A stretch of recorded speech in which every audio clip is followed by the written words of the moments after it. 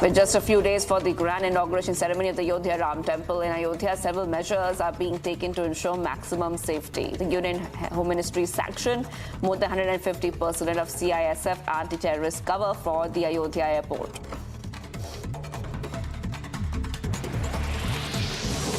BJP President JP Nadda arrived in Guwahati to chair crucial meets to discuss Lok Sabha poll strategy. The BJP chief will hold state executive and core committee meetings with BJP's Assam unit.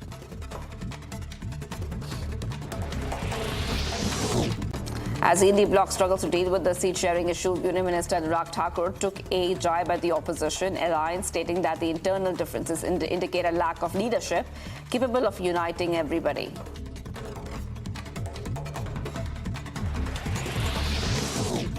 Uttarakhand CM Pushkar Singh Dhami directed officials to investigate the storage of poisonous gas cylinders in the area of Dehradun. The chlorine gas leak triggered panic, forcing people to leave their homes. Manipur CM N. Biren Singh has revealed plans to create an all-tribe committee to assess the removal of the Chin Kuki community from the state's scheduled tribes list. This comes after the request from the Union Ministry of Tribal Affairs seeking the state government's perspective in the matter.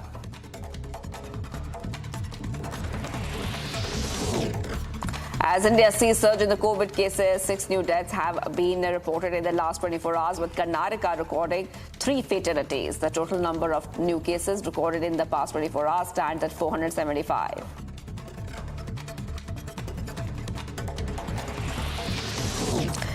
In preparation for the grand celebration of 75th Republic Day, military forces were seen marching to drum beats, conducting parade rehearsals at Kartavya Path in Delhi. India has invited the French President Emmanuel Macron as the chief guest of the Republic Day celebrations.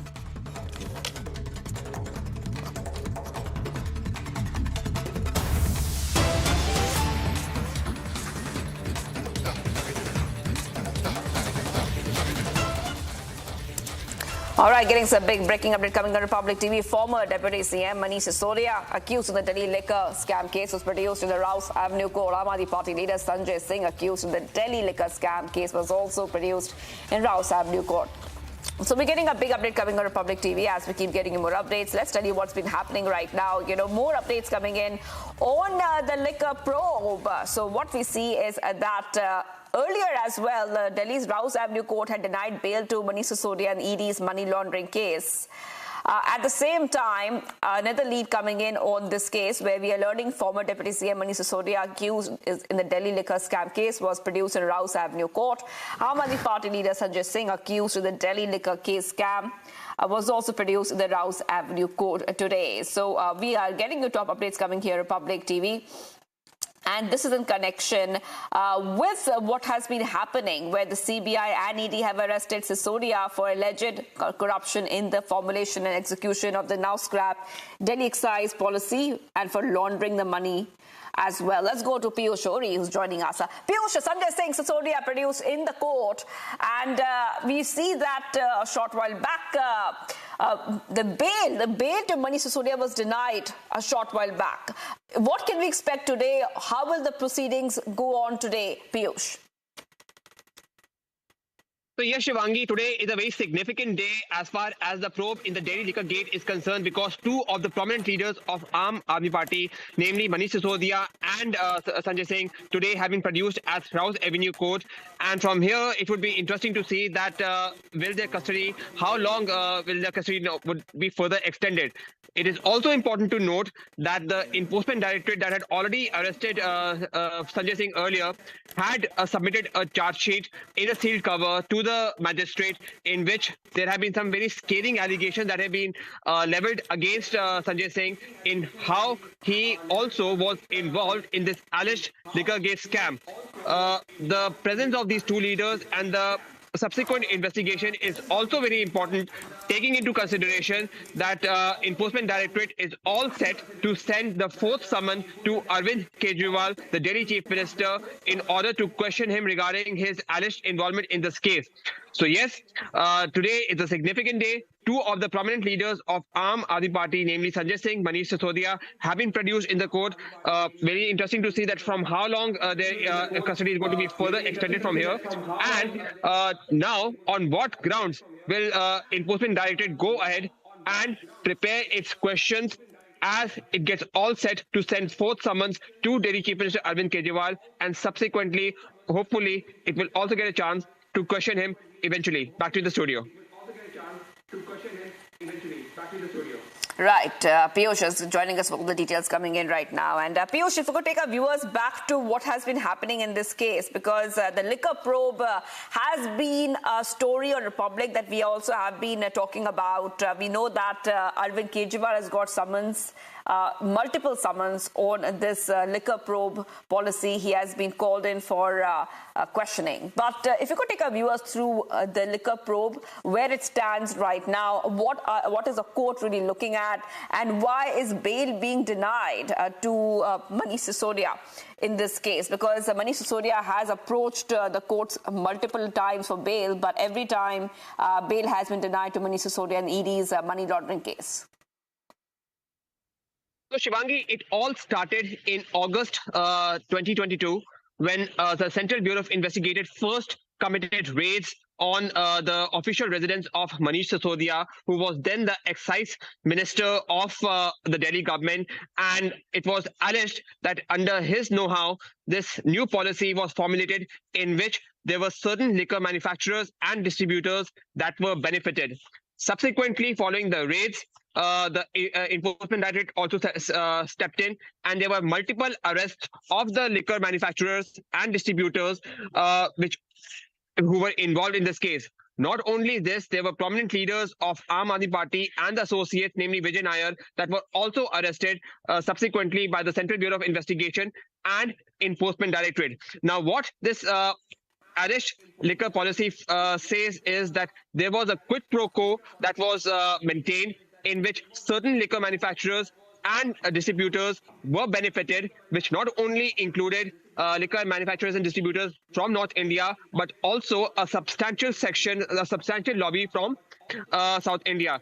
And in this regard, the prominent leader of Bharatiya Rashtriya Samiti, namely K. Kavita, was also questioned by the Enforcement Directorate. Now, it has been believed that the associates and the ministers did this under the know-how of Arvind Kejriwal, in which there were kickbacks that were received, that was subsequently used in the elections, the kickbacks that were received from liquor manufacturers and distributors following the benefits that were given to them in order to give them certain favored zones. So as the investigation now proceeds in this case, we are waiting and watching that will Arvind Kejriwal, the Delhi Chief Minister, be also questioned in this case eventually. Back to the studio. Right, absolutely. Thank you so much for joining us, Piyush. So, former Deputy CM Manish Sisodia, accused in Delhi liquor case, was produced in the Rouse Avenue court, and also Sanjay Singh, Aam Aadmi Party leader, accused in the Delhi liquor scam case, also being produced in the Rouse Avenue court as the probe in the liquor gate scam gets deeper and wider. A very short break, much more coming up on India's #1 news channel, Republic TV. Maharashtra Speaker to deliver verdict on disqualification plea against CM Shinde and several MLAs. Stay tuned.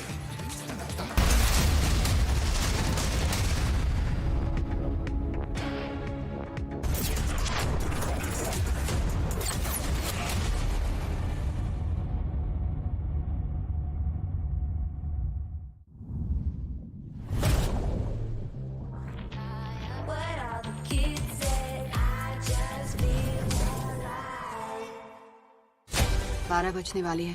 Christmas साथ मनाएं। हम जिससे प्यार करते हैं वो मर जाए, हमारे लिए उसका प्यार मर जाए। मरते तो हम ही है ना।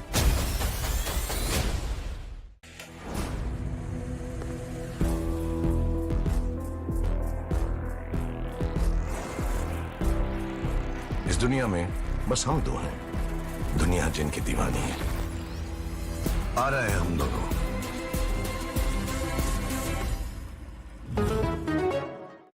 मोदी सरकार की गारंटी, किसानों को हर साल ₹6000, 11 करोड़ 80 लाख किसानों को अब तक 2,60,000 करोड़ रुपए की सहायता।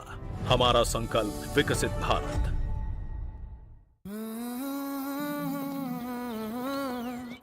बादलों पे चल के हवाओं से मिलके मैं बनाऊंगा, हौसलों को कस के तूफानों से लड़के मैं बनाऊंगा, रोशनी के टुकड़ों से अंधेरे को हरा के मैं बनाऊंगा, उम्मीदों के पंख कंधों पे लगा के मैं बनाऊंगा, बनाऊंगा मैं तो बनेगा भारत, बनाऊंगी मैं तो बनेगा Bharat.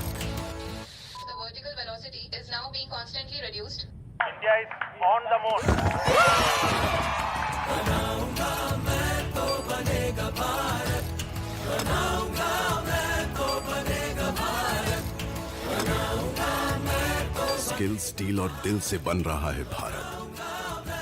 AMNS India, smarter steels, brighter futures. भाई इतनी बड़ी टाइल, इतनी बड़ी बड़ी हिट्स आप लोगों ने मुझे दी हैं। टाइल्स तो बड़े होने चाहिए। सुमानी मैक्स टाइल्स, टाइलों का सबसे बड़ा भाई। सुमानी मैक्स टाइल्स, जमीन से जुड़े।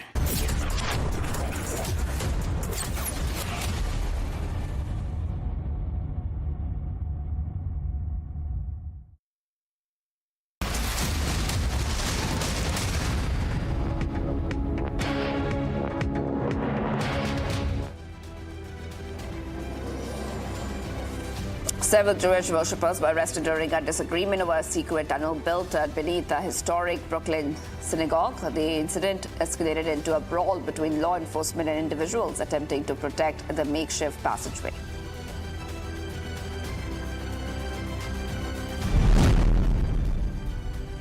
North Korean leader Kim Jong-un has called South Korea a principal enemy and threatened to annihilate it if it provoked. Kim made the remark during the inspection tours of munitions factories in North Korea this week.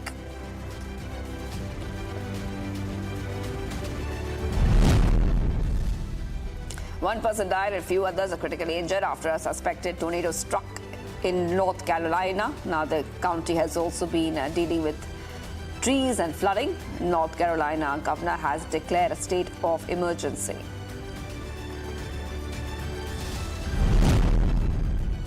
Ecuador's Attorney General's office announced the arrest of 13 individuals for forcibly entering a TV studio during a live broadcast. Authorities said that no one was killed in the attack. The 13 individuals will face terrorism charges. In a move to reduce pressure on New York City's shelter system, Mayor Eric Adams enforced a 60-day limit on shelter stays, leading to the eviction of migrant families from a midtown hotel. Roughly 40 families are expected to leave city shelters in the coming days and weeks.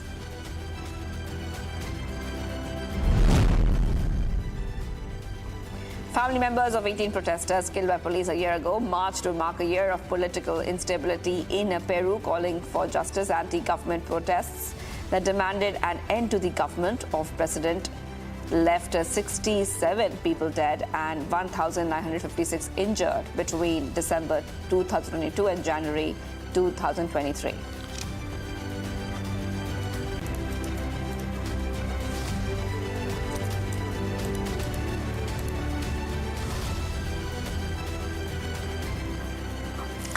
And viewers, Israeli Defense Forces have intensified their offensive in southern Gaza, especially in areas near Khan Yunis. The forces have, in fact, stated that they have largely concluded their operations in the northern part of Gaza. Around 23,000 Palestinians have been killed so far, and World Health Organization officials have showed concern over the declining medical situation in Gaza. Take a look at this report for more.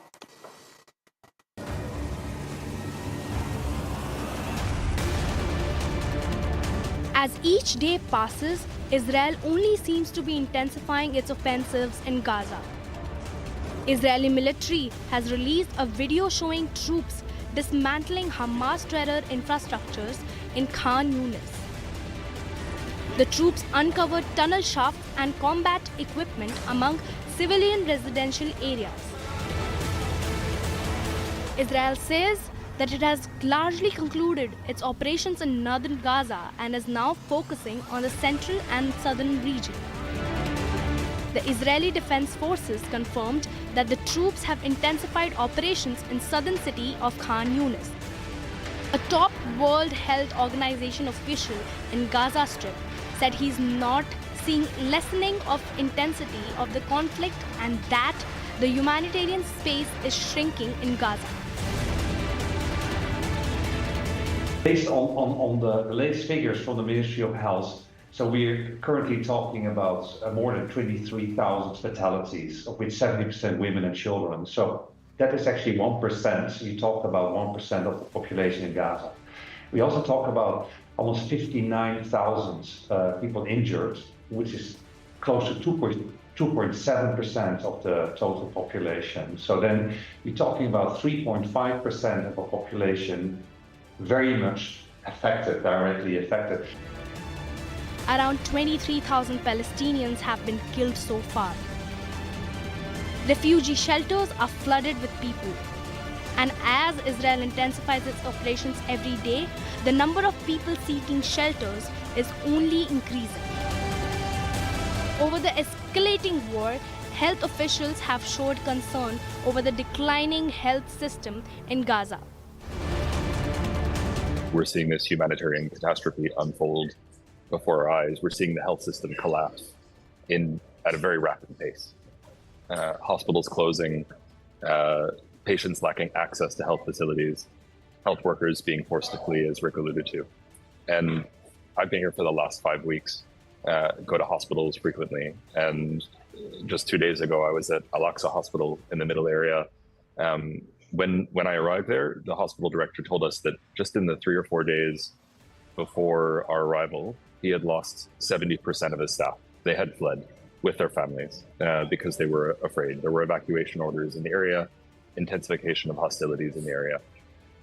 Just that evening, there was an intensification around the hospital in hostilities, and hundreds of patients, those who were well enough to flee or who had caregivers who could help them to leave, left and fled south.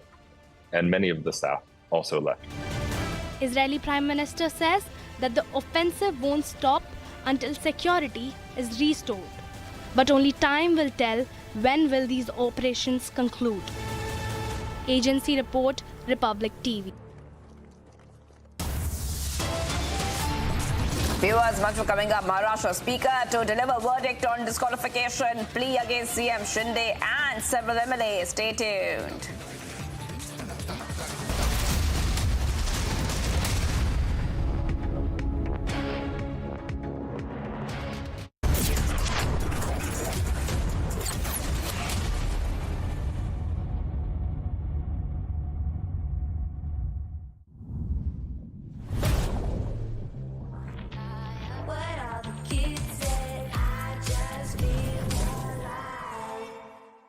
पुलाची जाना था। अगली बस कब है? गुरुजी,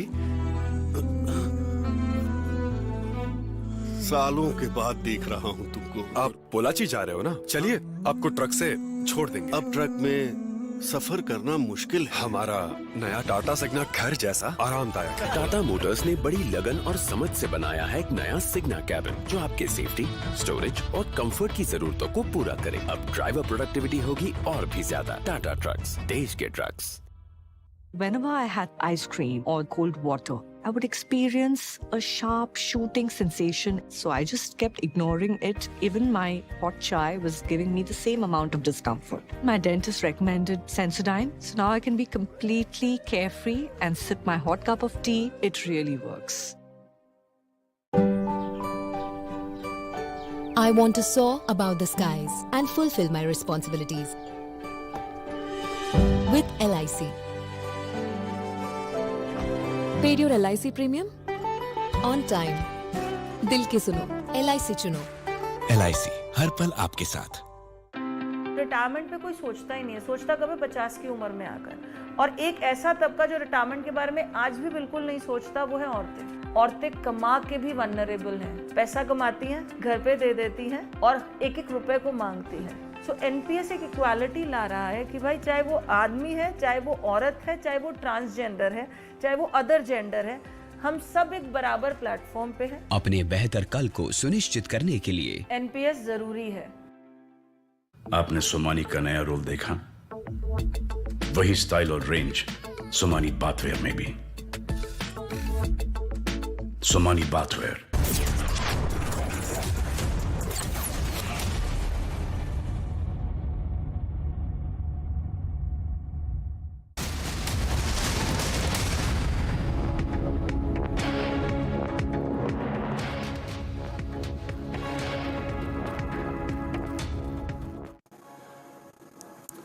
Very good morning. It's 11:30. We are live and breaking. I'm Samiksha Srivastava.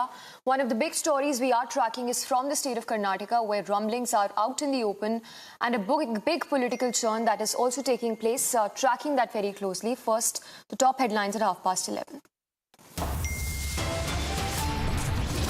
CM साहब भी सहमत थे इसके लिए और 2-3 लोग होना चाहिए डीसीएम, मगर हाईकमांड ने उस वक्त एक को परमिशन दी थी। Big political churn in Karnataka. Insider reveals Chief Minister backing multiple Deputy Chief Ministers' demand. Maharashtra Speaker to deliver verdict on disqualification plea against Chief Minister Shinde and several MLAs.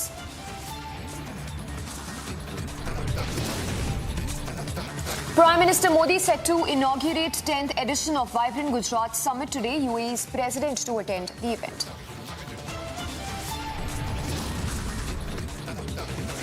Congress president calls for key meet ahead of 2024 Lok Sabha elections.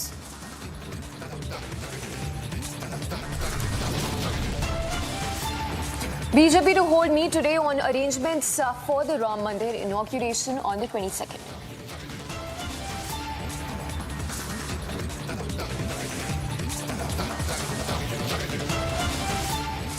And we start off with the latest that's coming in from the state of Karnataka, where Republic Day tableau politics has now taken center stage, with Chief Minister Siddaramaiah alleging insult by Prime Minister Modi to the Kannadigas. The Chief Minister has alleged that the tableau proposals of Karnataka were rejected despite unique concepts being presented. So it's Republic Day politics that is taking place, this over selection of tableaus for the Republic Day parade. So these are the scathing charges that have been made by Chief Minister Siddaramaiah, who says that the tableau proposal of Karnataka was rejected despite unique concepts being presented. Siddaramaiah also alleged that none of the BJP MPs are questioning the central government over this, and this is precisely why they are betraying the Kannadigas as well. Chief Minister also says that the central government should immediately correct their mistake by allowing Karnataka to display its tableau at the Republic Day parade. We spoke to Karnataka BJP leaders on these scathing charges being made by Chief Minister Siddaramaiah. Listen in. Karnataka will be given opportunity during next Republic Day occasion. But this time, our tabloid will be given opportunity in the exhibition also. So there is no question of any injustice to Karnataka. But unfortunately, the present government here in Karnataka and Honorable Chief Minister is trying to make an issue out of this. But let me tell you one thing. If the state government and if the Chief Minister is really serious about Karnataka, they should issue the clarity on the statement given by the Minister Lakshmi Hebbalkar on Belgaum issue. The statement given by Lakshmi Hebbalkar that Belgaum was part of Maharashtra. So what is the message they're trying to give, and what is the stand of Honorable Chief Minister? Last 6 months, water is flowing to Tamil Nadu, and state government did not put any serious effort. But here in tablet issue, they are trying to make a issue out of this. So it's very unfortunate. Let the state government, Honorable Chief Minister, be more serious on the issue of Karnataka land and water issue, and they should issue clarity on Lakshmi Hebbalkar statement also. We are loyal to Karnataka, we are loyal to India. उनको हम प्रश्न पूछना चाहता हूँ, आप झूठ बोल रहा है. ही इज गोबल्स का फॉलोअर है सिद्धरामैया, उसके वजह से ऐसा झूठ बोल रहा है. कारण उसको टैब्लो के लिए एक कमिटी है. 13 साल कर्नाटक को अपॉर्चुनिटी मिला है. हर स्टेट को अपॉर्चुनिटी देने के लिए वो कमेटी तय करता है, क्राइटेरिया कमेटी तय करता है, उसमें राजनीति करना, झूठ बोलना सिद्धरामैया जी की आदत है। उन्हें इतना सीनियर नेता होने के बाद में भी हर विषय के बारे में राजनीति करना अच्छा नहीं होता है। उन्हें राजनीति कर रहा है, झूठ, हमेशा झूठ बोलता है, केंद्र के ऊपर आरोप करता है, टैक्स डेवल्यूशन में कम टैक्स दे रहा है, अन्याय हो रहा है, ऐसा बोलता है। उनको आपके माध्यम से सवाल पूछना चाहता हूं, 2004 से लेकर 14 तक कांग्रेस सत्ता में रहा, केंद्र में मनमोहन सिंह जी प्रधानमंत्री रहे, उनका जमाना में कितना टैक्स डेवल्यूशन कर्नाटक को मिला है, कितना ग्रांट्स कर्नाटक को मिला है, आंकड़ा उनके पास है, स्टैटिस्टिक्स उनके पास है, दिखाना। कम दिए तो हम राजनीति छोड़ेंगे, भाजपा सरकार ज्यादा दिए तो उन्हें राजनीति छोड़ता है क्या? मुझे मालूम है भाजपा सरकार 2 गुना 3 गुना टैक्स में भी ज्यादा दिया है, ग्रांट में भी ज्यादा दिया है, comparative 2004 to 2014 when Congress headed UPA government was there, that time कम दिया है, हमने ज्यादा दिया है। It was not welcomed by them. What have they welcomed? Always they try to point out reasons, even with regard to Maldives issue also. They are also politics. Congress.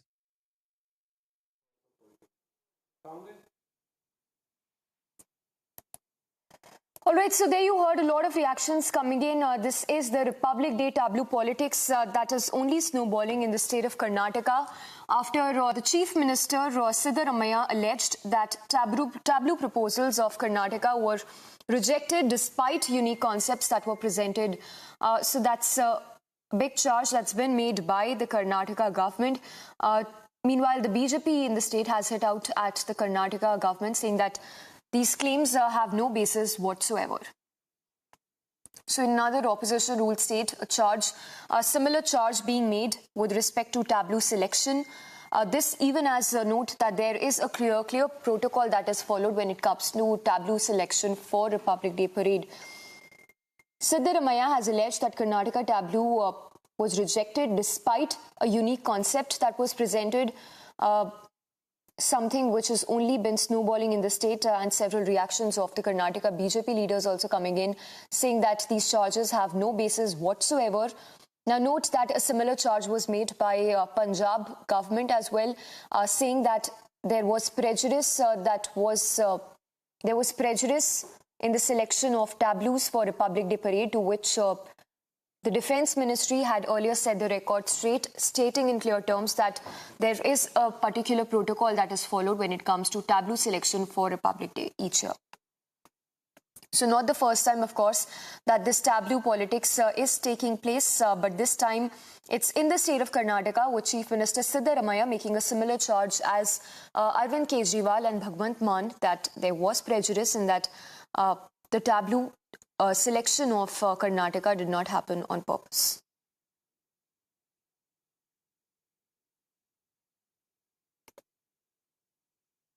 And we will try and go across to Prajwal as well.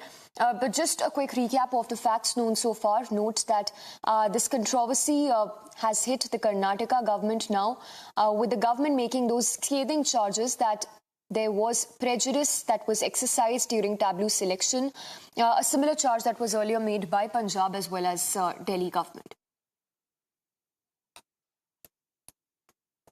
All right, let's go across to Prajwal also joining us with more on that. Prajwal, not the first time that Republic tableau politics has taken center stage, but once again, if you can take us to the kind of protocol that is followed, one, and the kind of argument that's been made by Chief Minister Siddaramaiah on the tableau selection for Republic Day parade.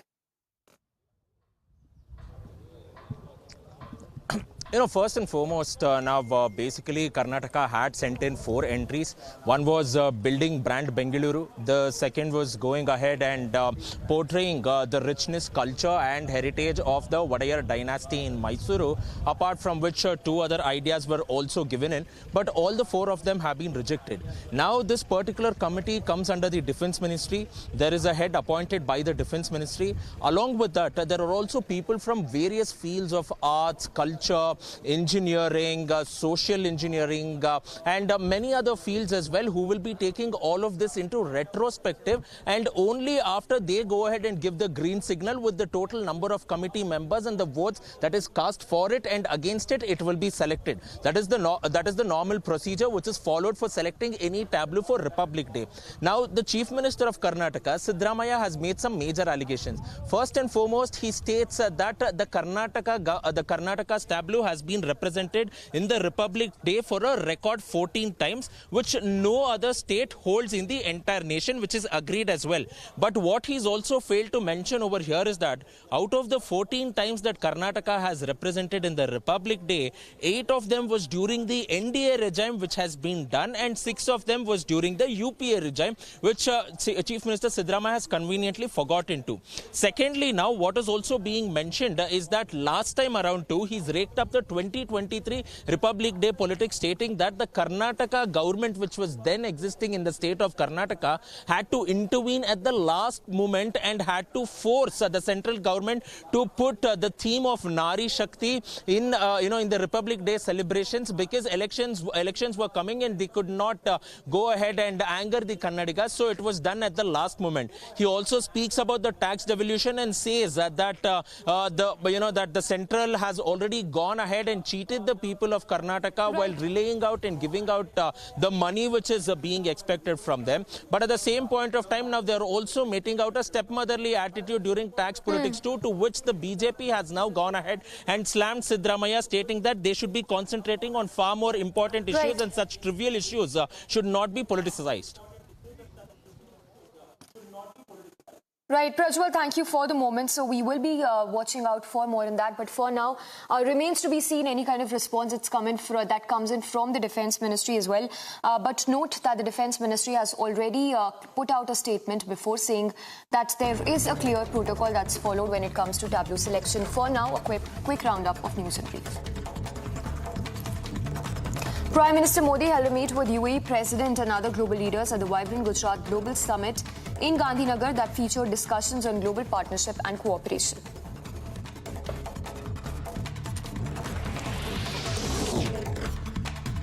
External Affairs Minister Dr. S. Jaishankar attended Vibrant Gujarat Global Summit 2024 in Gandhinagar. Prime Minister Modi inaugurated the Vibrant Gujarat Global Summit this morning.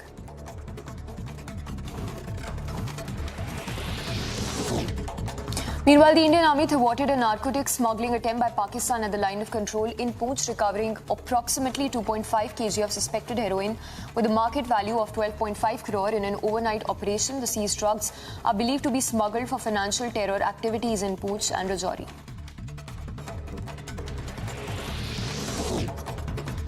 Diamond Harbour SDPO has initiated an investigation into an incident where stored fireworks in a house exploded, causing injuries to a 10-year-old boy.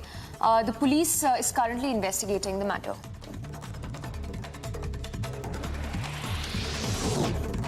Ahead of the grand consecration ceremony of the Ayodhya Ram Mandir on the 22nd, the first golden door, which is 12 feet high and 8 feet wide, has been installed inside the mandir.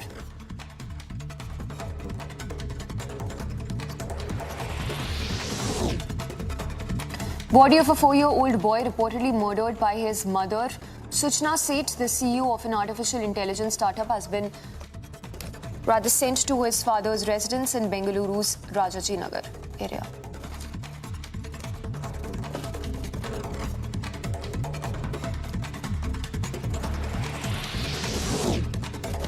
The indefinite strike called by Tamil Nadu State Transport Corporation continued for second straight day across the state, demanding the signing of 15th wage revision agreement to increase the pay, filling vacancies and releasing durance allowances for retired workers as well.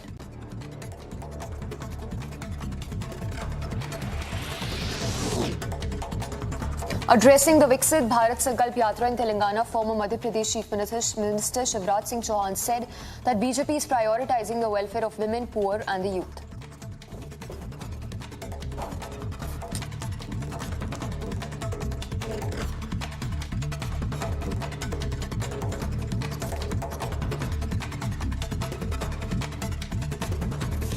प्रधानमंत्री नरेंद्र मोदी जी भारत को भगवान का वरदान है और जनता के लिए सौभाग्य बन के आए हैं एक तरफ जहां उनके नेतृत्व में एक वैभवशाली, गौरवशाली, संपन्न, समृद्ध और शक्तिशाली भारत का निर्माण हो रहा है, वहीं दूसरी तरफ गरीबों के कल्याण की, माता बहनों के कल्याण की, किसानों के कल्याण की और युवाओं के कल्याण की कई योजनाएं उनके द्वारा चलाई जा रही है।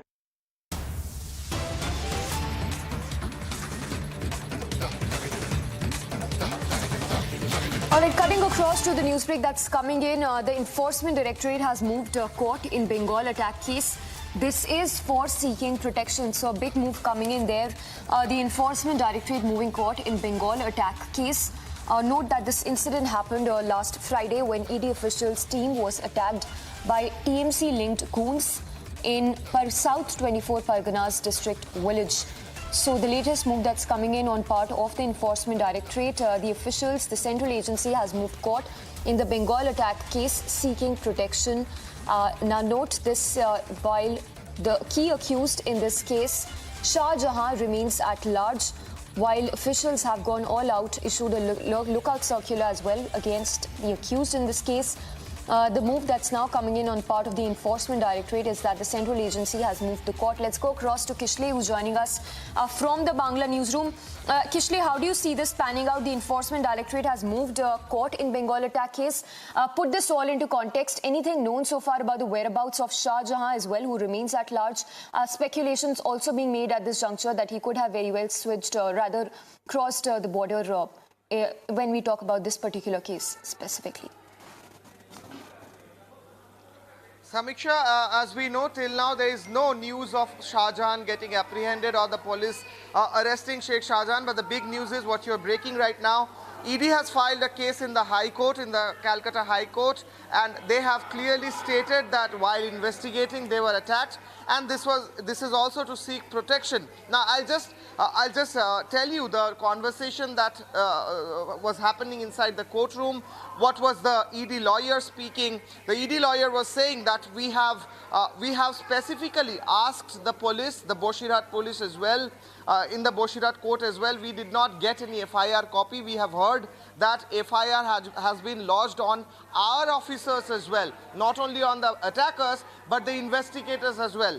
And also the police is saying that in the website as well we tried to find out any FIR copy. We did not get it, but every day someone from the Bengal police is coming in our office and trying to question us and trying to ask us who were the officers who went there that day for investigation. So the ED is clearly saying in the court, in the Calcutta High Court, that we are quite worried about what is the consequence of such action of the police, because instead of arresting the one who has perpetrated the attack, actually the police is asking us who were the officers who went for the investigation. As we know that there has been FIRs on both the sides, 3 FIRs on the name of Sheikh Shah Jahan, who is still absconding, and on ED officials as well, there has been 1 FIR that is lodged by the caretaker of Sheikh Shah Jahan, saying that the ED officials went to the house without any warrant and also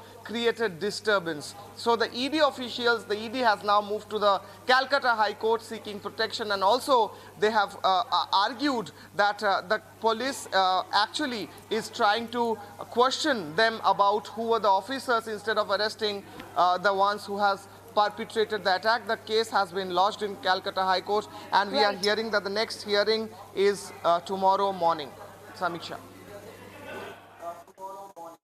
All right, so the hearing that would take place tomorrow morning. But Kishle, talking specifically of the FIR that's been registered by the West Bengal police as well, if you can take us through the sections maybe under which the accused have been booked, or any sort of an arrest that have been made on part of the West Bengal police as well on the attack on ED officials which happened last Friday. Exactly, Samiksha. Now, what we know is there are 3 FIRs that have been lodged on the attackers, on the behalf of the ED officials. There is 1 FIR that has been lodged in the local police station. On the behalf of the local people, we are hearing that some of the local people also lodged FIR against the attackers, and also 1 FIR has been lodged by the West Bengal police itself. So there are 3 FIRs which names these attackers, and also West Bengal police, we have seen in the last 3 days, 4 days, that there are Naka checkings and many actions that have been taken by West Bengal police on the face value, but actually there has been not one single arrest, Samiksha. Not one single person of that day's attackers who were assailing that day, the assailants, have not been arrested. But there are videos in all the news channels. There were very specific videos where the faces of the attackers were seen, who were there. There were people with sticks. There were people with stones. Their faces are very visible. Right. So the police did not arrest one single person yet. And also Sheikh Shahjahan is absconding. So those 3 FIRs are still lying as the ED moves to the High Court seeking protection. Samiksha. Right, Kishre, thank you for the moments. Of course, a big news break coming in this hour. ED moving court seeking protection in relation to the attack which happened last Friday. We slip into a very short break. Top stories to continue on the other side.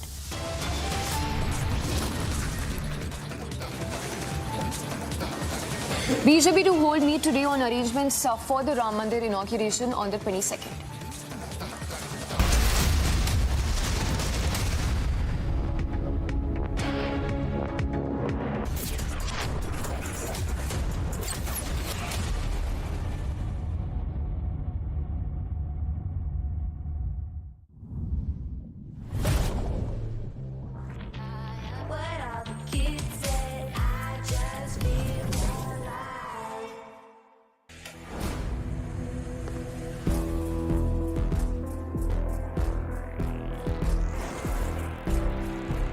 दुनिया में बस हम 2 हैं, दुनिया जिनकी दीवानी है। आ रहे हैं हम दोनों।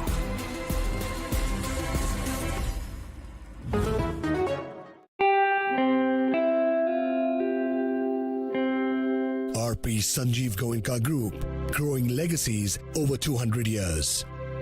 गोल्ड का स्टाइलिश पंखा सिर्फ हवा ही नहीं देता, आपके आलीशान घर के कोने कोने में ठंडी हवा के झोंके पहुंचाता है। कूल फैंस के स्टाइलिश डिजाइन से घर को सुंदर बनाएं। 5 स्टार BLDC कूल फैन से बिजली भी बचाएं। समय आ गया है घर के पंखे बदलने का और कूल फैंस घर लाने का। Eat it on time and please ride the bike slowly. Okay. And this is for your safety.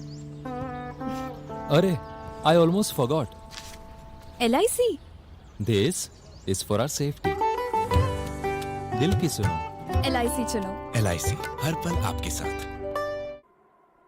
बनाऊंगा मैं तो बनेगा भारत, बादलों पे चल के हवाओं से मिलके मैं बनाऊंगा, उम्मीदों के पंख कंधों पे लगा के मैं बनाऊंगा, बनाऊंगा मैं तो बनेगा भारत, बनाऊंगी मैं तो बनेगा। स्किल, स्टील और दिल से बन रहा है Bharat. AMNS India, smarter steels, brighter futures. भाई इतनी बड़ी बड़ी हिट्स आप लोगों ने मुझे दी हैं। टाइल्स तो बड़े होने चाहिए। सुमानी मैक्स टाइल्स, टाइलों का सबसे बड़ा भाई। सुमानी मैक्स टाइल्स, जमीन से जुड़े।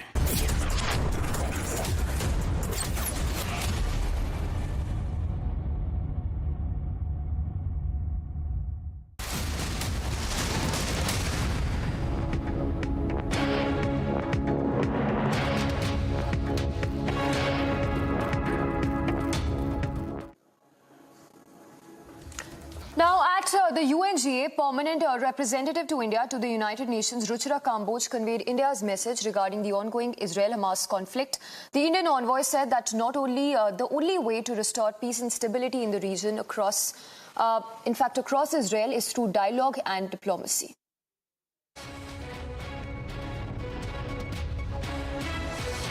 The ongoing conflict between Israel and Hamas, Mr. President, has led to a large-scale loss of civilian lives, especially women and children, and has resulted in an alarming humanitarian crisis. This is clearly unacceptable, and we have strongly condemned the death of civilians.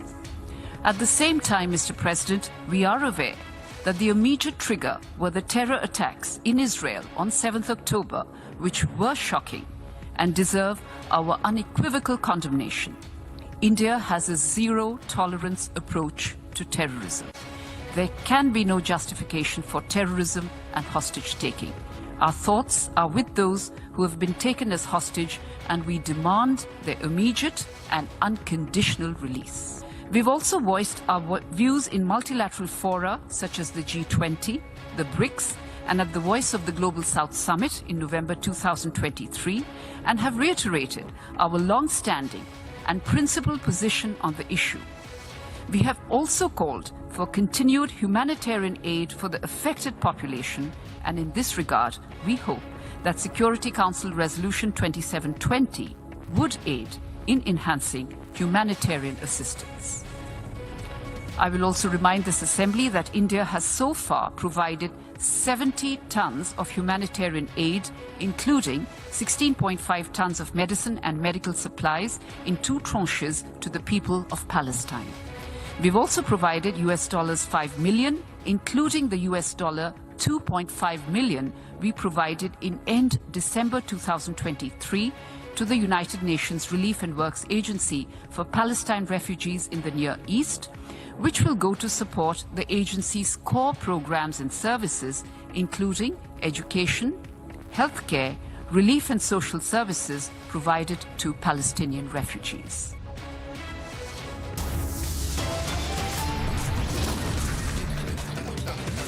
For many countries, including Nepal,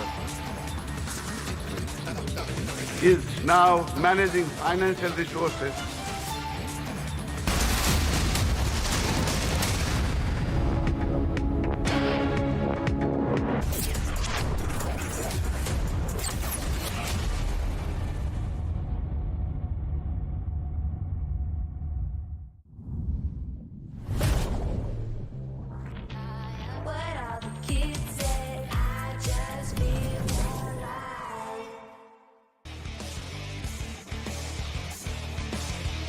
उड़े देश का आम आदमी।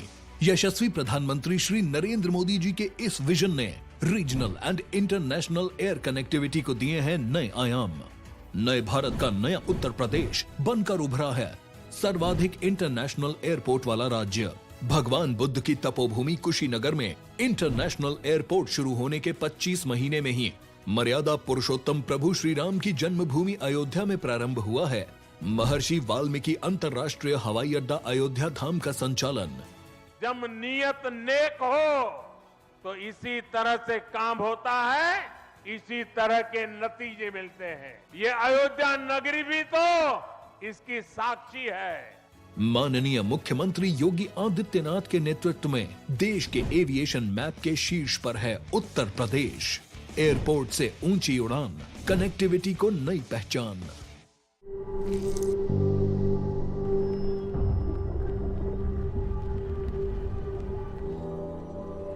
Helps beat sensitivity fast. Sensodyne Rapid Relief. आपने सोमानी का नया role देखा? वही स्टाइल और रेंज सोमानी बाथवेयर में भी। सोमानी बाथवेयर। गाड़ी लेने से पहले Tata S gold petrol CX का दिल, यानी इसका इंजन देखा। ये इतना बढ़िया है कि 18 किलोमीटर प्रति लीटर तक का माइलेज तो हंसते हंसते दे जाएगा। अब तेल के दाम तो बराबर ही हैं, पर इस गाड़ी की कीमत है कम, इसलिए अब हर ट्रिप में खर्चा है कम और मुनाफा ज्यादा। तो अब सोचो समझो और Tata S gold petrol CX। Modi सरकार की गारंटी, महिलाओं के लिए धुआं मुक्त रसोई। प्रधानमंत्री उज्ज्वला योजना के तहत 10 करोड़ गैस कनेक्शन। हमारा संकल्प विकसित Bharat.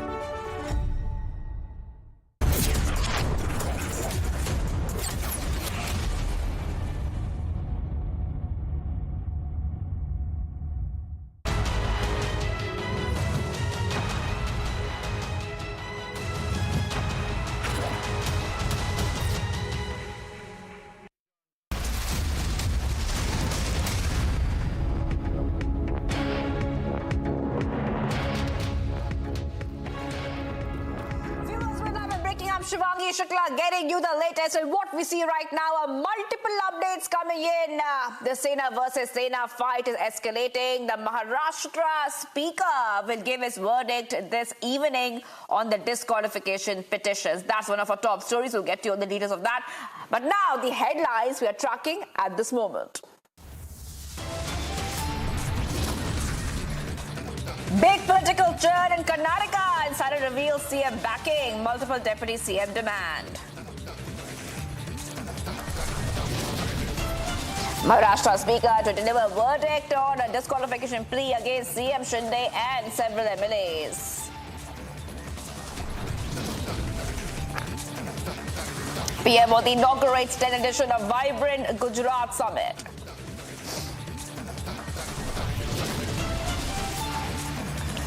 Congress President calls for key meet ahead of 2024 Lok Sabha elections. BJP to hold meet today on the arrangements of Ram Temple inauguration.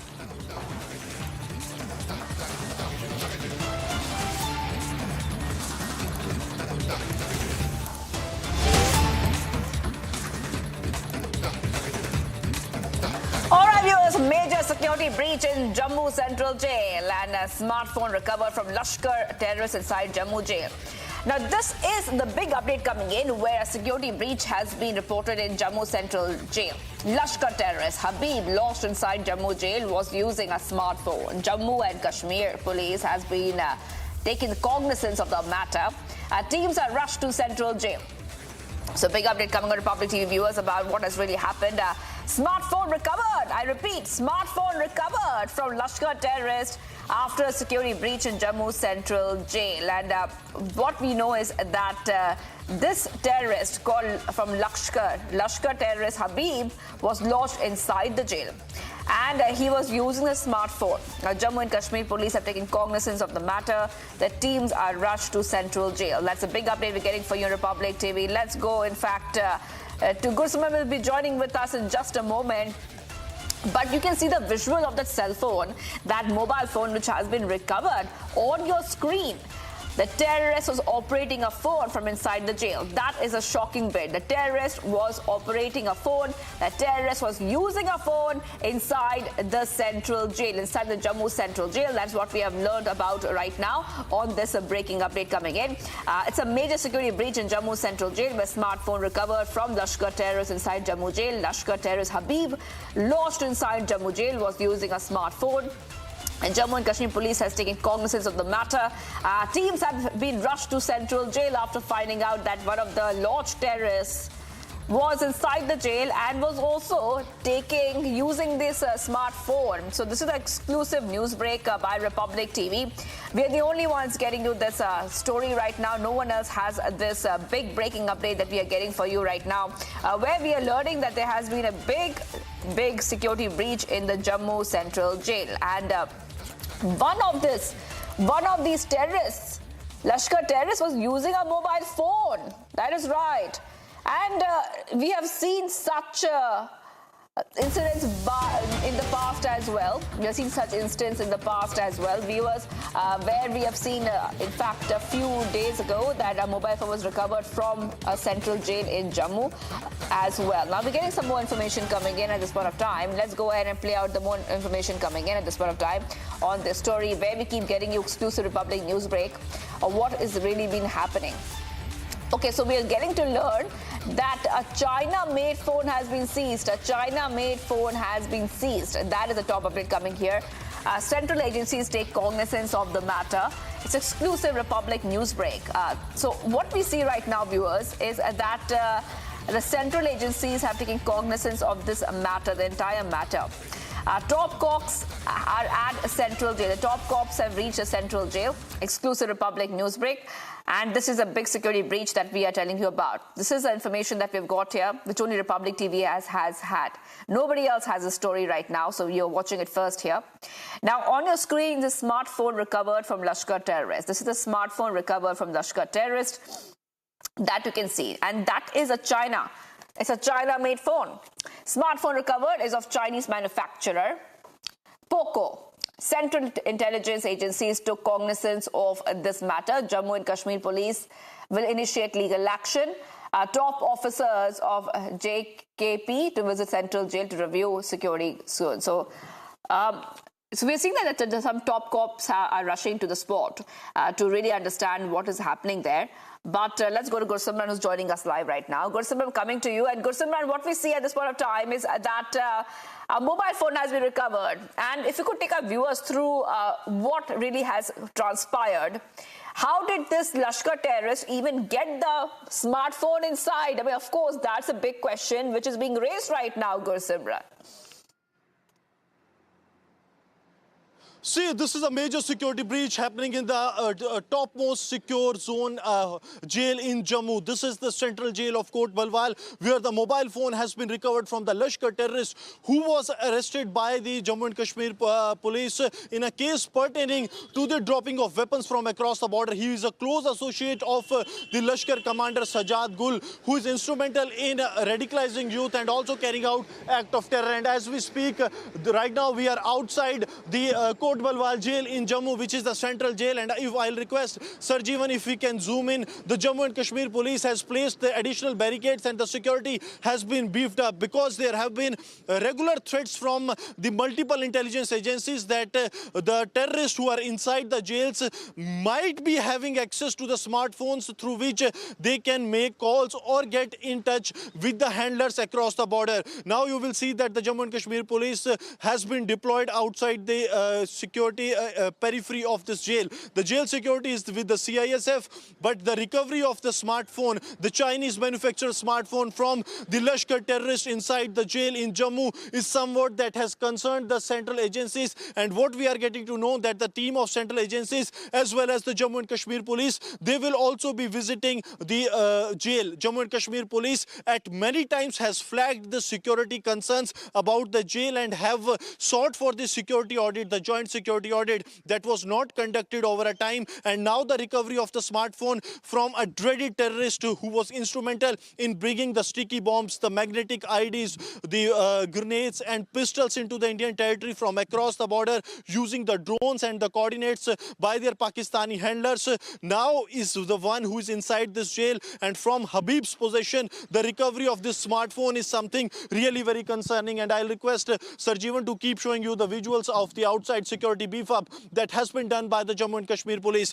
We are getting to know from the credible sources in the Jammu and Kashmir police as well as the central agencies that teams from the J&K police as well as the central agencies, they will be visiting the jail today itself only, and they have taken a strong cognizance of the incident pertaining to the recovery of the smartphone from inside the jail, because it is not about recovery of a smartphone from inside the jail, but from the person from whose possession the recovery has been made is something really very concerning, because the recovery has been made from a Lashkar terrorist. That means the terrorists inside the jail are having access to the smartphones. Probably now the agencies will look into it when the detailed thorough background check will be done, whether he was in connection with the Pakistani handlers from inside the Kot Balwal jail of Jammu and he was making the calls to their handlers or was running a nexus, because there have been multiple incidents. I remember when the Jammu zone's CID in charge was the IPS Sridhar Patil. He conducted a surprise check and then the recovery of smartphone and SIMs was made. That too was returned to the top brass of the Jammu and Kashmir police by the officers on ground who are ensuring that this is implemented with full spirit, and any attempt of the Pakistani terrorists to facilitate their terror supporters or their terror fellows inside the jails with the smartphones can be prevented well within the time. But now it has to be seen how things actually pan out, because this is really concerning that a Lashkar terrorist who is undergoing, who's inside the jail, is having access to smartphone in Jammu's central jail.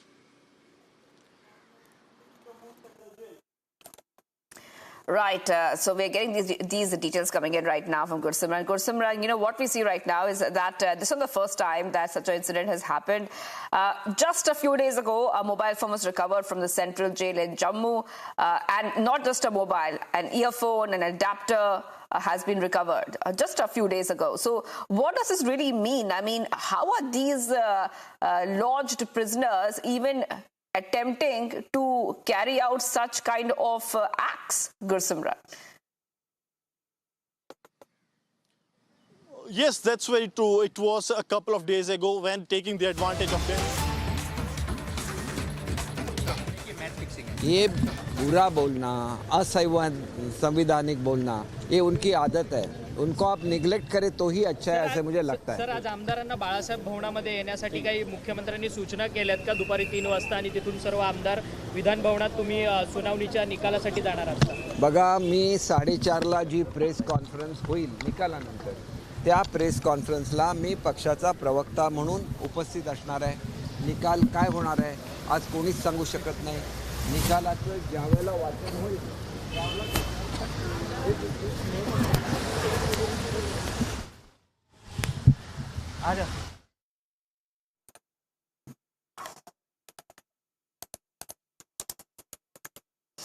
All right, viewers. So, top update coming on Republic TV.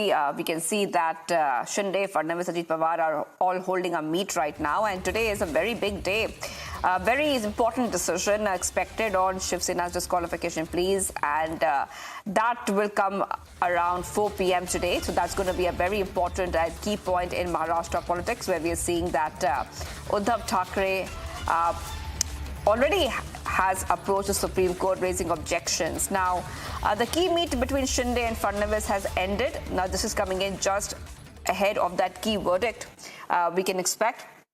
Remember that it's been a very long wait of 1.5 years when Maharashtra Legislative Speaker, Assembly Speaker Rahul Narvekar is going to deliver an important verdict on the pending disqualification pleas of 54 MLAs filed by the two rival factions of Shiv Sena against each other at 4 p.m. today.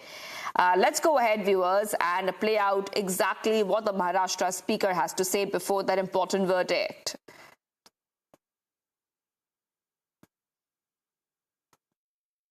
अपात्रता के याचिका के ऊपर सुनवाई पूरी हो चुकी है और मैटर ऑर्डर्स के लिए रिजर्व किया गया है. इस मैटर के ऊपर आज निर्णय दिया जाएगा. ये निर्णय संपूर्ण रूप से कानून को में जो प्राविधान है, संविधान में जो प्राविधान है और सर्वोच्च न्यायालय ने जो प्रिंसिपल सेट किए हैं उसके आधार पर ही ये निर्णय लिया जाएगा. नहीं, 10th शेड्यूल में जो प्रोविजंस है जिनका इंटरप्रिटेशन आज तक कुछ प्रोविजंस का हुआ नहीं है, कोई ऐसे विशेष घटनाएं हुई है जिसका इंटरप्रिटेशन अभी तक किसी केस में हुआ नहीं है, वैसे इंटरप्रिटेशन इस केस में करने की ज़रूरत थी. और इस केस में उस प्रकार से उचित सभी कानून के प्राविधानों का विचार करके उचित निर्णय लिया जाने वाला है, जो निश्चित रूप से एक उदाहरणात्मक निर्णय इस राष्ट्र के लिए 10th शेड्यूल के मामले में रहेगा. मैंने प्रतिक्रिया कल दी है. मैंने आपको बताया है जो व्यक्ति भूतपूर्व मुख्यमंत्री रहा है उसे विधानसभा अध्यक्ष का रोल क्या रहता है, उनकी जिम्मेदारियां क्या रहती है, उनको क्या क्या काम करना पड़ता है. मुख्यमंत्री और विधानसभा अध्यक्ष की महीने 15 दिन में मुलाकात होती है, बोर्ड के विषय रहते हैं, इसके बारे में मालूमात शायद उनको होनी चाहिए थी, लेकिन जब वो स्वयं मुख्यमंत्री थे तो शायद उन्हें ज़्यादा इस विषय की मालूमात लेने का वक्त नहीं मिला होगा. तो इसके बारे में और क्या कह सकता हूँ मैं कि शिवसेना असली कौन है, किसके बारे में शिवसेना का ऑफिशियल सिंबल धनुष्यबाण जो है, इसका डिसीजन माननीय केंद्रीय निवडणूक आयोग ने इसके पहले ही दिया है. आज जो डिस्क्वालिफिकेशन पिटीशन का डिसीजन आने वाला है ऐसा लगता है, उसके बारे में हमने न्याय जो है, कायदा जो है, विधानसभा के जो रूल्स है, इसके तहत ही हमने काम किया है. हमने कौन सा भी कायदे का उल्लंघन नहीं किया है, हमने कायदे के तहत ही काम किया है. इसलिए हमको आशा है कि आज माननीय विधानसभा अध्यक्ष महोदय के न्यायालय में हमको न्याय मिलेगा, सत्य का जय होगा. धन्यवाद. अभी कैबिनेट को जाना है. The legal position is absolutely clear. The 10th schedule of the Constitution has been violated. The anti-defection law stands violated by the 16 MLAs of Shiv Sena led by Mr. Eknath Shinde, and they need to be disqualified. They had to be removed from their ministerial positions. They cannot take up any other ministerial positions till they get elected again to the assembly. This position is very clear. But if BJP wants to take a political decision, then there will be a Supreme Court fight will ensue after that.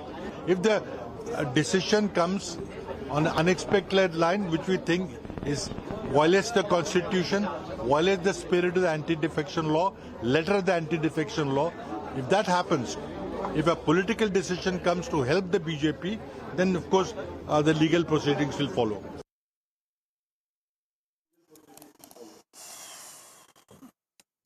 All right, let's go straight to my colleague Sandeep and Satyaprakash who are joining us live right now. I'm coming to Sandeep first because Sandeep has been tracking the story very closely. Now, Sandeep, the big meet before the Sena versus Sena verdict is today, and this will be one of the key verdicts and key highlights of Maharashtra politics that we have been seeing in the past 1.5 years.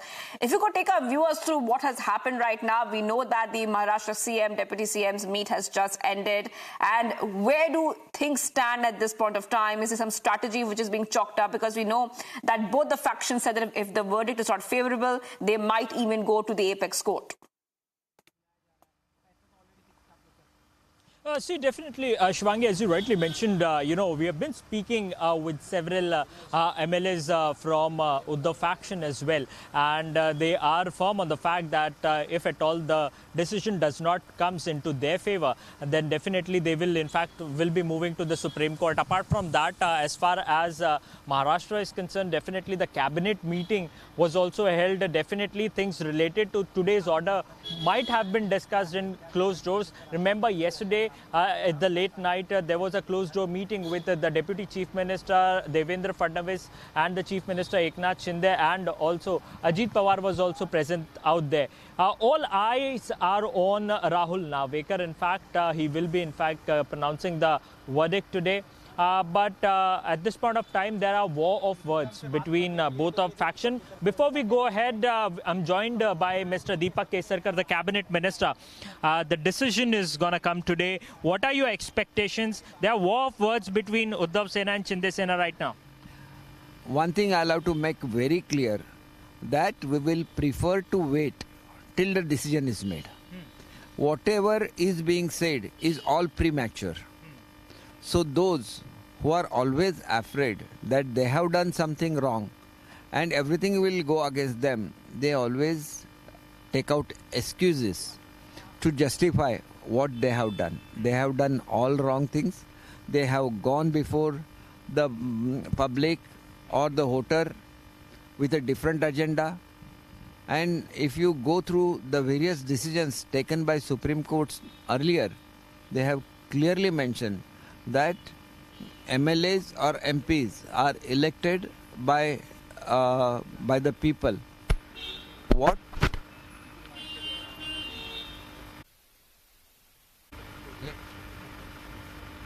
But the fact of the matter is they are making allegations that the match is already fixed. It is already fixed between Eknath Shinde and Rahul Navekar. They are targeting the meeting of them. It is not they meet almost every week, every 15 days because of their official work in the assembly. And during our assembly, so many people from the opposition party have gone and meet Mr. Narvekar. At that time also, this case was in progress. So why they have met him? Because these are different authorities. They will have to perform their duties also. At the same time, they will have to take the hearing and give the decision also. And whatever has happened during this hearing is all recorded. So whatever is recorded, on the basis of that, he will have to give the decision. And decision will have to be as per the law only, because it could be challenged otherwise. So I am sure that whatever, accordingly the decision come, and whatever decision comes, we'll have to accept it. If we don't agree with that decision, we have every option to go to the further authorities, may it be High Court or the Supreme Court. So why to make a big noise about things which really don't matter? The biggest question here is that will Eknath Shinde be in the post of the favor? He might have to be resigning from his post. Why he should resign? In our constitution itself, or the rules of our assembly and the state, as per that, he will have to if at all that happens, but there is no chance of that happening, in that case he has 6 months to get elected again. You are making a big noise out of it. First thing, that you have left all the principles of your party. You have joined the parties who have fought election against you. So the public mandate is also to be considered, because we only exist in the elections. It should exist in the party also, and that is the principle how democracy works. So whenever a party constitution is recognized by the election commission, they see to it that it is a democratic process. All right. Deepak Kesarkar just spoke exclusively to Republic TV, and he mentions that the party constitution is something that would be in fact considered. There's no chance that Eknath Shinde would be resigning from his post, but yes, at this point of time, it seems that the Shinde faction seems to be confident, and now all eyes are on Rahul Navekar's decision that is going to be taking place. He will be pronouncing the verdict at around 4 p.m. and it seems the camp of Eknath Shinde is very confident. They are very much ready if in case they are in fact not getting the judgment in their favor. Back to you. Right, Sandeep. Well, I just want to go to Satyaprakash as well. Satyaprakash is also joining us live from Mumbai. Satyaprakash, what we see right now is that many reactions also coming in from Maharashtra ministers before we get that big verdict. But let's take our viewers through what has been happening. A war of words has already started with Uddhav Thackeray approaching the Supreme Court in an affidavit. He's saying that Navrekar had met the CM, Eknath Shinde, and this was something objectionable to Uddhav Thackeray. But Navrekar has said that he was meeting the CM just to perform his duties as an MLA or speaker. Take us to the details. देखिए, कुछ ही देर में फैसला आने वाला है और cabinet meeting खत्म हो चुकी है। मैं तस्वीरें दिखा रहा हूं कि सह्याद्री के बाहर की तस्वीरें देख सकते हैं किस तरह से एकनाथ शिंदे जो अपने कैबिनेट मिनिस्टर हैं उनके साथ मौजूद हैं। ये तस्वीरें हैं, कैबिनेट मीटिंग खत्म हो चुकी है। थोड़ी देर पहले ही डिप्टी सीएम अजित पवार और डिप्टी सीएम देवेंद्र फडणवीस और एकनाथ शिंदे जो सीएम है उनके साथ मीटिंग हुई और मीटिंग खत्म हो चुकी है। तस्वीरें जो देख रहे हैं सह्याद्री के अंदर जो कैबिनेट मीटिंग थी वो खत्म हो चुकी है और एकनाथ शिंदे कैबिनेट मीटिंग खत्म होने के बाद निकल रहे हैं यहाँ से, महाराष्ट्र के दौरे जा रहे हैं, हिंगोली जा रहे हैं, जो कि शाम को मुंबई आएंगे। फिलहाल कैबिनेट मीटिंग खत्म होने के बाद दोनों डिप्टी सीएम के साथ मीटिंग हुई और उसके बाद मीटिंग खत्म हो चुकी है। एकनाथ शिंदे के जो गुट हैं, जितने भी एमएलए हैं, सभी कहना है कि जो फैसला आने वाला है, जो विधानसभा अध्यक्ष जो फैसला देने वाले हैं वो हमारे पक्ष में देने वाले हैं, क्योंकि संख्या बल हमारे पास में है, हमारा मजबूत पक्ष है और इसी को लेकर हमें विश्वास है कि आज जो फैसला लगभग 4 बजे आने वाला है वो हमारे पक्ष में आने वाला है। वहीं उद्धव गुट के जो जितने भी एमएलए हैं उनका कहना है कि अगर हमारे अगेंस्ट फैसला आता है तो हम सुप्रीम कोर्ट का दरवाजा फिर से खटखटाएंगे। लेकिन अब इंतजार यह है कि विधानसभा अध्यक्ष क्या फैसला देते हैं। लेकिन फिलहाल कैबिनेट मीटिंग खत्म हो चुकी है। सीएम डिप्टी सीएम दोनों के बीच में जो मीटिंग चल रही थी वो भी खत्म हो चुकी है। एकनाथ शिंदे निकल रहे हैं महाराष्ट्र के दौरे पे। जी Right. Let's go to Sandeep right now. Sandeep is joining us live too. We see heavy activity taking place. And of course, this is going to be very big, Sandeep, because like we told our viewers a short while back that 1.5 years left. After 1.5 years, we're seeing that such a big key moment is going to come. Go ahead, Sandeep, and take us through what you have got so far. Yes, Shivangi, as you rightly mentioned, there are multiple things that are happening in the state of Maharashtra. Yesterday, late night, Deputy Chief Minister Devendra Fadnavis, Ajit Pawar and Chief Minister Eknath Shinde had a closed-door meetings. And apart from that, today it was a cabinet, and later on we have that very verdict. All eyes are on that very verdict. But at this point of time, we see that the Assembly Speaker has reached Vidhan Bhavan, and I'm being joined by Mr. Sudhir Mungantiwar, the cabinet minister. आज जो है वो निर्णायक दिन है Shinde versus Uddhav को लेकर के जो फैसला आने वाला है, कौन सत्य है और कौन जो है निष्कासित हो जाएगा। क्या एकनाथ शिंदे मुख्यमंत्री रहेंगे, सवाल ये भी उठ रहे हैं, कैसे देखते हैं आप इसे? नहीं, इसमें सच परेशान हो सकता है मगर पराजित नहीं हो सकता, ये मुझे पता है। जनतंत्र का खून जिन लोगों ने किया है वो इस निर्णय में प्रतिबिंबित होना चाहिए, ऐसी अपेक्षा है। निर्णयों में सच्चाई की जीत हो, तर्क संगत बातों की जीत हो, जनतंत्र की जीत हो और बहुमत की जीत हो, ऐसा हमें लगता है। तो निर्णय आने का इंतजार है, लेकिन निष्पक्षता को लेकर के सवाल उठाए जा रहे हैं। बार बार कहा जा रहा है कि मुख्यमंत्री तो स्पीकर से मिले हुए हैं, स्पीकर मुख्यमंत्री से मिले हुए हैं, फैसला तो शिंदे गुट के पक्ष में आएगा। तो इस जो आधारशिला है निष्पक्षता को लेकर के जो है, उस पर लगातार उद्धव ठाकरे और उनके सेना के लोग जो है वो सवाल उठा रहे हैं। कॉलेज कैंपस में कभी जाइए, वो कैंपस में जो बच्चा फेल हो जाता है ना, उसको पूछिए कि तू फेल क्यों हो रहा है, वो 100 कारण बताता है। सिलेबस के बाहर के प्रश्न है, मेरे दोस्त को बुखार आया था, ट्रॉफिक अटक गई थी, सही समय पे किताब नहीं मिला, वहाँ जाने के बाद मुझे याद नहीं आया, ऐसी कई बातें बताता है। बस ये बच्चे का ये इनगार्ज रूप है, बाकी क्या है। क्या एकनाथ शिंदे मुख्यमंत्री रहेंगे या नहीं रहेंगे, आपको कोई? वो तो आज शाम को पता चल जाएगा ना। आपको इतनी चिंता क्या कर रहे हैं? चिंता नहीं, ये तो लोगों का सवाल है, महाराष्ट्र के लोगों का सवाल है। देखो बहुत सारे काम है। एकनाथ शिंदे जी मुख्यमंत्री रहेंगे, ये तो सच्चाई की, जनतंत्र की जीत होती है, तो निश्चित रूप से रहेंगे। क्या उन्होंने गुनाह किया? वो कोई दूसरे पार्टी को समर्थन नहीं दिया है, भारतीय जनता पार्टी में उन्होंने उनको समर्थन दिया है। 2/3 मेजॉरिटी चाहिए, उनके पास 40 विधायक है। चुनाव आयोग ने उनको पक्ष भी दिया है, पक्ष का चिन्ह भी दिया है, झंडा भी दिया है, विचार भी दिया है। अब चुनाव आयोग को क्या झूठ कहेंगे आप? तो मुझे लगता है कि इनकी एक आदत है। जब पिछले महीने में उन्होंने कहा कि कोर्ट के बारे में हमें शंका है, और अभी जब गुजरात पे रिमार्क दिए गए, बोले कोर्ट अभी भी निष्पक्ष है, तो देखो अब ऐसा है कि डबल स्टैंडर्ड है। नहीं, डबल स्टैंडर्ड तो बहुत है।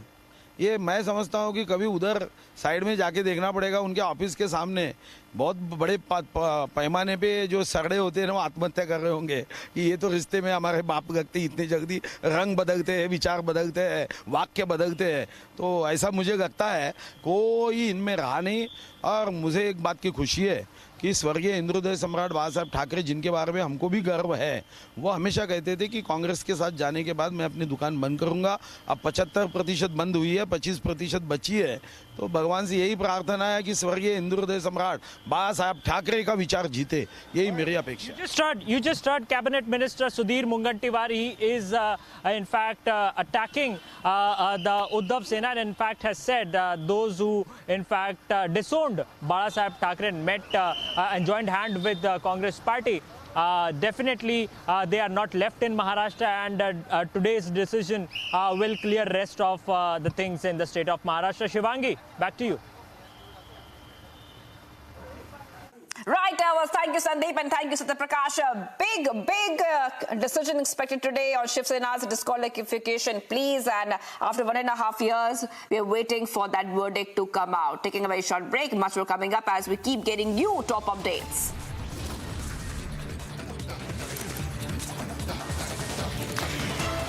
Big political churn in Karnataka. Insider has revealed that CM is backing multiple deputy CM's demands. Stay tuned to India's #1 news channel, Republic TV.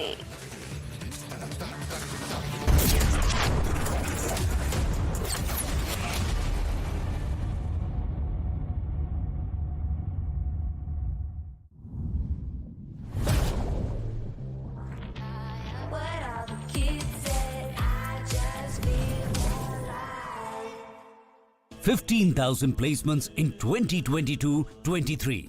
At Amity, we are committed to nurturing passionate, hardworking and proactive professionals. Modi सरकार की guarantee, Bharat होगा गरीबी मुक्त। 5 सालों में 13 करोड़ 50 लाख लोगों को गरीबी से बाहर निकाला। हमारा संकल्प, विकसित Bharat. Whenever I had ice cream or cold water, I would experience a sharp shooting sensation. So I just kept ignoring it. Even my hot chai was giving me the same amount of discomfort. My dentist recommended Sensodyne. So now I can be completely carefree and sip my hot cup of tea. It really works. आपने सोमानी का नया role देखा? वही style और range Somani bathware में भी। Somani bathware,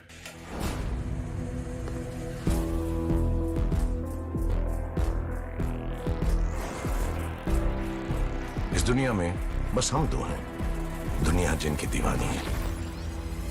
आ रहे हैं हम दोनों।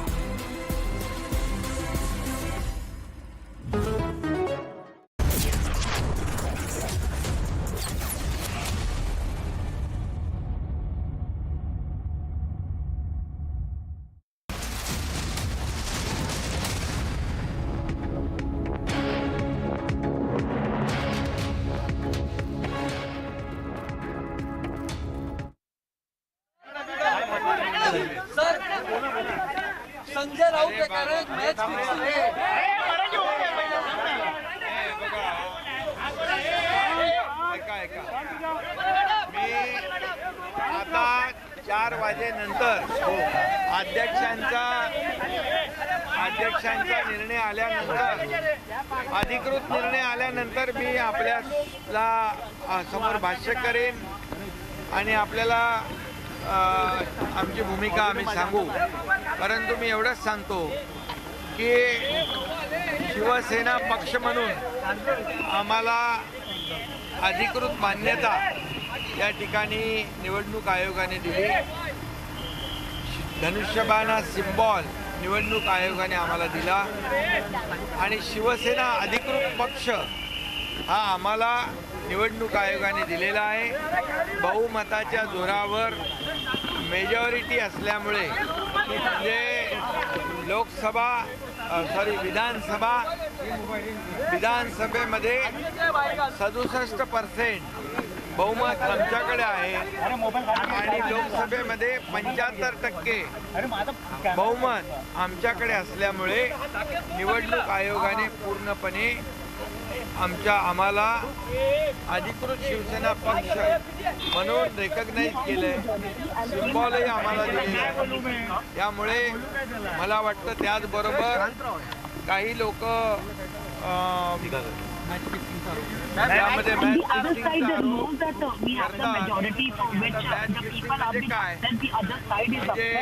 त्यांचे आमदार, विरोधी पक्षाचे लोक मग अध्यक्षांच्या कॅबिनमध्ये जेवत होते. ते काही आम्ही त्याच्यावर आक्षेप घेतला का? असं कुठलंही आता त्या दिवशी अध्यक्ष माझ्याकडे आले, ते अधिकृत त्यांच्या वाहनातून आले, अधिकृतपणे आले, रात्री लपून आले नाही, दिवसाच्या उजेडामध्ये आले आणि त्यांच्या मतदारसंघामध्ये जे काम सुरू आहे कोस्टल हायवेचं, मरीन ड्राईव्हचं मी स्वतः विजिट केली होती आणि काही विषय जे आहेत ते आमदार आहेत आणि आमदार आहेत त्यामुळे त्यांचे जे काही कामं मतदारसंघातली असतील इतरही काही विषय होते आणि अधिकाऱ्यांच्या सोबत ऑफिशियल बैठक झाली, लपून छपून बैठक झालेली नाही. त्यामुळे जे लोक स्वतःच्या मनात चांदणं असतं लपून छपून बैठका करणाऱ्या अंधारामध्ये आम्ही त्या करत नाही. आमचं काम अगदी स्पष्ट असतं. त्यामुळे त्यांच्या बोलण्यामध्ये काही सत्य नाही.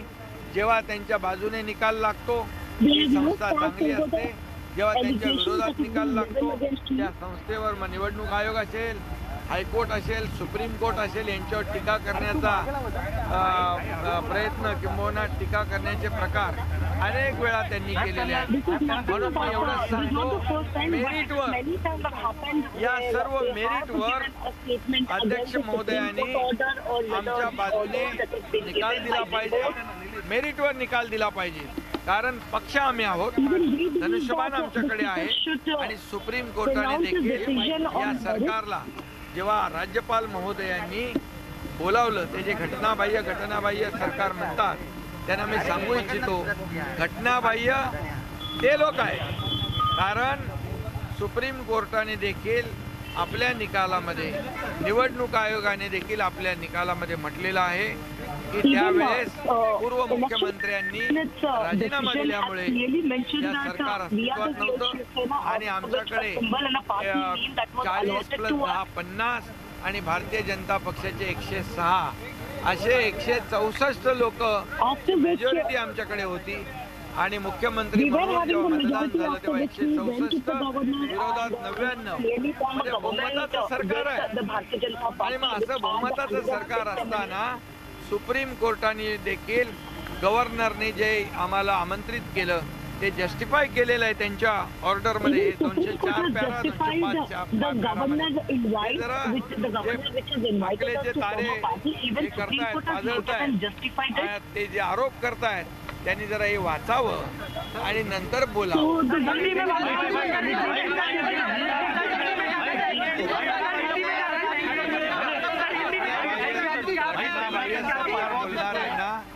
आज मेरिटवर उत्तर मिळणं आम्हाला अपेक्षित आहे. त्यांचा पराभव दिसतोय.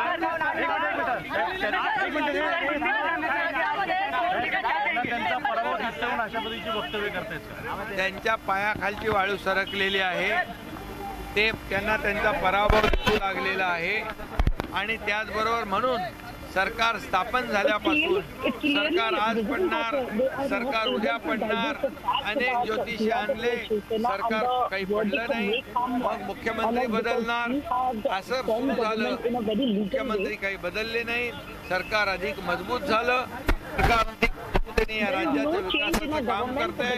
त्यामुळे त्यांच्या पायाखालची वाळू सरकली आहे. 1.5 वर्षामध्ये जे आम्ही काम केलं त्याच्या जोरावर ज्या ग्रामपंचायतीच्या निवडणुका झाल्या, महायुती नंबर 1 ला आली, यांचा नंबर शेवटी पहिला आला, म्हणजे पार खाली गेले ते. याचा विचार त्यांनी केला पाहिजे, याचं आत्मपरीक्षण केलं पाहिजे, नंतर आमच्यावर आरोप केले पाहिजे.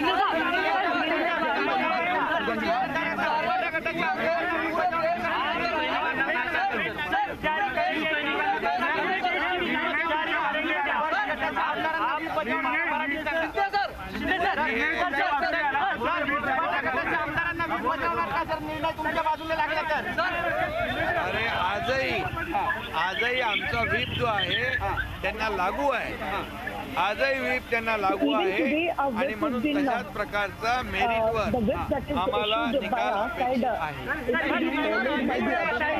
आज 4 बजे के बाद मैं अधिकृत बात करूंगा, लेकिन मैं इतना ही कहूँगा कि हमारे पास मेजॉरिटी है.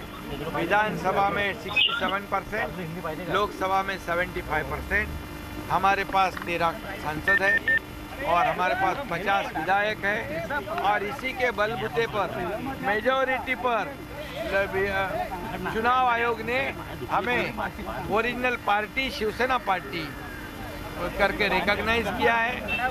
धनुष्यबाण है जो सिंबल, वो हमें रिकॉग्नाइज किया है, वो दिया हुआ है.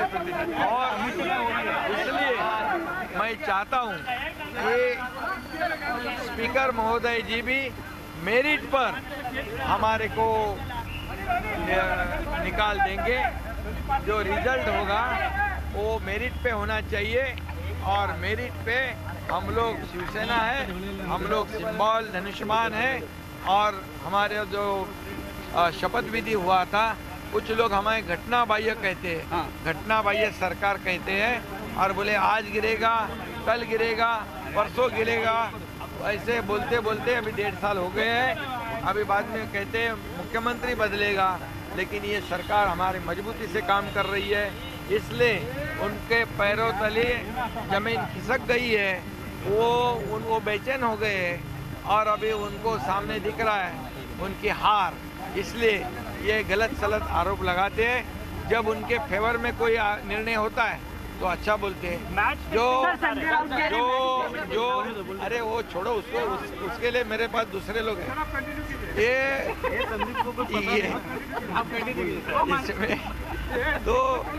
इसमें एक ही बात कहूँगा मैं, ये मैच फिक्सिंग अगर होती तो रात को आते, अध्यक्ष रात को आते, चुप कर आते.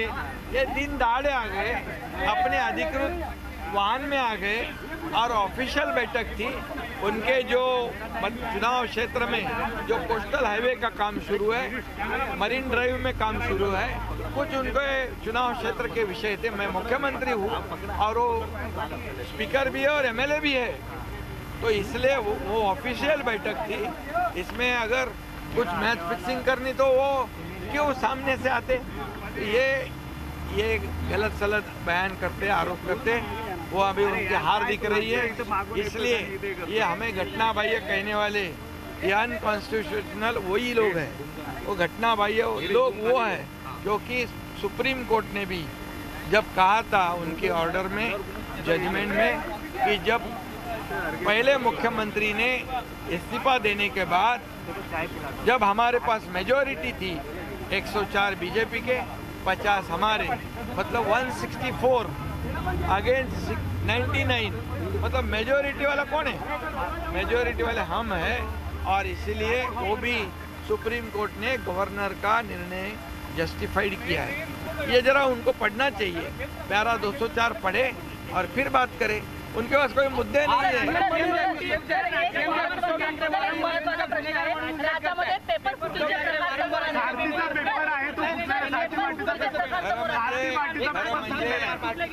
खरं म्हणजे त्यांचं अज्ञान आहे.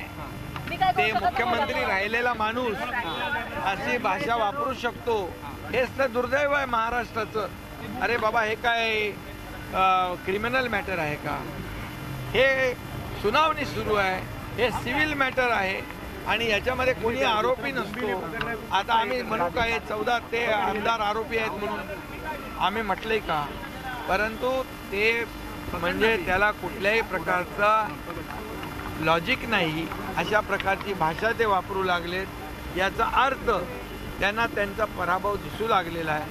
आम्ही फक्त एवढंच सांगतो, निर्णय जो आहे, जो निवडणूक आयोगाने, जो सुप्रीम कोर्टाने जजमेंटमध्ये काही मुद्दे उपस्थित केलेले आहेत, याप्रमाणे लोकशाहीमध्ये बहुमत, मेजॉरिटी यालाच महत्त्व आहे आणि म्हणून हा निर्णय स्पीकर जे अध्यक्ष आहेत ते देखील मेरिटवर निर्णय देतील अशी आम्हाला अपेक्षा आहे.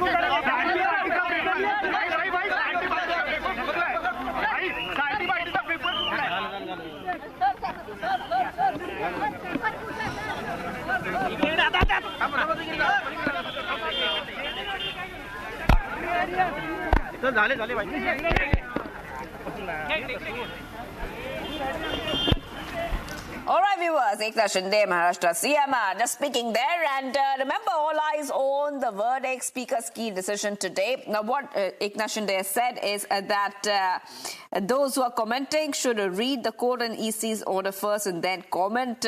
Also saying that we have the majority. And Election Commission has recognized Shinde faction as a real Sena. So, Eknath Shinde speaking there. Remember that after 1.5 years, Maharashtra Legislative Assembly Speaker Rahul Narvekar is going to deliver a very important verdict on the pending disqualification pleas of 54 MLAs filed by the two rival factions of Shiv Sena against each other. That will happen this evening, 4 p.m. onwards. Remember that the fate of the 40 MLAs from Shiv Sena and 14 MLAs from Uddhav Thackeray faction hangs in balance. However, in the past 1.5 years, we have seen how a lot has happened, especially on the legal front in this case. So as we are waiting for that important verdict to come out, let's tell you exactly what is happening right now. In fact, Alicia will tell us a little bit more about what is happening. Alicia, I'm coming to you. Alicia, if you could take our viewers through, the big war of words which is already playing out just before the key decision on Shiv Sena's disqualification, please. And after 1.5 years, we will get a key verdict, which will be very important and a landmark verdict when it comes to Maharashtra politics. Well, yes, Shivangi, it's a disqualification plea that was filed by both the faction, whether it is Eknath Shinde faction as well as Uddhav Thackeray faction. In total, there are 34 disqualification pleas that was filed, which has made into a 6 group. Importantly, 4 group has been the petition that has been filed by the Uddhav Thackeray group, and there are 2 groups of petition filed by Eknath Shinde. So, in total, we even know that the Maharashtra Assembly Speaker Rahul Narvekar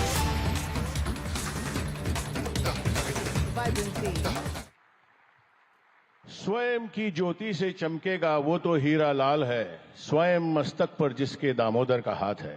Ladies and gentlemen, please join your hands together to welcome the one and only Honorable Prime Minister of India, Shri Narendra Modi ji.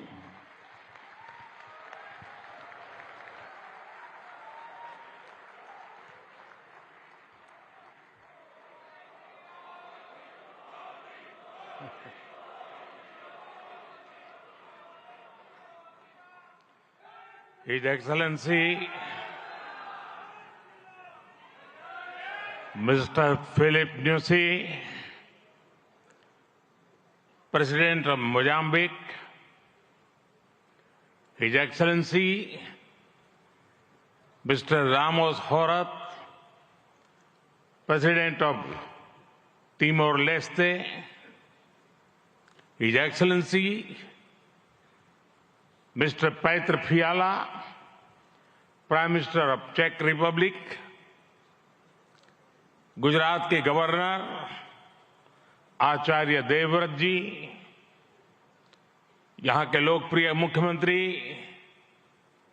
Bhupendra भाई पटेल, देश विदेश से आए हुए सभी विशेष अतिथि, अन्य महानुभाव, देवी और सज्जनों, आप सभी को 2024 की अनेक अनेक शुभकामनाएं।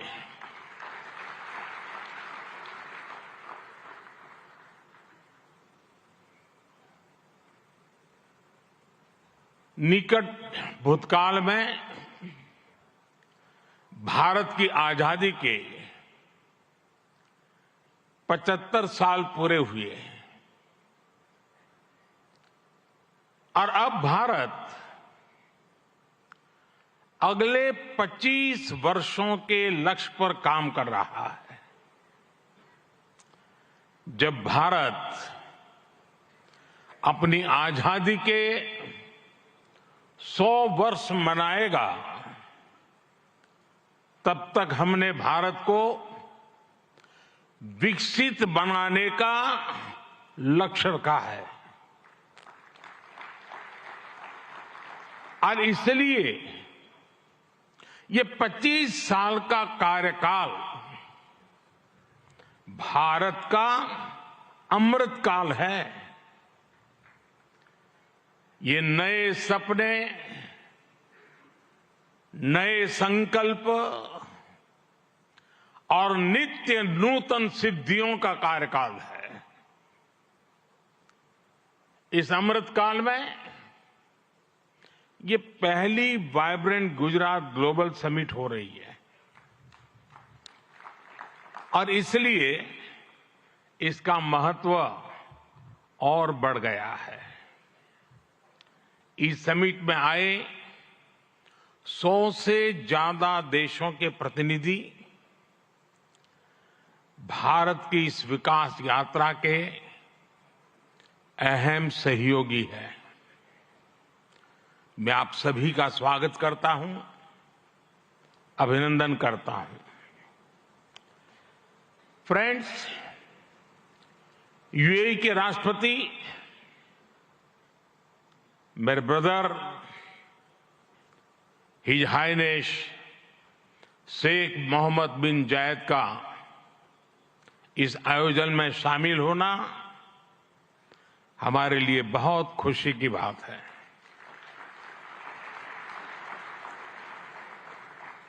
वाइब्रेंट गुजरात में इस समिट में उनका यहां चीफ गेस्ट के तौर पर उपस्थित होना भारत और यूएई के दिनों दिन मजबूत होते आत्मीय संबंधों का प्रतीक है। कुछ देर पहले हमने उनके विचार सुने। भारत को लेकर उनका विश्वास, उनका सहयोग बहुत ही गर्मजोशी से भरा हुआ है।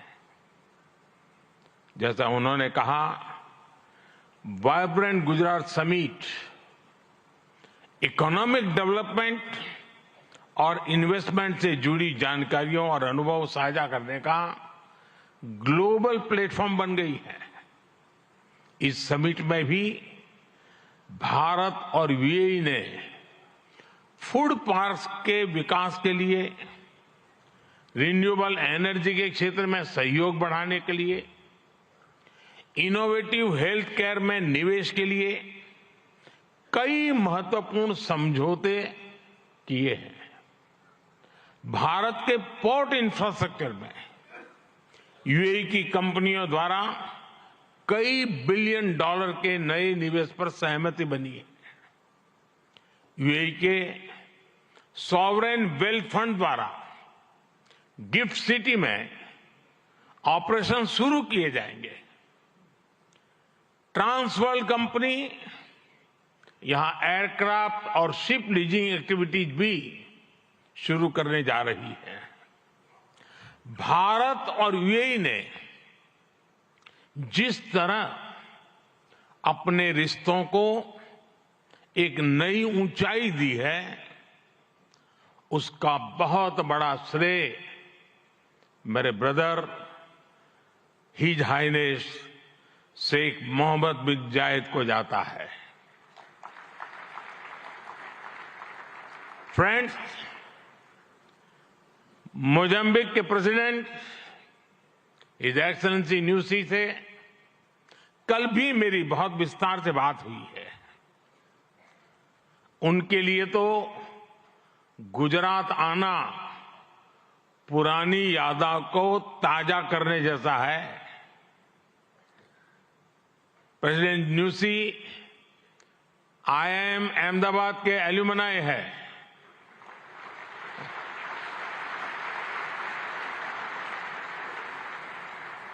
भारत के लिए गर्व की बात है कि हमारी G20 प्रेसिडेंसी में अफ्रीकन यूनियन को स्थायी सदस्यता मिली।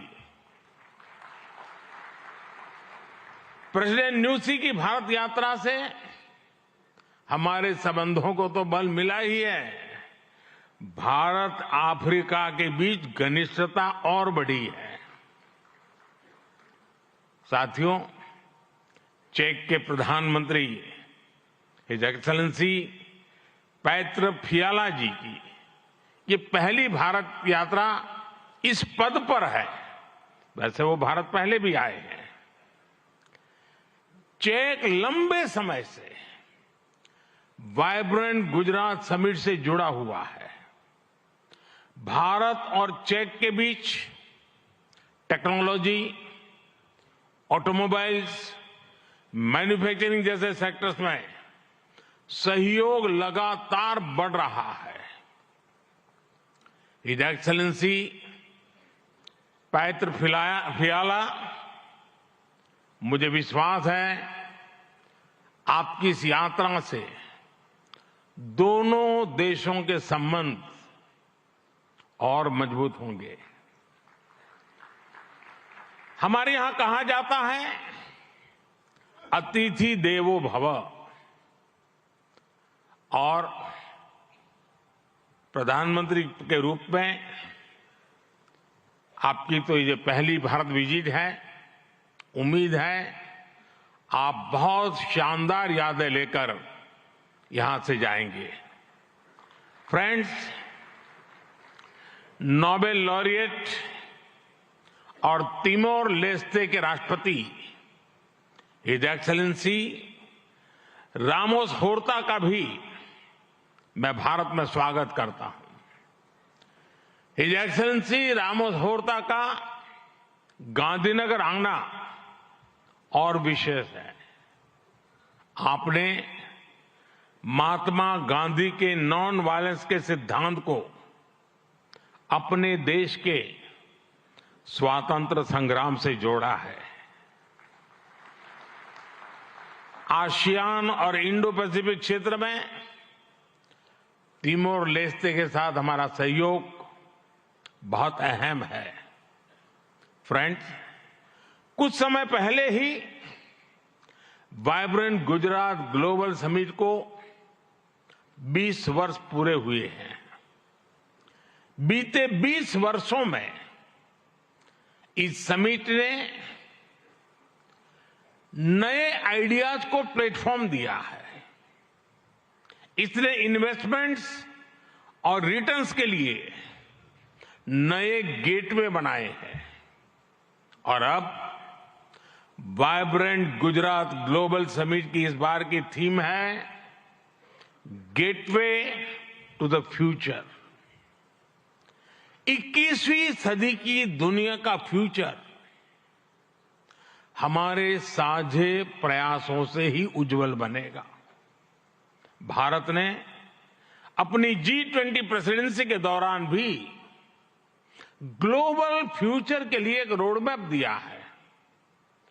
वाइब्रेंट गुजरात ग्लोबल समिट के इस एडिशन में भी इस विजन को और आगे बढ़ा रहे हैं। भारत I2U2 और दूसरे मल्टीलेटरल ऑर्गेनाइजेशन के साथ पार्टनरशिप को लगातार मजबूत कर रहा है। One world, one family, one future का सिद्धांत विश्व कल्याण की अनिवार्य आवश्यकता है। फ्रेंड्स, आज तेजी से बदलते हुए वर्ल्ड ऑर्डर में भारत विश्व मित्र की भूमिका में आगे बढ़ रहा है।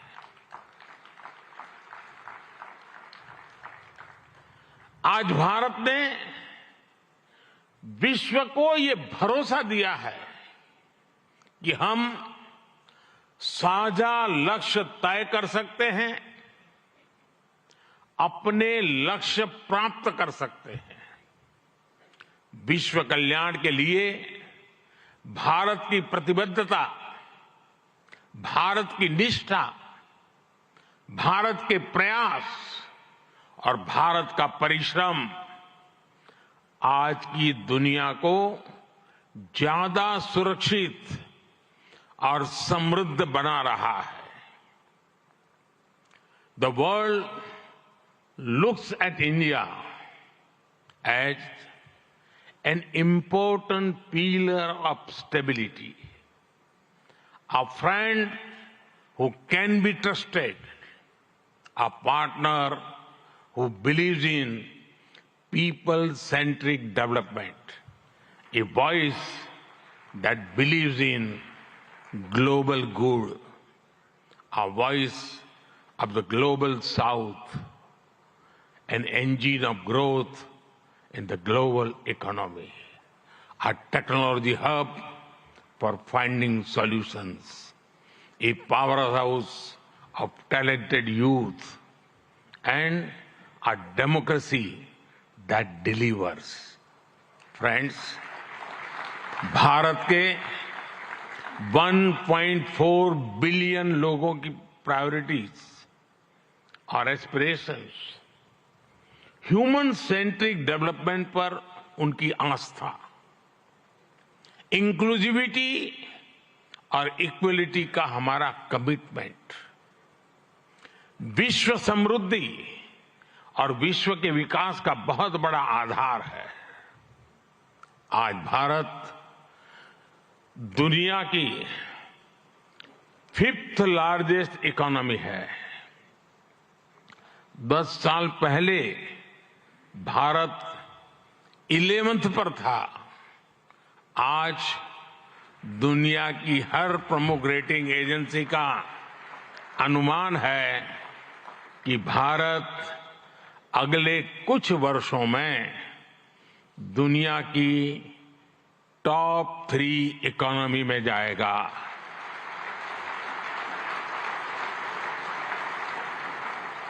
दुनिया के लोग जो एनालिसिस करना है करते रहे, मेरी गारंटी है कि हो जाएगा।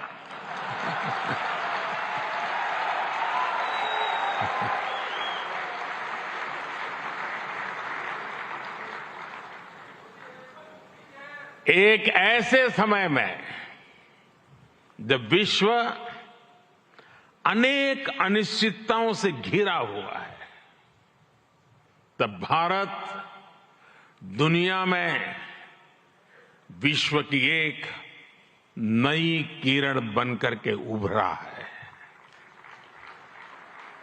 भारत की प्राथमिकताएं बिल्कुल स्पष्ट है। आज भारत की प्राथमिकता है sustainable industry, infrastructure and manufacturing. आज भारत की प्राथमिकता है new age skills, futuristic technology, AI and innovation. आज भारत की प्राथमिकता है green hydrogen, renewable energy, semiconductors, इसका पूरा इकोसिस्टम।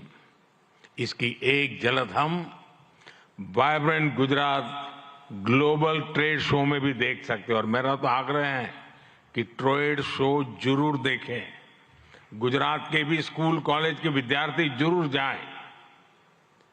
कल दिन में मैंने हिज एक्सेलेंसी न्यूसी और हिज एक्सेलेंसी रामोस होर्ता जी के साथ इस ट्रेड शो में काफी समय गुजारा है। इस ट्रेड शो में कंपनियों ने world class state of the art technology से बने प्रोडक्ट्स का निदर्शन किया है। E mobility, startups, blue economy, green energy और स्मार्ट इंफ्रास्ट्रक्चर जैसे ट्रेड शो में एक प्रकार से छाए हुए हैं। ये जितने भी सेक्टर्स हैं, इनमें इन्वेस्टमेंट के लिए आपके पास लगातार नए अवसर बन रहे हैं।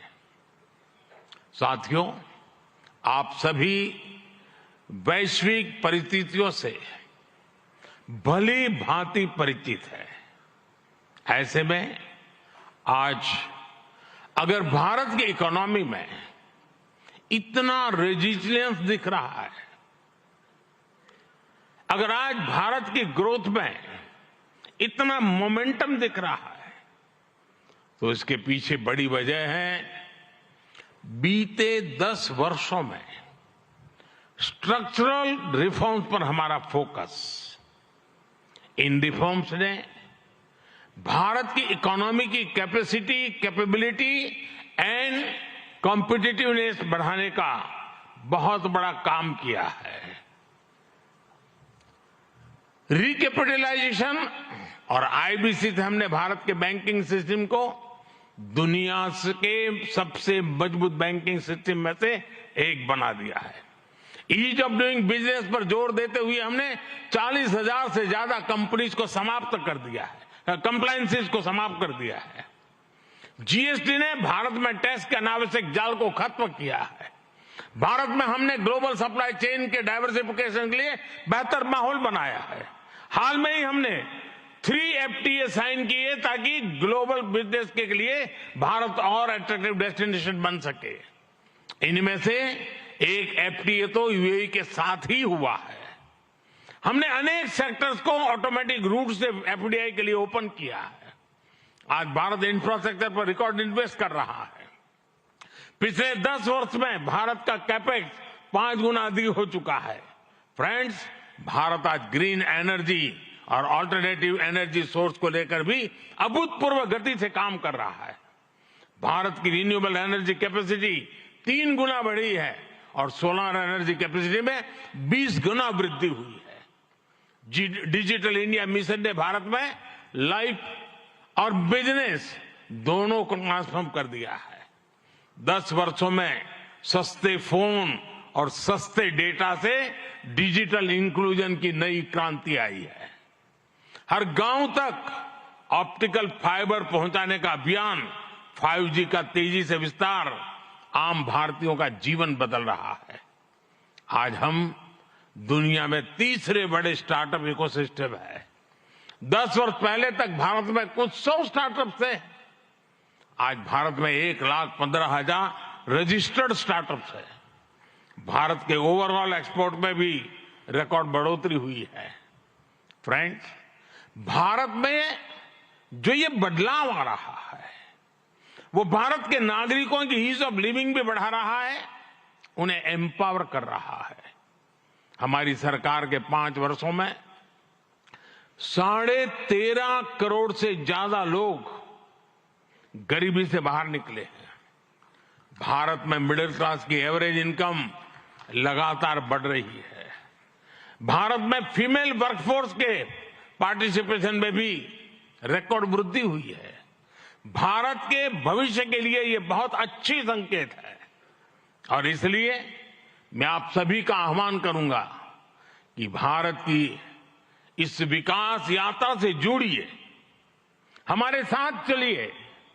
साथियों, लॉजिस्टिक्स को लेकर ईज ऑफ ट्रांसपोर्टेशन के लिए भी भारत में आधुनिक पॉलिसीज पर काम हो रहा है। 10 साल पहले भारत में 74 एयरपोर्ट थे। आज भारत में 149 एयरपोर्ट्स हैं। भारत का नेशनल हाईवे नेटवर्क पिछले 10 सालों में करीब 2 गुना हो चुका है।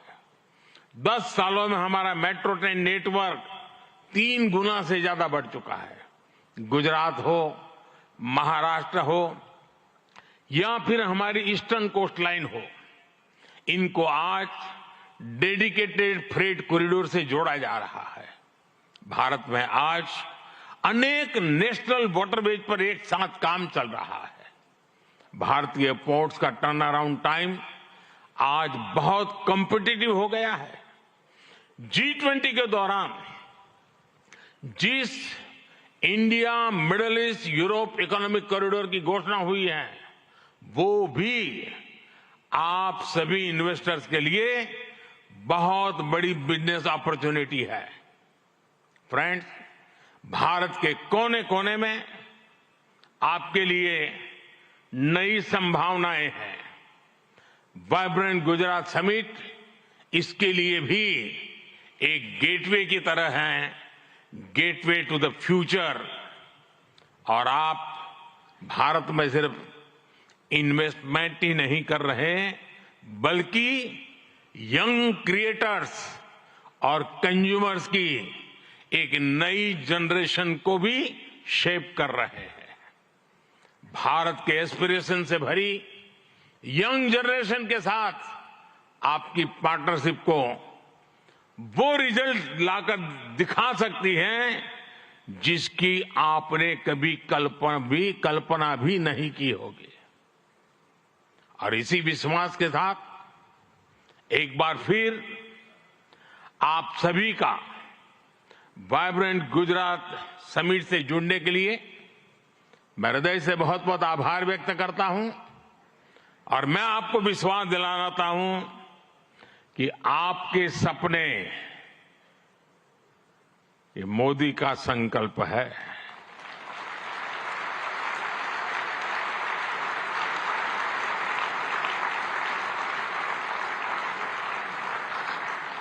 आपके सपने जितने बड़े होंगे, मेरा संकल्प भी उतना ही बड़ा होगा। आइए, सपने देखने के अवसर अनेक हैं, संकल्प पूरा करने का सामर्थ्य भी मौजूद है। बहुत बहुत धन्यवाद। माननीय प्रधानमंत्री महोदय, आपके प्रेरणादायक उद्बोधन और गुजरात की विकास कहानी में सक्रिय रूप से भाग लेने के लिए, सभी को प्रोत्साहित करने के लिए एवं आपकी प्रेरक उपस्थिति के लिए हम भी आपका बहुत बहुत धन्यवाद करते हैं। We extend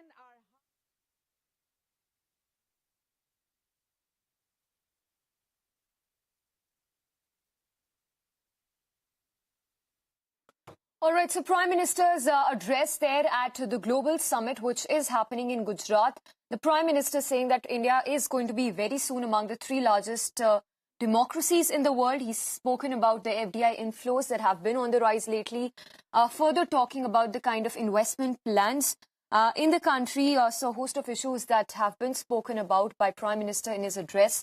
And you see there the Prime Minister shaking hands with the top global leaders, where you see from the UAE President to Australian Prime Minister, top global leaders in attendance at the Gujarat Global Summit, which is happening as we speak.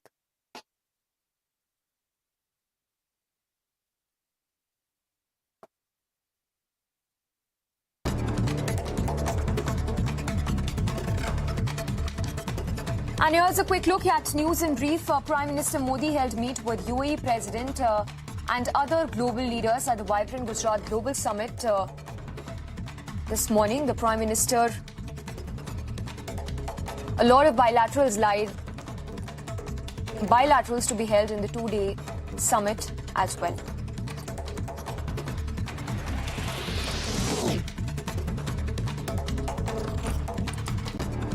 External Affairs Minister Dr. S. Jaishankar attended the Vibrant Gujarat Global Summit in Gandhinagar. The Prime Minister inaugurated the Vibrant Gujarat Global Summit a short while ago.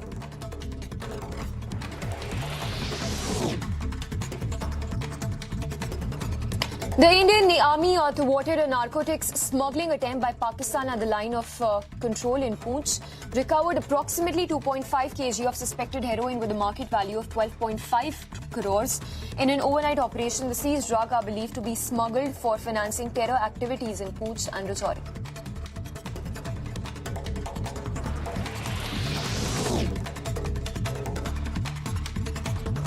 Diamond Harbour SDPO initiated an investigation into an incident where stored fireworks in a house exploded, causing injuries to a 10-year-old boy. The police is currently investigating the matter.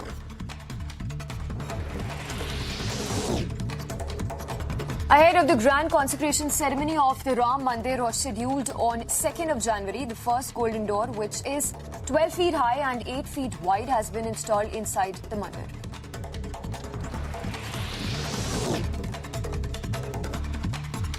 Body of a 4-year-old boy reportedly murdered by his mother, Suchna Seth, the CEO of an artificial intelligence startup, has been sent to his father's residence in Bengaluru's Rajajinagar area.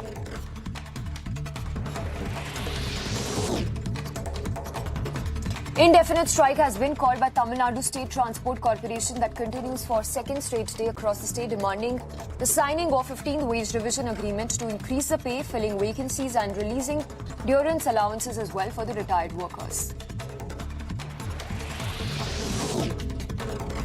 Addressing the Viksit Bharat Sankalp Yatra in Telangana, former Madhya Pradesh Chief Minister Shivraj Singh Chauhan said that the BJP is prioritizing the welfare of women, poor and the youth. प्रधानमंत्री नरेंद्र मोदी जी भारत को भगवान का वरदान है और जनता के लिए सौभाग्य बन के आए हैं। एक तरफ जहां उनके नेतृत्व में एक वैभवशाली, गौरवशाली, संपन्न, समृद्ध और शक्तिशाली भारत का निर्माण हो रहा है, वहीं दूसरी तरफ गरीबों के कल्याण की, माता बहनों के कल्याण की, किसानों के कल्याण की और युवाओं के कल्याण की कई योजनाएं उनके द्वारा चलाई जा रही हैं।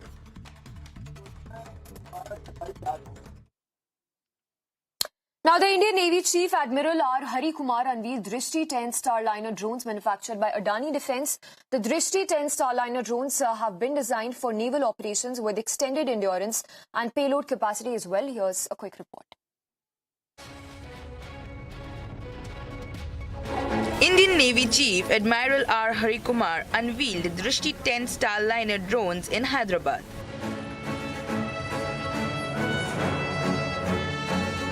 Manufactured by Adani Defence, the drones are advanced in intelligence, surveillance and reconnaissance platform. The drones boast a 36-hour endurance and a 450 kg payload capacity.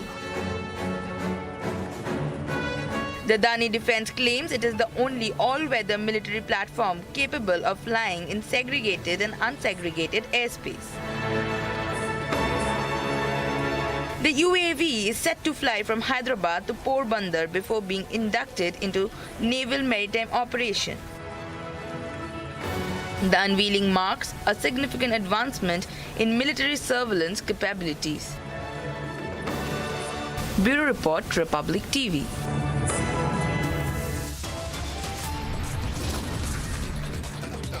And with that, we head into a very short break. Coming up on the other side, Maharashtra Speaker to deliver verdict on disqualification plea against Chief Minister Shinde and several evidence.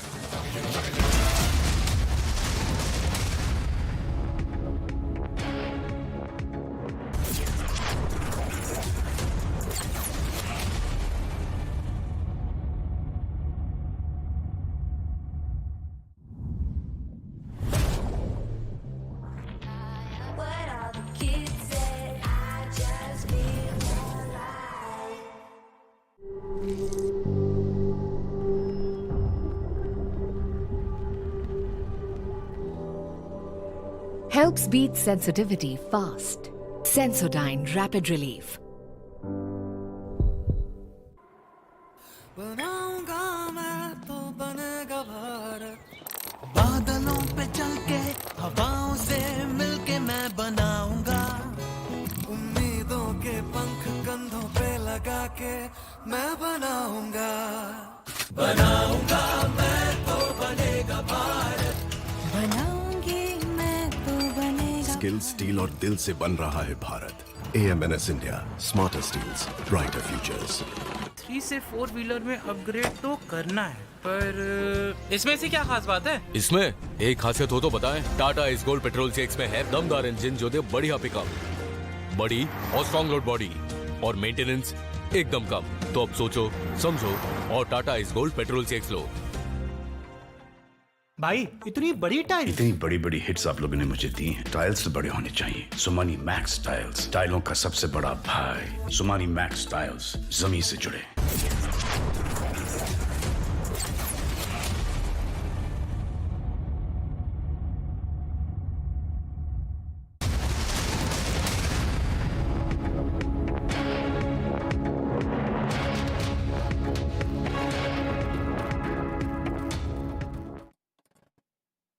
Welcome back. We begin with the news break that's coming in from Karnataka, where high drama unfolded outside the Vidhan Sauda as a couple attempted suicide over what they claimed as injustice being done by the Karnataka government.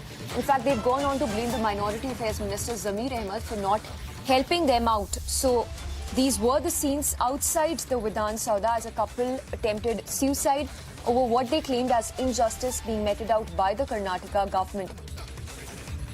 All of this happened outside the assembly. In the latest, we understand that the police has arrested the family who tried to commit suicide. The family had borrowed 3 crores from the details coming in. The family members, meanwhile, are outraged that the auction was made for 1.5 crores. And they've gone on to say that Minister Zamir Ahmed has not given them justice. Let's go across to Prajwal, who's joining us live from Bengaluru. Prajwal, explain to us what exactly happened outside the assembly and what has been even happening in Karnataka. First, the farmers claimed that their interests have not been catered to by the Karnataka government, and now it's a couple that apparently tried to commit suicide.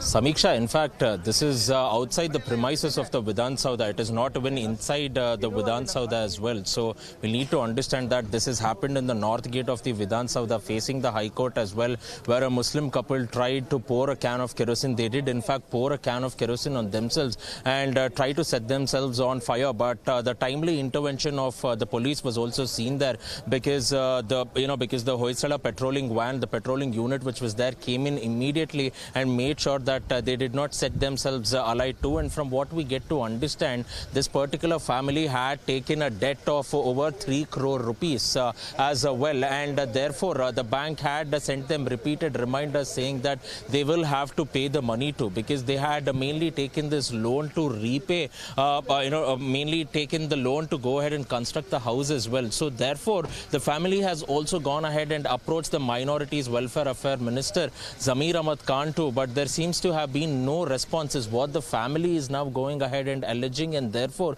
taking the name of Zamir Ahmed Khan, they tried to attempt suicide by setting themselves up on fire. But all said and done, thanks to the timely intervention of the police, a tragedy was prevented too. As of now, they have been taken into preventive custody. There is also a case which has been lodged against them for trying to attempt suicide as well, and the cops are also going ahead and conducting the investigations, only after which the finer details of the case will be revealed, and the Vidhan Sauda police have intervened and taken timely action, Samiksha. Right. Prajwal, thank you for the moment. So this is the latest that's coming in from Karnataka. The police having arrested the couple that allegedly tried to commit suicide. For now, shifting focus to more news break. This run from the state of West Bengal.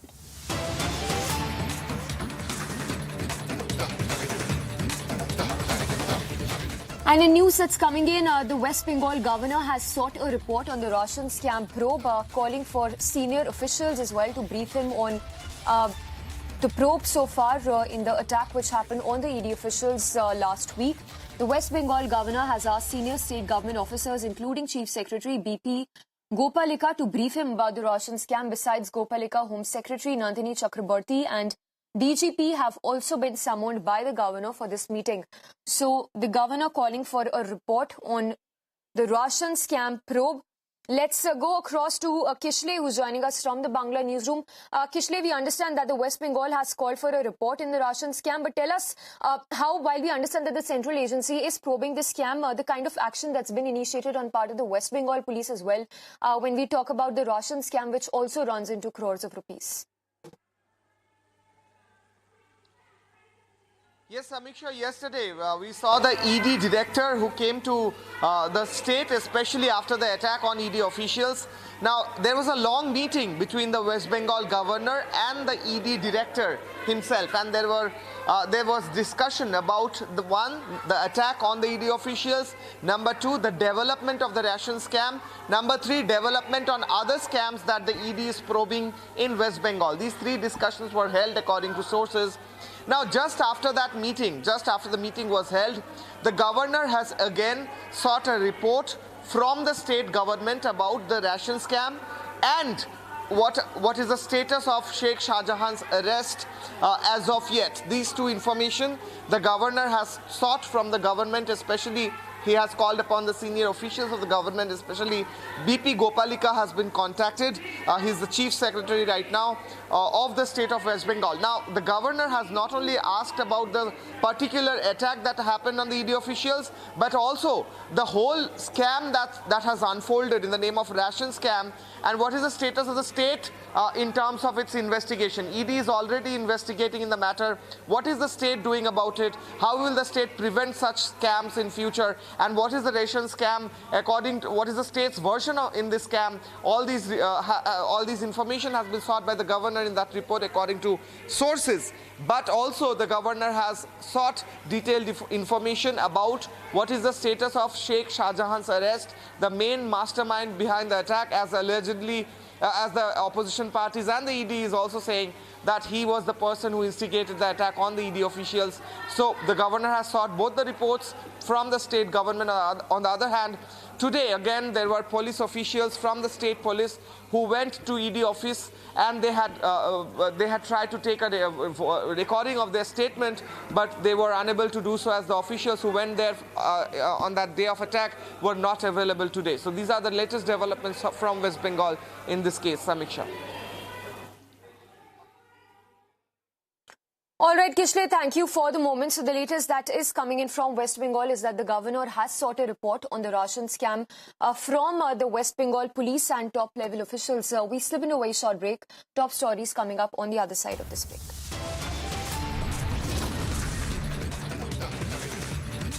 Big political churn in Karnataka. Insider reveals CM backing multiple Deputy Chief Minister demand.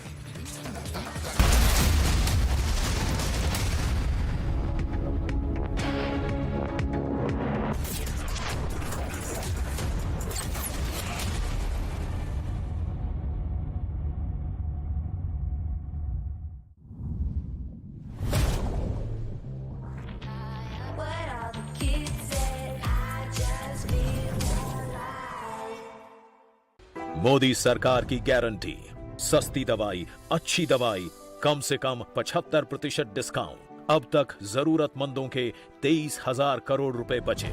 हमारा संकल्प विकसित भारत। पढ़ता है, खेलता है, झूलता उछलता है, दौड़ता कभी कभी दौड़ कर आता है, आगे आगे बढ़ता है इंडिया, अमूल दूध पीता है India.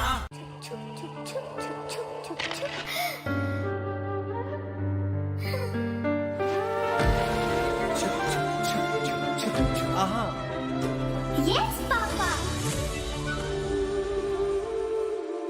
Life doesn't stop for anyone. Even we won't let you stop. At every stage of your life, with LIC, you are always insured. LIC, हर पल आपके साथ। 12 बजने वाली है, क्रिसमस साथ मनाएं। हम जिससे प्यार करते हैं वो मर जाए, हमारे लिए उसका प्यार मर जाए, मरते तो हम ही है ना।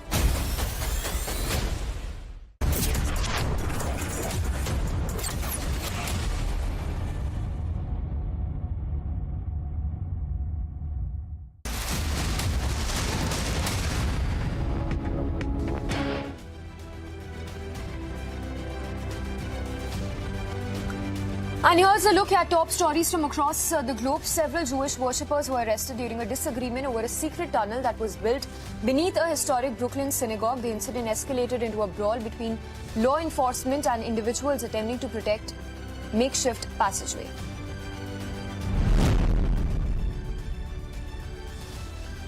North Korean leader Kim Jong-un has called South Korea its principal enemy and threatened to annihilate it if provoked.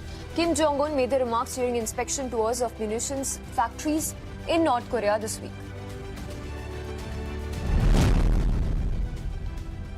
One person died and few others were critically injured after a suspected tornado struck North Carolina region. The country has also been, in fact, the region has been dealing with downed trees and flooding for a while now. The governor has declared a state of emergency in the region.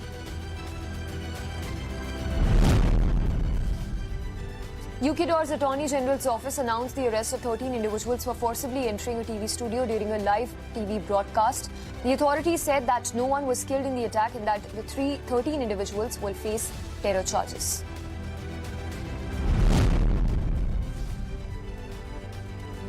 In a move to reduce pressure on New York City's shelter system, the mayor has enforced a 60-day limit on shelter stays, leading to the eviction of migrant families from a midtown hotel. Roughly 40 families are expected to leave the city shelters in the coming days and weeks.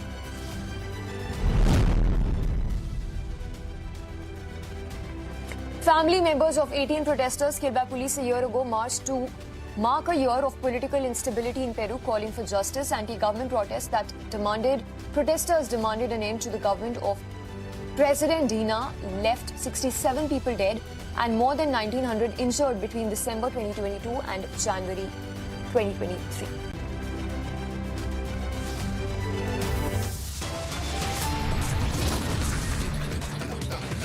We head into a short break. On the other side, we'll get you the latest on the big political churn in Karnataka. Insider reveals Chief Minister Siddaramaiah backing multiple Deputy Chief Ministers' demand.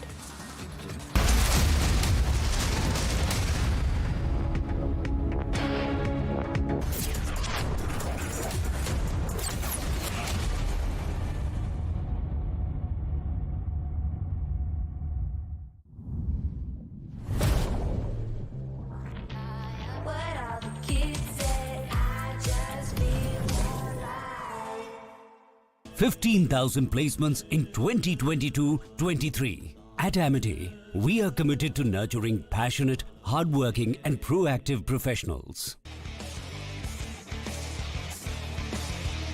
उड़े देश का आम आदमी यशस्वी प्रधानमंत्री श्री नरेंद्र मोदी जी के इस vision ने regional and international air connectivity को दिए हैं नए आयाम। नए भारत का नया उत्तर प्रदेश बनकर उभरा है सर्वाधिक इंटरनेशनल एयरपोर्ट वाला राज्य। भगवान बुद्ध की तपोभूमि कुशीनगर में इंटरनेशनल एयरपोर्ट शुरू होने के 25 महीने में ही मर्यादा पुरुषोत्तम प्रभु श्री राम की जन्मभूमि अयोध्या में प्रारंभ हुआ है। महर्षि वाल्मीकि अंतर्राष्ट्रीय हवाई अड्डा अयोध्या धाम का संचालन। जब नियत नेक हो तो इसी तरह से काम होता है, इसी तरह के नतीजे मिलते हैं। ये अयोध्या नगरी भी तो इसकी साक्षी है। माननीय मुख्यमंत्री योगी आदित्यनाथ के नेतृत्व में देश के एविएशन मैप के शीर्ष पर है उत्तर प्रदेश। एयरपोर्ट से ऊंची उड़ान, कनेक्टिविटी को नई पहचान। आपने सोमानी का नया रोल देखा? वही स्टाइल और रेंज सोमानी बाथवेयर में भी। Somani bathware.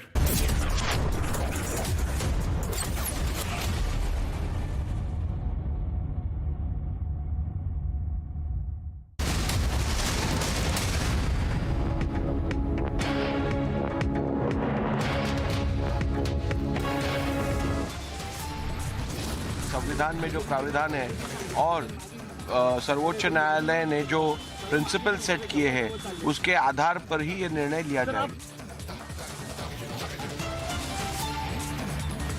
Maharashtra Speaker to deliver verdict on disqualification plea against Chief Minister Shinde and several MLAs. हमारे पास मेजॉरिटी है, विधानसभा में 67%, लोकसभा में 75%, हमारे पास 13 सांसद है और हमारे पास 50 विधायक है।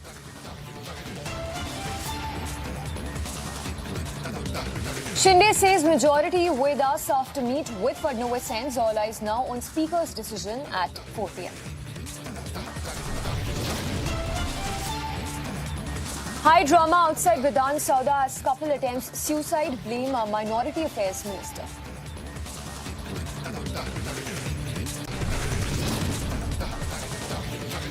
Days after violent attack on ED team in Bengal, agency moved court seeking protection.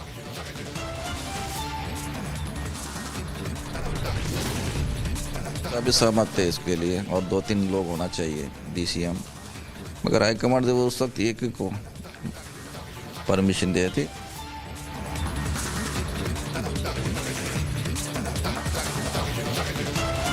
Big political churn in Karnataka. Insider reveals CM backing multiple deputy chief minister demand.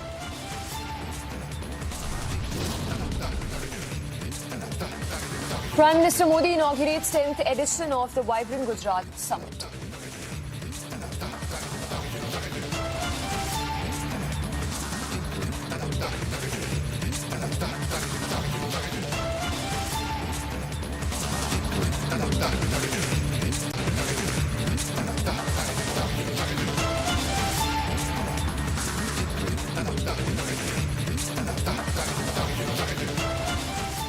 Right, it's 1:30. We start this edition of Live and Breaking with the news break that's coming in from the state of Assam, where Chief Minister Himanta Biswa Sarma has tweeted that his account was tried. In fact, there was a hacking attempt by some unknown people, and the preliminary information even suggests that the hacker might be operating from Pakistan.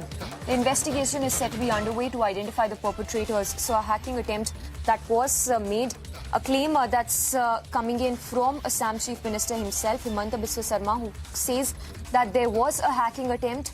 Preliminary information suggests that there is apparently a Pakistan angle which is being probed by the officials. All right, so that's the latest that is coming in from Assam. The Chief Minister says that there was a hacking attempt. The preliminary information suggests that there could be a Pakistan angle. We spoke with a police official in Assam on the investigation so far. Listen into that conversation. Yeah, we have received an information that some suspected miscreants, suspected to be based in Pakistan, has hacked the Facebook page of Honorable Chief Minister of Assam. And in this connection, we have registered a case in CID, that is CID Police Station Cyber Police Station case number 3/24 under section 66/66C/84 of Information and Technology Act. And we are investigating the case, and as of now I can tell you that we are investigating the case with full vigor. That is all about. Any breakthrough as far as were the hackers from Pakistan, or is it the server that they were using is based out of Pakistan? These matters are under investigation, and in due course of time we will find out the details. We are actively investigating the case. One more thing has shocked the people of Assam, that a doctored video of Chief Minister Dr. Himanta Biswa Sarma has surfaced. In this connection, what do you have to say? Because you are also investigating that particular aspect. Yes, we have also received an information in which it is seen that some miscreants have circulated an audio clip which is purportedly attributed to Honorable Chief Minister of Assam, which contains unauthorized and edited/doctored video speech, which the miscreants have circulated with malicious intent, with an intention of causing enmity between different religious groups. And therefore we have registered a case wide CID Cyber Police Station case number 02/2024 under section 153A/295A/419/500 of IPC, and we are investigating the case. In relation to the doctored video, are the miscreants from Assam, India, or from some other country? These matters are under investigation, and at this point of time I would not like to say much about the as the matter is under investigation. All right, let's go to Anirudh, my colleague who's joining us live right now. Anirudh, what we see right now is some kind of big update coming in. Now, this big update is saying that unidentified users attempted to hack Assam CM's account, social media account. The probe is on.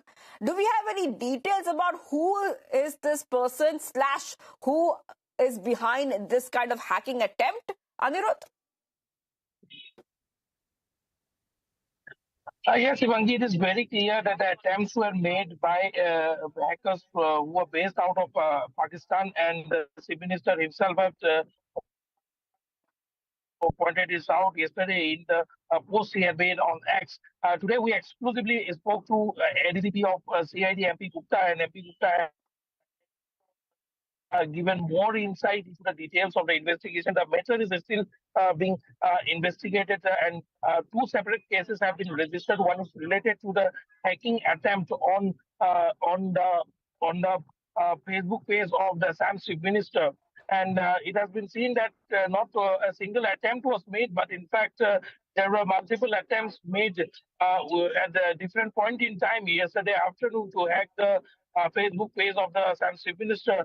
And though the hackers failed to get control of the Chief Minister's Facebook account, as it immediately came into the notice of the team which has been handling it, and they have taken up the security measures.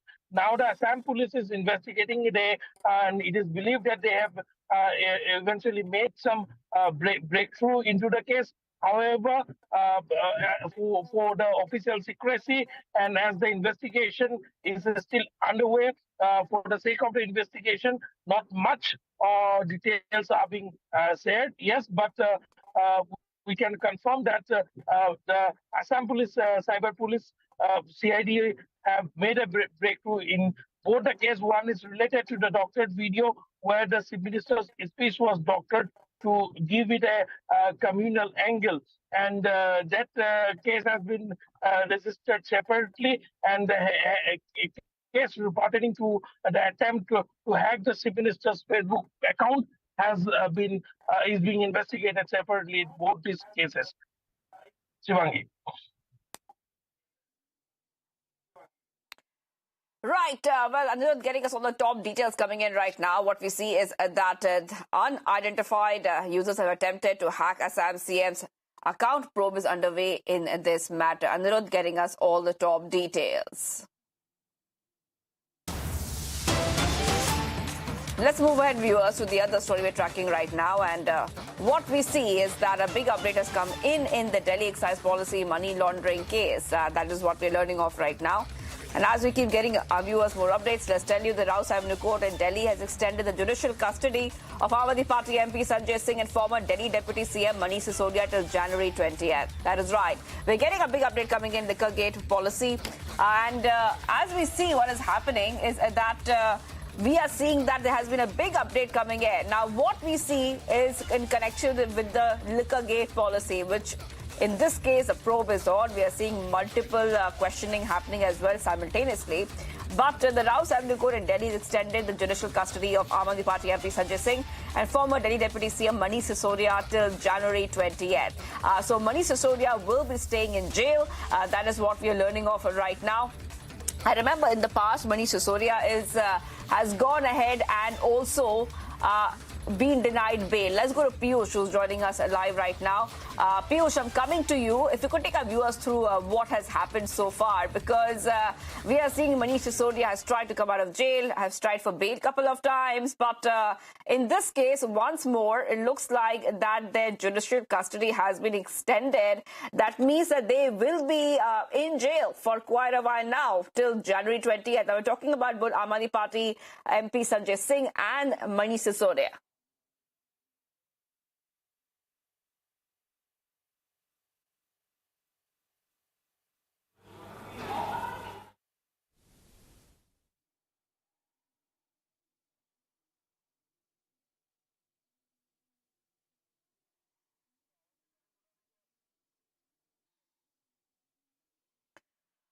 All right, viewers, so what we see right now, updated in Delhi excise policy, money laundering case, Rouse Avenue Court in Delhi extends the judicial custody of Aam Aadmi Party MP Sanjay Singh and former Delhi Deputy CM Manish Sisodia till Jan 20th. And what we see at this point of time is that the court has extended Singh's judicial custody. That is right. What we see at this point of time, this is a big development coming in.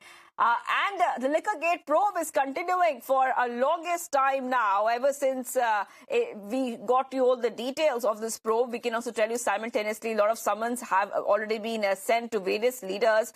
Already we are seeing that in this case, Arvind Kejriwal has been summoned as well, and he has skipped those summons. Remember that this is a very big story. As we've been tracking the story, many Aam Aadmi Party leaders are under the radar for this scam. And remember that as we keep getting you more updates, let's tell you that in the probe, we are seeing that Arvind Kejriwal has been summoned as well, but at the same time, his ministers and in fact the former Deputy CM of Delhi will be remaining in jail now, and he has tried many times to get bail in this case, but to no avail. Remember that the already Delhi CM Arvind Kejriwal has skipped multiple summons earlier in connection with the liquor scam probe, but at the same time, his ministers and leaders in the Aam Aadmi Party are going for these. Going for the Rouse Avenue Court in Delhi, extending the judicial custody of Aam Aadmi Party MP Sanjay Singh and former Delhi Deputy CM Manish Sisodia till Jan 20th.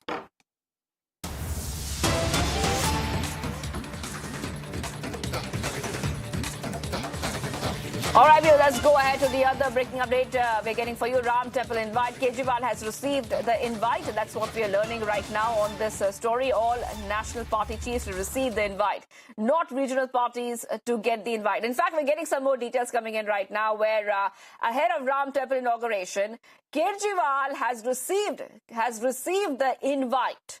And this is a Ram Temple invite we're talking about. We're getting some details coming in that the Delhi CM has gotten the Ram Mandir invite and all national party chiefs are receiving this invite. So as we head towards the Ram Mandir inauguration, let's tell you what exactly is happening. This is coming in, viewers, as we are tracking every development connected with the inauguration. We're also getting to know that it's a possibility that not all regional parties are getting the invite. So all national party chiefs are getting the invite. Maybe not all the regional party chiefs will be getting the invite. So that's what we are learning of right now. Let's go ahead, in fact, and try to understand what has really happened so far. Ram Temple invite has been sent to Arvind Kejriwal.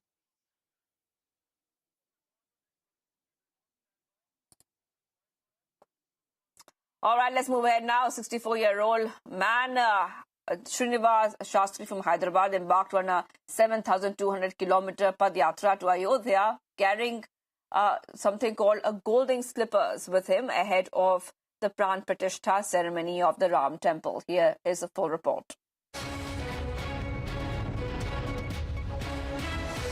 अभी तक 7,200 kilometre पूरा हो गया. पूरा राम जी ने किधर किधर घुमा, वही ढूंढ के जंगल पहाड़ी के ऊपर पूरा देख के इसे आ रहा हूँ. अभी पूरा अयोध्या तक जाने के लिए 7,600 किलोमीटर हो रहा है. इसी अभी चांदनी 8 किलो चांदनी से चरणपाद का बनाया. अभी गोल्ड कोटिंग भी हो गया. ये चरणपाद का लेकर पूरा भारत में हर मंदिर में हर संत लोगों से पूजन किया, रामेश्वरम से लेकर बद्रीनाथ तक. अभी राम जी का कैसा अरण्यवास गमन है, अयोध्या से रामेश्वरम तक कैसा गया, वही रास्ते पे अभी पैदल से जा रहा हूँ. अभी चित्रकूट तक गया, चित्रकूट से कल 15 तक अयोध्या पहुँच जाता हूँ. जाने के बाद 16 तारीख को योगी आदित्यनाथ को एक महामुनि ने राम जी चरण पादुका से वर्णन किया. उसमें सूर्य चंद्र पूरा ऐसा सिंबल पूरा रहता, धनुष और मत्स्य यंत्र, कलश, सिंह चक्र, गदा पूरा है, वही हिसाब से बनाया है. बहुत संतुष्ट हो गया, मेरे को बहुत खुश हो रहा हूँ. डे बाई डे इनके उत्साह हो रहा है ऐसा राम जी का काम पे. भक्तों भी बहुत खुशी होके दर्शन कर रहा है। मैं 16 तारीख 17 तारीख तक उधर दे देता हूँ मंदिर में। 22 तारीख को उद्घाटन है ना उधर, वो ट्रस्ट वाले डिसाइड करते किधर रखना बोल के ऐसे। ये पूरा काम अयोध्या भाग्यनगर सीताराम सेवा फाउंडेशन है मेरे को, वो फाउंडेशन तरफ से कर रहा हूँ। मेरे को ये काम करने का पूरा इंस्पिरेशन मेरा बच्चा है, मेरा बड़ा बच्चा। उन्हें 205 में एक्सीडेंट होके एक पैर खो दिया।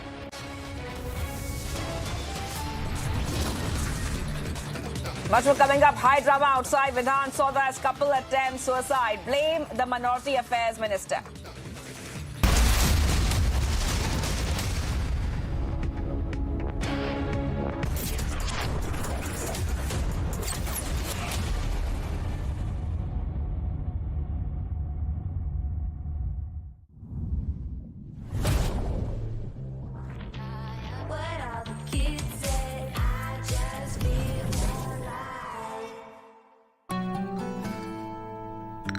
Yeah, Ajay, look at your dad. Will we be the same at his age? Absolutely yes, if we plan our future like him. How? My father had invested in LIC's Jeevan Akshay, which gives immediate and guaranteed annuity at regular intervals, that too for life. Wow.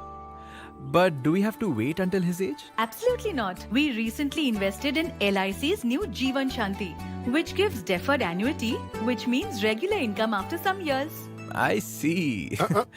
LIC. LIC's annuity plans give 10 annuity options and flexibility in receiving regular income. LIC, हर पल आपके साथ. Whenever I had ice cream or cold water, I would experience a sharp shooting sensation. So I just kept ignoring it. Even my hot chai was giving me the same amount of discomfort. My dentist recommended Sensodyne. So now I can be completely carefree and sip my hot cup of tea. It really works. भाई इतनी बड़ी tile, इतनी बड़ी बड़ी hits आप लोगों ने मुझे दी हैं। टाइल्स तो बड़े होने चाहिए। सुमानी मैक्स टाइल्स, टाइलों का सबसे बड़ा भाई। सुमानी मैक्स टाइल्स, जमीन से जुड़े।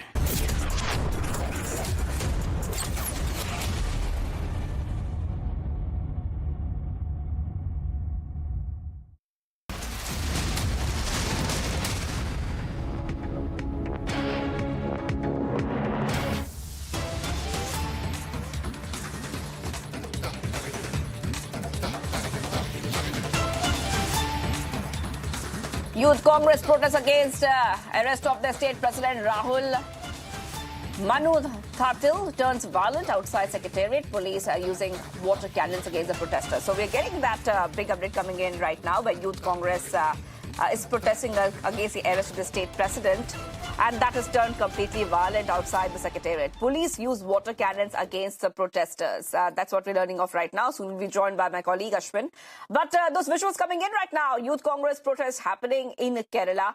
And this is after the state president was arrested. Now, the entire scene has completely turned violent. Right outside the Secretariat, you can see those visuals coming in as well. And as we keep getting you more updates, let's tell you what is happening. A huge crowd has gathered there as the Youth Congress is holding a protest against the arrest of the state president. The police is using water cannons against protesters. So that is what we're learning of right now on Republic TV. And as we keep getting more updates, let's tell you exactly what is happening. These are visuals coming in right now of the Youth Congress protest happening in Kerala. That is what we're learning of right now. And we can also tell you viewers that the protest has turned violent. This is information trickling in. Now, this is coming in, viewers, as we have been seeing that the Youth Congress president has been arrested for the Secretariat protest. Let's go straight to Ashwin, who's joining us right now. Ashwin, I'm coming to you. And we are seeing that as the magistrate court in Thiruvananthapuram is hearing arguments for and against releasing Youth Congress state president, we are seeing that the Youth Congress protest has turned completely ugly, completely violent. Take us through exactly what is happening. Ashwin. Members are fighting with each other in Kerala. That you can clearly see. The state government, which is of the left, has taken into custody Rahul Mankutatil, the Youth Congress state president, last day, citing that he is one of the accused in an earlier protest violent, which caused massive damages to public property as well. Now, in that case, Rahul Mankuttatil was made an accused, and now he was taken into custody. Now, what you see today is the protest against this arrest, because what happened was quite dramatic. Rahul was picked up from his residence, and then he, without any reason, he was picked up like any other criminal and brought into Trivandrum, where he was not allowed to speak to the media as well. There were a lot of restrictions. There was a push and pull. All this has happened. So the Congress has now accused the CPM. Both of them are allies outside the state. Have come out to say that there is undemocratic means in which the CPM is functioning, and they are protesting against this. Followed by which today also the protest is what we are witnessing is water cannons that are being used by the police after several protesters turned violent. There has been push and shove. There has been provocation, but the police initially were keeping. But the water cannons is what has happened right now, and the situation still remains tense. While the Youth Congress is continuing its protest, they have also created a blockade outside the Secretariat and not allowing the vehicles to also to pass by. So certainly there is a huge fight that is taken between the Congress and the CPM in the state, and on the reasons that the Youth Congress state president has been taken into custody, and he was arrested for inciting riots in the previous Shivangi. All right. Thank you, Ashwin, for getting us all the details coming in. It's Ashwin getting us top updates. And Youth Congress protests against the arrest of their state president has turned violent. Police have used water cannons against the protesters. Let's move ahead, viewers, to the other stories we're tracking.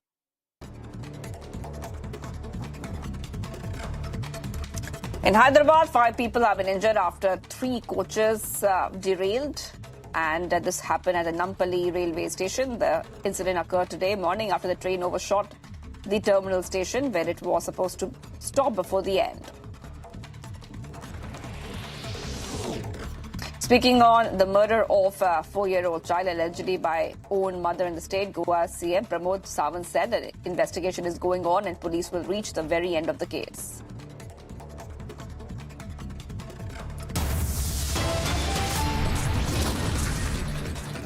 Much more coming up. Maharashtra Speaker to deliver verdict on a disqualification plea against CM Shinde and several MLAs. Stay tuned.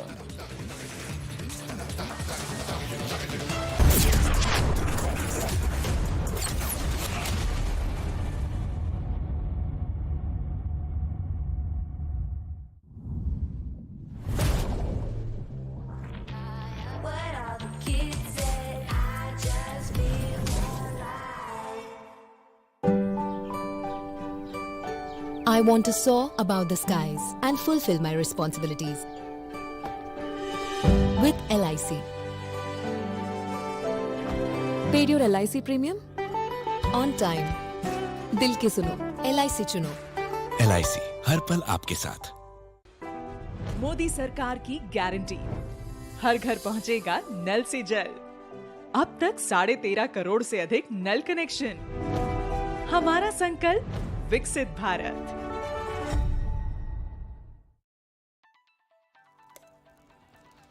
जब parental control के बिना हो hackers के पास authority, फिर किस बात की cyber security. Quick heal, आज के लाइफ की प्रायोरिटी साइबर सिक्योरिटी. आपने सोमानी का नया रोल देखा? वही स्टाइल और रेंज सोमानी बाथवेयर में भी. सोमानी बाथवेयर,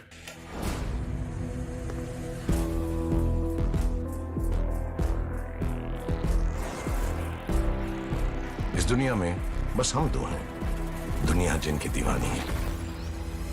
आ रहे हैं हम दोनों.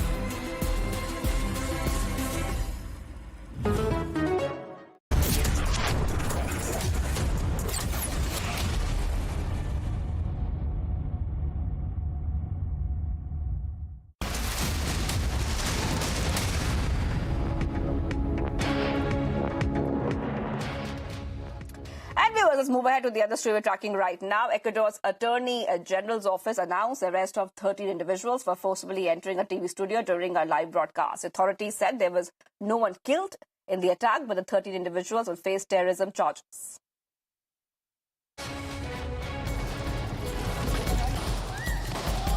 Masked men armed with guns and explosives disrupted a live broadcast, leading the president to declare an internal armed conflict. 13 individuals arrested after breaking into a TV studio during a live broadcast will be charged with terrorism. The attack did not result in the fatalities, but the authorities are working to establish a case against the arrested individuals.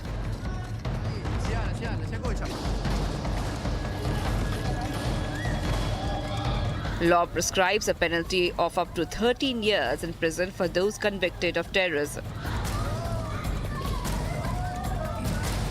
Some of the assailants ran from the studio and tried to hide elsewhere in the building when they realized they were surrounded by police. Bureau Report, Republic TV.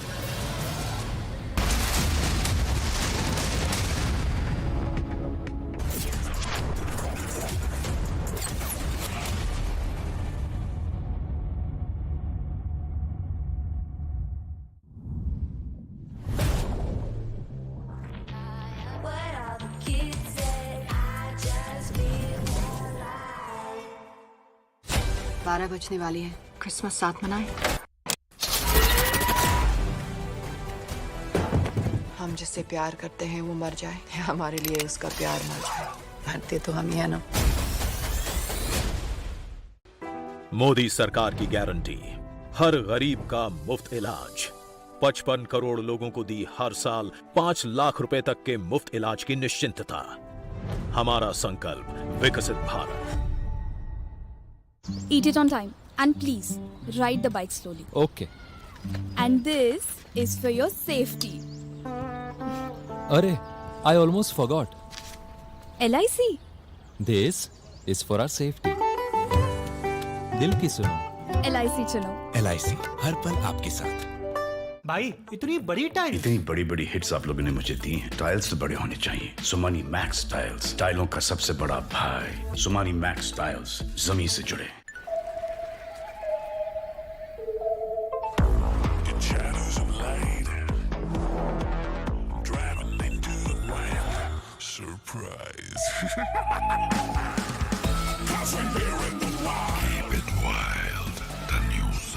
Kia, movement that inspires.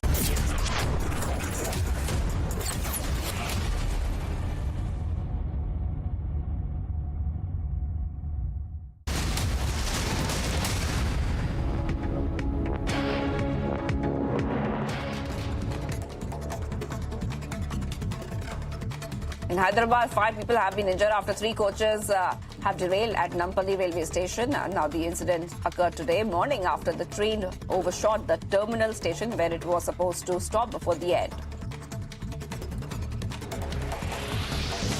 Speaking on the murder of a 4-year-old child allegedly by his own mother in the state, Goa Chief Minister Pramod Sawant said that the investigation is going on and the police will reach the very end of the case.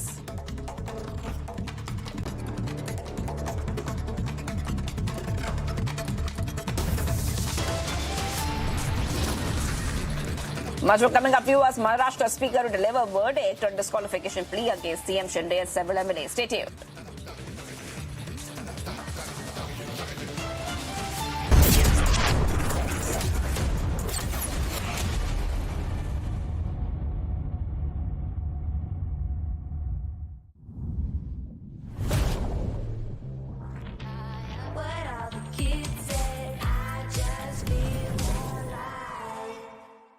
$15,000 placements in 2022-23. At Amity, we are committed to nurturing passionate, hardworking and proactive professionals.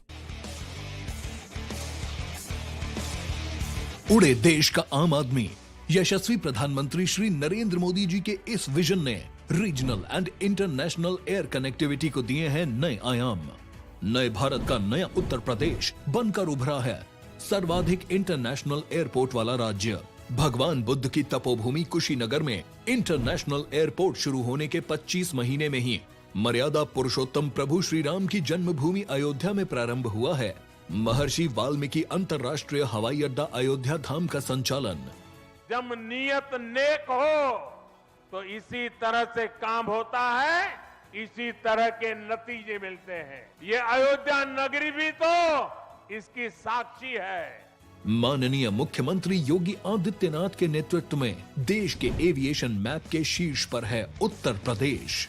Airport से ऊंची उड़ान, connectivity को नई पहचान। आपने सोमानी का नया role देखा? वही स्टाइल और रेंज सोमानी बाथवेयर में भी। Somani bathware.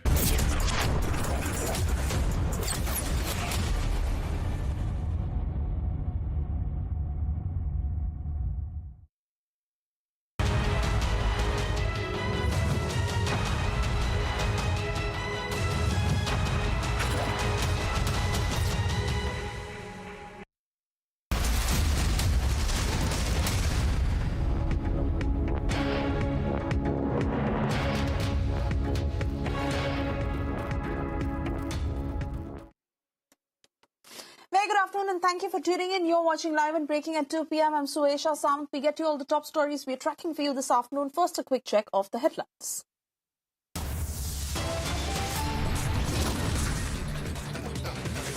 Maharashtra Speaker to deliver verdict on disqualification plea against CM Shinde and several MLAs.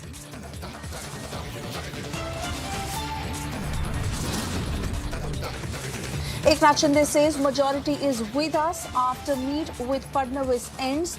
All eyes now on Speaker's decision at 4 p.m.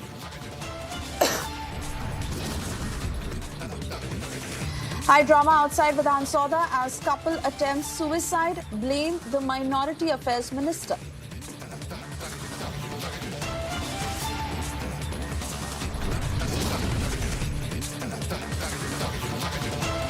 Days after violent attack on ED team in Bengal, agency moved court seeking protection.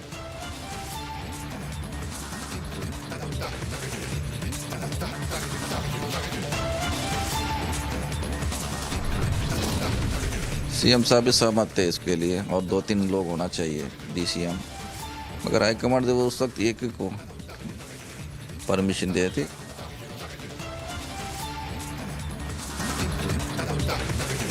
Big political churn in Karnataka. Insider reveals CM backing multiple deputy CM demand.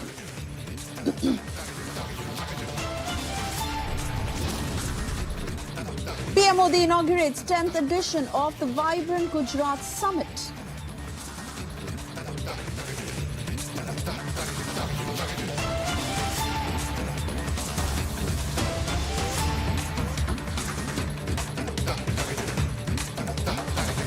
And first up, breaking news coming in. Maharashtra Assembly Speaker Rahul Narvekar will pronounce the decision at 4:30 p.m. is the latest that is just coming in.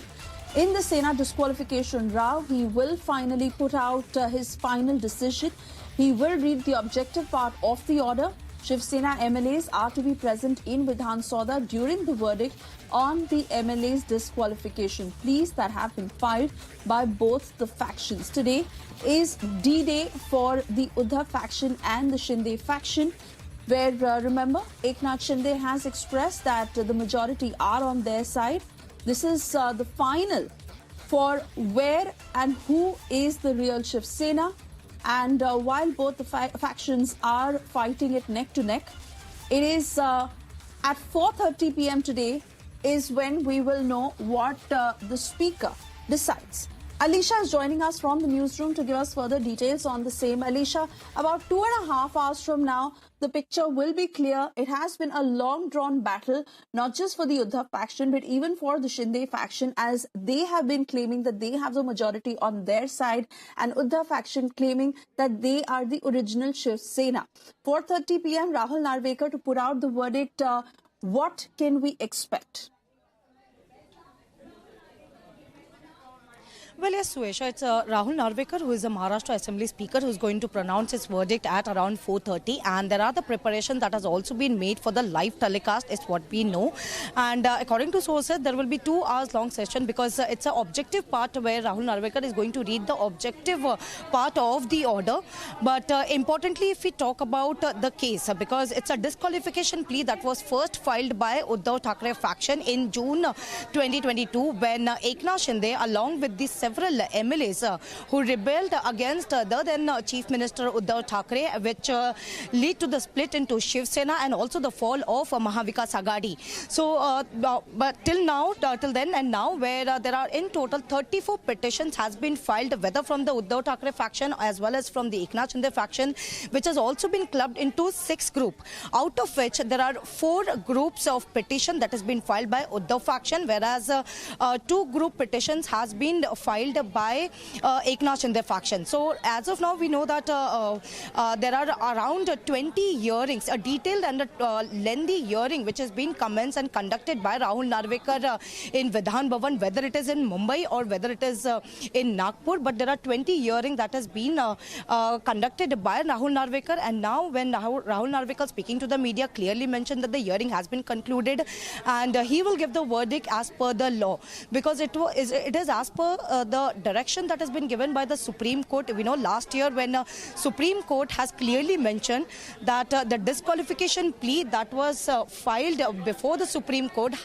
the decision has to be taken by the Speaker, and Supreme Court has clearly given the directions to the Speaker, asking him to take a decision by 10th of January, which is today. And Rahul Narvekar has also mentioned that the hearing has been concluded and he is ready for the verdict. Also now what we know that Rahul Narvekar is already present in Vidhan Bhavan, and since past 2 to 3 hours he is having a meeting with the officials there, and right after at around 4:30 where he is going to deliver its verdict over the disqualification plea that has been filed by both the faction. Oh, yes, absolutely, Alisha. And this really will decide the fate of both the factions and the future of governance in Maharashtra in that sense. Meanwhile, a lot of reactions coming in. Do stay on with us, Alisha. We'll come back to you in just a short while.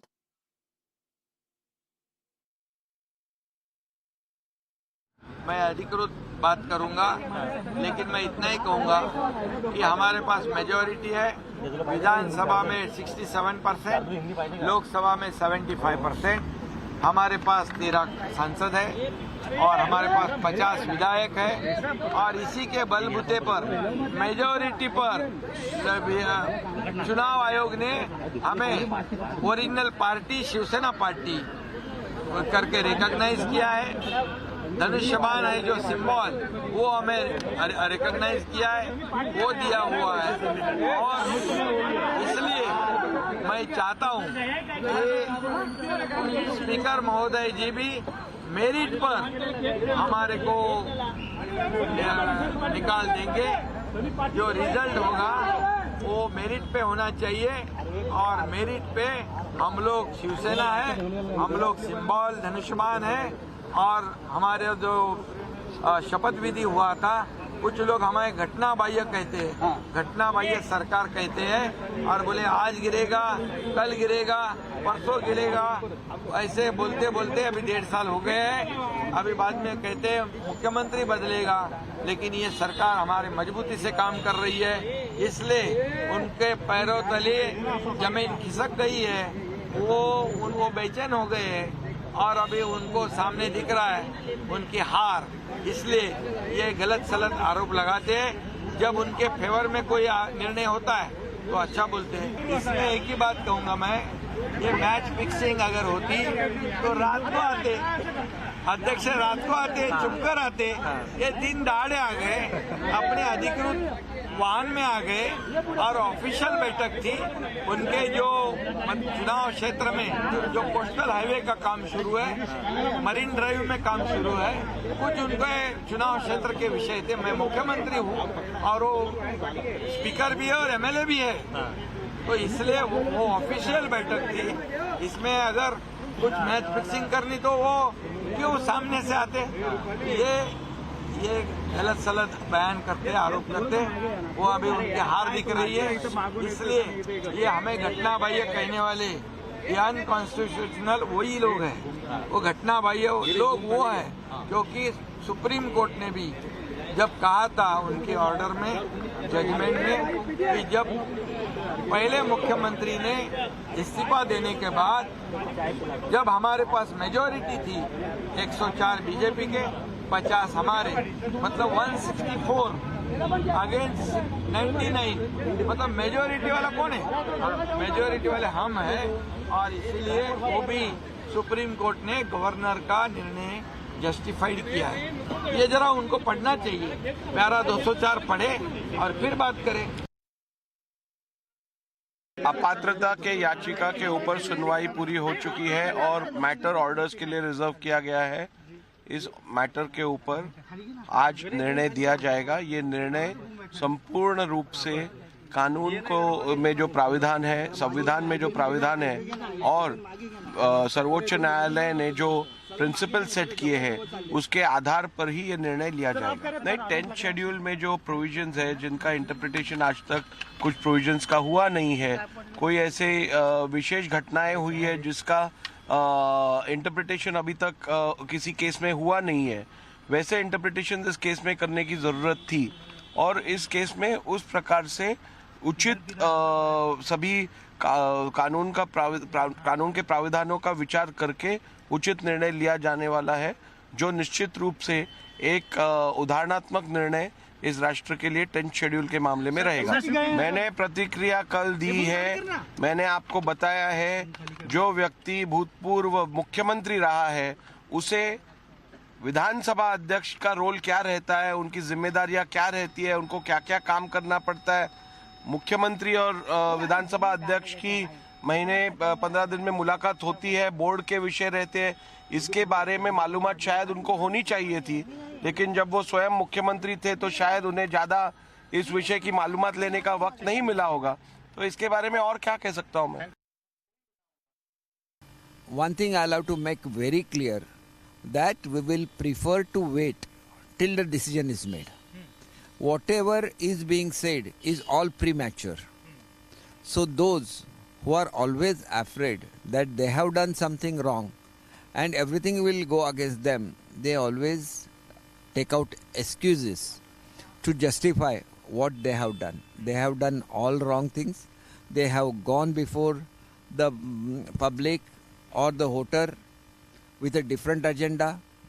And if you go through the various decisions taken by Supreme Courts earlier, they have clearly mentioned that MLAs or MPs are elected by the people almost every week, every 15 days because of their official work in the assembly. And during our assembly, so many people from the opposition party have gone and meet Mr. Narvekar. At that time also, this case was in progress. So why they have met him? Because these are different authorities. They will have to perform their duties also. At the same time, they will have to take the hearing and give the decision also. And whatever has happened during this hearing is all recorded. So whatever is recorded, on the basis of that, he will have to give the decision. And decision will have to be as per the law only, because it could be challenged otherwise. The legal position is absolutely clear.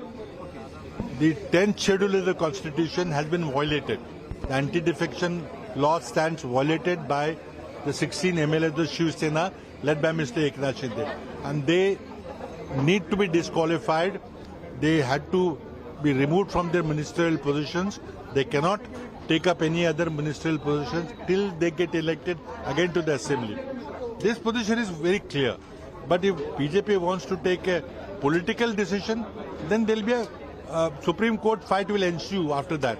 If the decision comes on an unexpected line, which we think violates the Constitution, violates the spirit of the anti-defection law, letter of the anti-defection law, if that happens, if a political decision comes to help the BJP, then of course the legal proceedings will follow.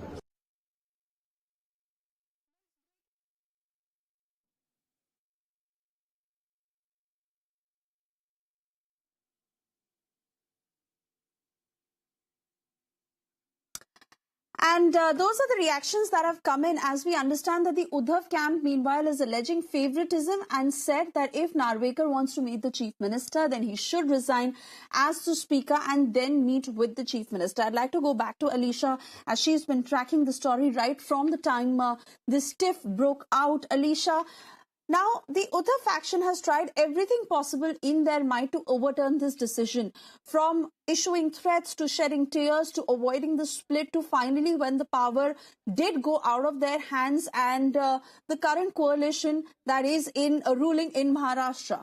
But in this scenario where the Uddhav faction is once again alleging favoritism on the part of Rahul Narvekar, are they already in a way preempting that they may not be on the winning side today? Well, yes, Suesha, we know that there was already an affidavit that has been filed before the Supreme Court yesterday itself from the Uddhav Thackeray faction, clearly mentioning that right after 3 days where there is the deadline for the speaker to pronounce its verdict and he's gonna make his decision. But before that, it is Narvekar who met the Maharashtra Chief Minister Eknath Shinde at his official bungalow, which is objectable, and now the Supreme Court has to come forward and also make in some objections, and the direction should be given on this. But right now, there was also a clarification that is given by Rahul Narvekar, clearly mentioning that it's not only the disqualification plea that he's been working. He's the Assembly Speaker, and there are some other things, there are some other cases as well which he has to discuss with the Maharashtra Chief Minister.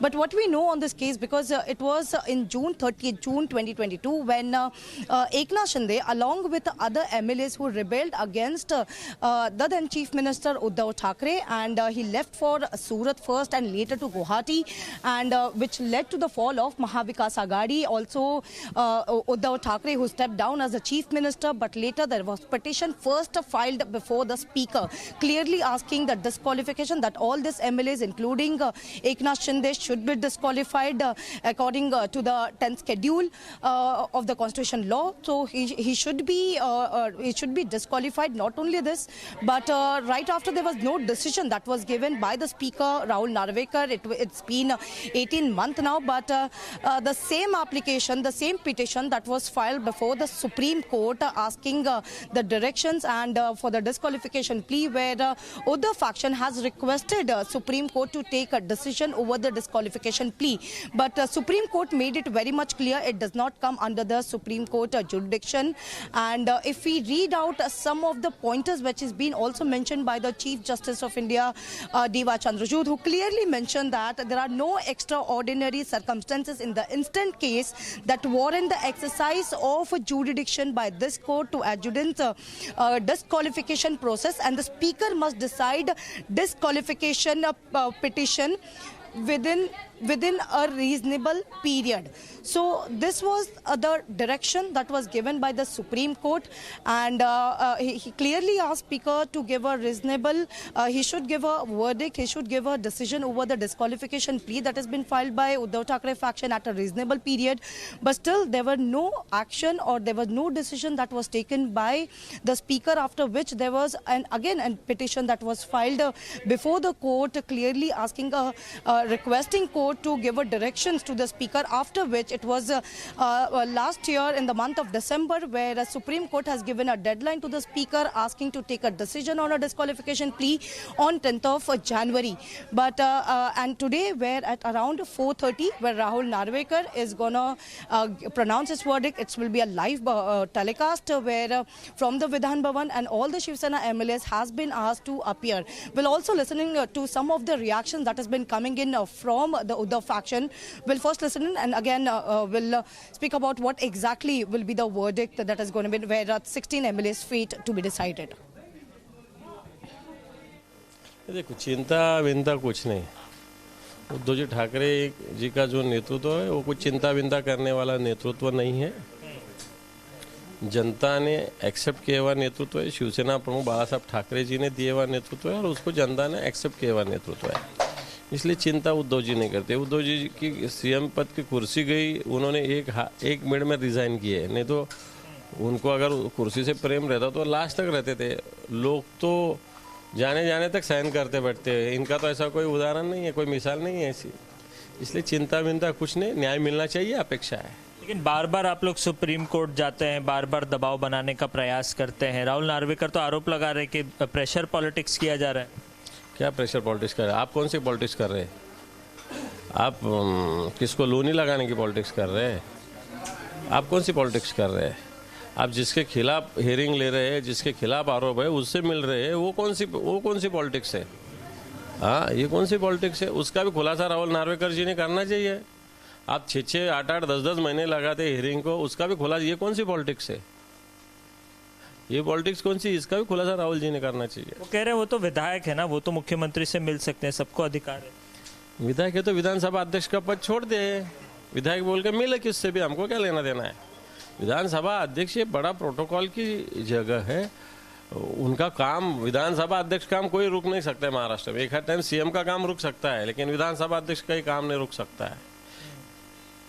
इतनी शक्ति उस जगह पे है, इसका मतलब आपको आपकी जगह का ज्ञान नहीं होगा, इसलिए आपको जाना पड़ता होगा। कल गुप्त बैठक भी हुई मुख्यमंत्री से, डिप्यूटी चीफ मिनिस्टर्स दोनों उनके साथ बैठक किए। उसको गुप्त कहा कह सकते? हो गई, आपको मालूम होगा, इसका मतलब गुप्त थोड़ी थी वो। अगला सवाल लूँगा मैं, उम्मीदें क्या हैं आज के जो निर्णय आएगा, किसके फेवर में होगा, नहीं होगा, क्या कुछ उम्मीदें? देखो, जो आएगा वो आएगा, उसको उसके सामने जाना चाहिए, उसको फेस करना चाहिए, ये भूमिका हमारी है। न्याय की तो अपेक्षा है, लेकिन न्याय की अपेक्षा, न्याय नहीं मिला, अन्याय हुआ तो क्या हम थोड़ी घर में बैठने वाले, हम थोड़ी चुप बैठने वाले, हम तो आवाज़ उठाएंगे। और बहुत सारी जगह जा सकते हैं, हम जाएंगे, सुप्रीम कोर्ट जाएंगे, बिल्कुल जाएंगे। स्वरूप से फैसले पर सबकी नज़र है, मगर फैसला सत्य और असत्य का है, सत्य और सत्ता का है। ये फैसला शिवसेना के लिए और जनता के लिए अहम है, क्योंकि पहले भी हमारा चिन्ह, नाम चुराया है, मगर ये चुराने के बाद भी लोग उद्धव बाळासाहेब ठाकरे के साथ ही रहे। और ये निर्णय जो है, तो अभी आपने पढ़ा होगा कि सुप्रीम कोर्ट ने सुनील प्रभु का व्हिप मान्य किया है, और उस व्हिप के यहाँ से ही हम उनका व्हिप हमने मान्य किया है, और इसलिए जिन्होंने व्हिप मान्य किया उनके ऊपर कार्रवाई होनी चाहिए, ये संकेत है। मगर ये संकेत के बाद अभी निर्णय क्या होता है वो हम देखेंगे। लेकिन बार बार आप लोग विधानसभा स्पीकर पर सवाल उठाते हैं, उनकी भूमिका पर सवाल उठाते हैं, कारण क्या है? उनकी भूमिका गेले 1.5 बरस से 2 बरस से उनकी भूमिका लगातार द्विधाद्वंद स्थिति में है, इसलिए सवाल उठाते हैं। मगर अभी 4 बजे के बाद वो निर्णय होगा। अगला स्टेप क्या होगा यदि आपके फेवर में फैसला नहीं आता है, तो क्या करेंगे आप? निश्चित स्वरूप से उसके ऊपर हमारे कायदेरत्न है, हमारे वरिष्ठ नेता है, वो उसके ऊपर चर्चा कर रहे हैं और वो हम निर्णय लेंगे।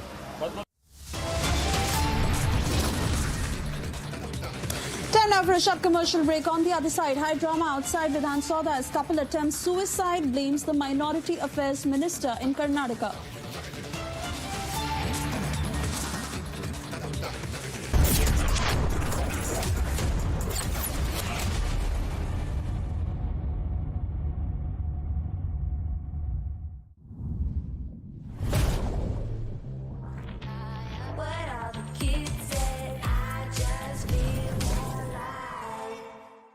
$15,000 placements in 2022-23. At Amity, we are committed to nurturing passionate, hardworking and proactive professionals.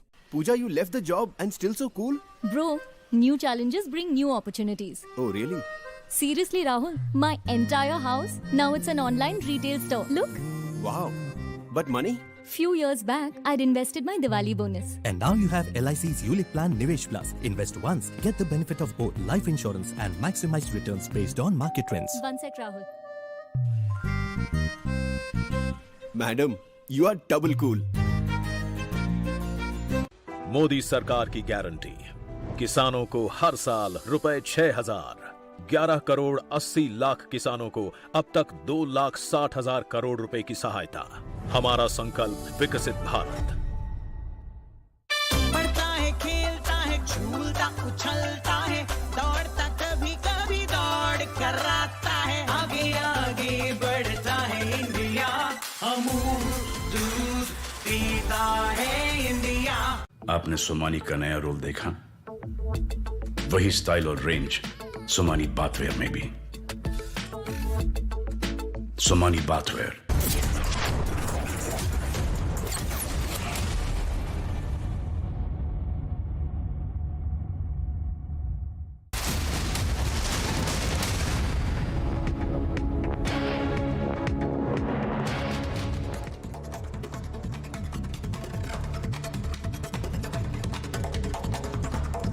Prime Minister Modi meets UAE President Al Nahyan and other global leaders at the vibrant Gujarat Global Summit 2024 in Gandhinagar, featuring discussions on global partnerships and cooperation.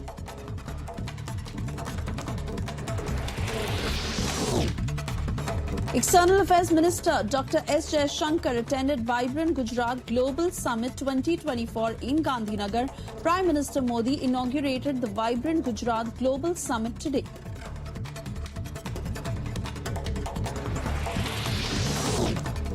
Indian Army thwarted a narcotics smuggling attempt by Pakistan at the line of control in Poonch, recovering approximately 2.5 kgs of suspected heroin with a market value of 12.5 crores in an overnight operation. The seized drugs are believed to be smuggled for financing terror activities in Poonch and Rajouri.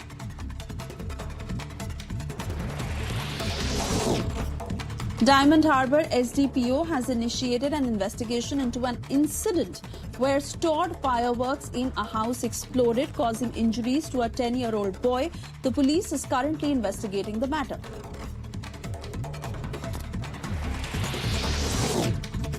Ahead of the grand consecration ceremony of Ayodhya Ram Mandir, scheduled on the 22nd of January, the first golden door, which is 12 feet high and 8 feet wide, has been installed inside the temple.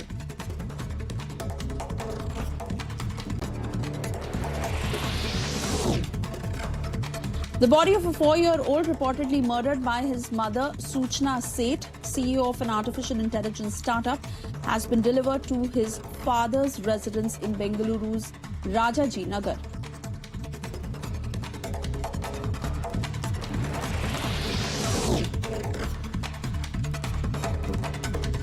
Indefinite strike called by Tamil Nadu State Transport Corporation continues for the second day across the state, demanding the signing of the 15th wage revision agreement to increase the pay, filling vacancies and releasing dearness allowances for retired workers.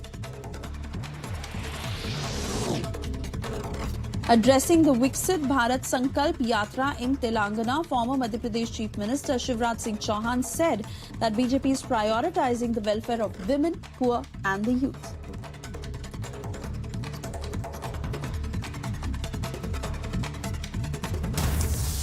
Time now for a short commercial break. On the other side, we get you details as Maharashtra Speaker is all set to deliver the verdict on disqualification plea against CM Shinde and several MLAs at 4:30 p.m.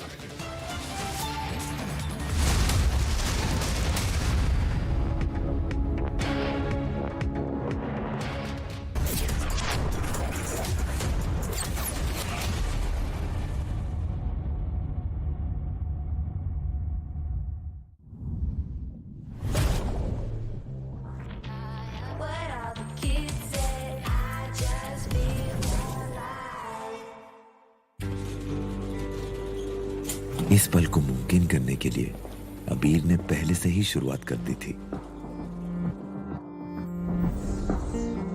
ये पल सच हुआ, ये पलकों पे सूरज सा उगा, ये पल मानो रुक सा। और म्यूचुअल फंड से शुरुआत करना समझदारी की निशानी है।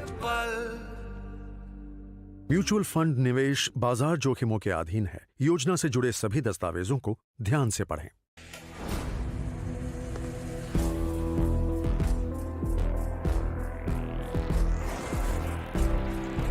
इस दुनिया में बस हम दो हैं, दुनिया जिनकी दीवानी है। आ रहे हैं हम दोनों।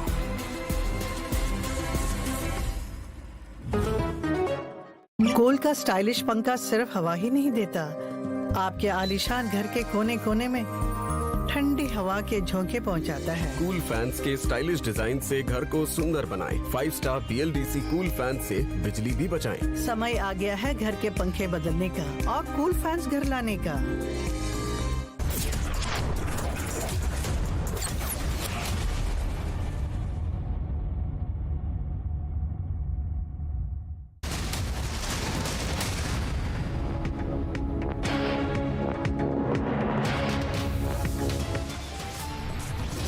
संविधान है और सर्वोच्च न्यायालय ने जो प्रिंसिपल सेट किए हैं उसके आधार पर ही ये निर्णय लिया जाएगा।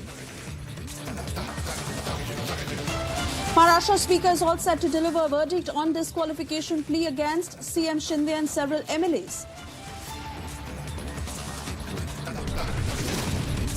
हमारे पास मेजॉरिटी है, विधानसभा में 67%, लोकसभा में 75%, हमारे पास 13 सांसद है और हमारे पास 50 विधायक है। Shinde says majority is with us. After meet with Fadnavis ended, all eyes on Speaker's decision at 4:30 p.m.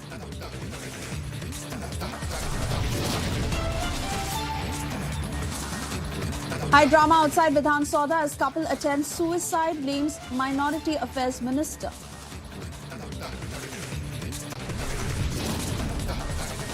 Days after violent attack on ED team in Bengal, agency moved court seeking protection.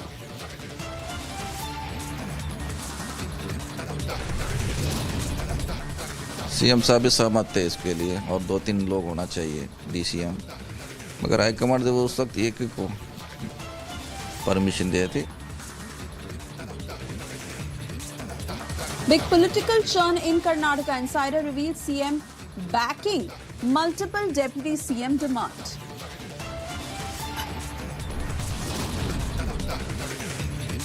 Prime Minister Modi inaugurates 10th edition of the vibrant Gujarat Summit.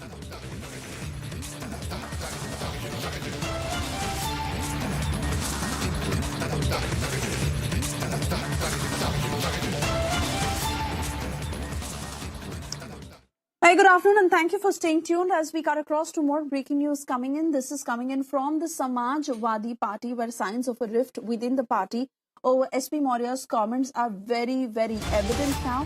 Once again, as he stokes the controversy, he's made anti-Hindu remarks. SP MLA Rakesh Pratap has now said that he met with Akhilesh and has demanded action against SP Maurya. SP Maurya, who's once again made a very controversial statement regarding the firing on car sevaks, and also as he added that the Samajwadi Party government had given shoot-at-sight orders for car sevaks to safeguard the law. This has caused a massive controversy yet again. SP Maurya's insult to Hindu sentiment as the signs of a rift within the Samajwadi Party are once again evident. This is Samajwadi Party Neta Rakesh Pratap, who has gone on to demand action against SP Maurya, and he's also met with Akhilesh Yadav in this connection. Let's listen in to the reaction coming in. देखिए, ये मैं विधायक के तौर पे मेरी व्यक्तिगत इच्छा है और मैंने लिखा भी है कि मेरी व्यक्तिगत इच्छा है कि उत्तर प्रदेश के सभी विधायकों को 22 तारीख को भगवान राम की प्रभु श्री राम की प्राण प्रतिष्ठा के कार्यक्रम में ले जाया जाए। और विधानसभा अध्यक्ष जी से मैंने इसलिए मांग किया है कि विधानसभा अध्यक्ष हम लोगों के विधानमंडल दल के संरक्षक होते हैं और ये बात तो बिल्कुल सही है कि जब जिसको भगवान जहाँ बुलाएगा वहाँ हो जाएगा, बिना उसकी इच्छा के एक पल भी इधर उधर कोई नहीं हो सकता है। आप ये बात कह रहे हैं और आपकी ही पार्टी के सर राष्ट्रीय पदाधिकारी हैं स्वामी प्रसाद मौर्य, वो जो एग्जिस्टेंस है उसको लेकर सवाल कर रहे हैं, जो गोलियां चली थी कार सेवकों को उसको लेकर बात कर रहे हैं। कैसे देखते हैं आप स्वामी प्रसाद मौर्य की बात को लेकर, कैसे देखते हैं? देखिए, राष्ट्रीय अध्यक्ष जी ने निर्देश दे दिया है, कोई धर्म पे बात नहीं करेगा।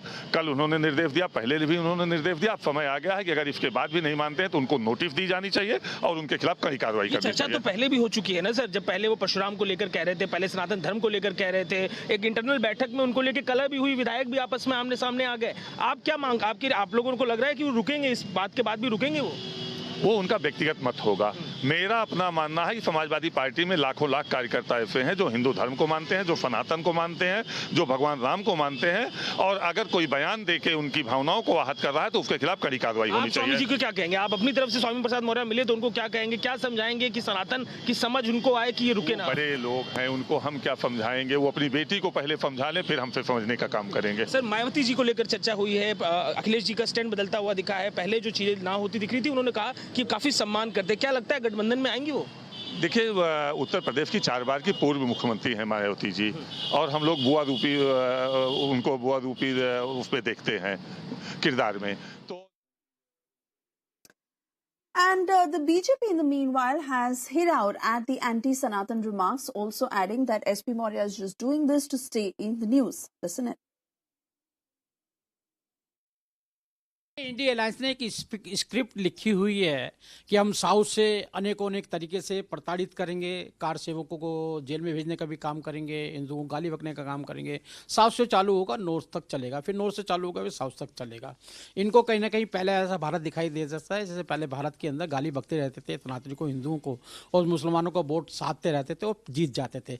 आज हिंदू भी सनातनी भी इकट्ठा हो गया, मजबूत हो गया है, बढ़ता हुआ भारत देख रहा है, और माइनॉरिटी भी कहीं ना कहीं सबका साथ सबके विकास के साथ आज मोदी जी के साथ में खड़ा हो गया है। मोदी जी जिस प्रकार से सबको गैस देने का काम कर रहे हैं, शौचालय देने का काम कर रहे हैं, और लोगों को मकान देने का काम कर रहे हैं, 80 करोड़ को फ्री भोजन देने का काम किया है, ऐसे सारे विकास के नारे पूरा देश मोदी जी के साथ में खड़ा हुआ है। आज इनकी विचलन इनका वाजिब है।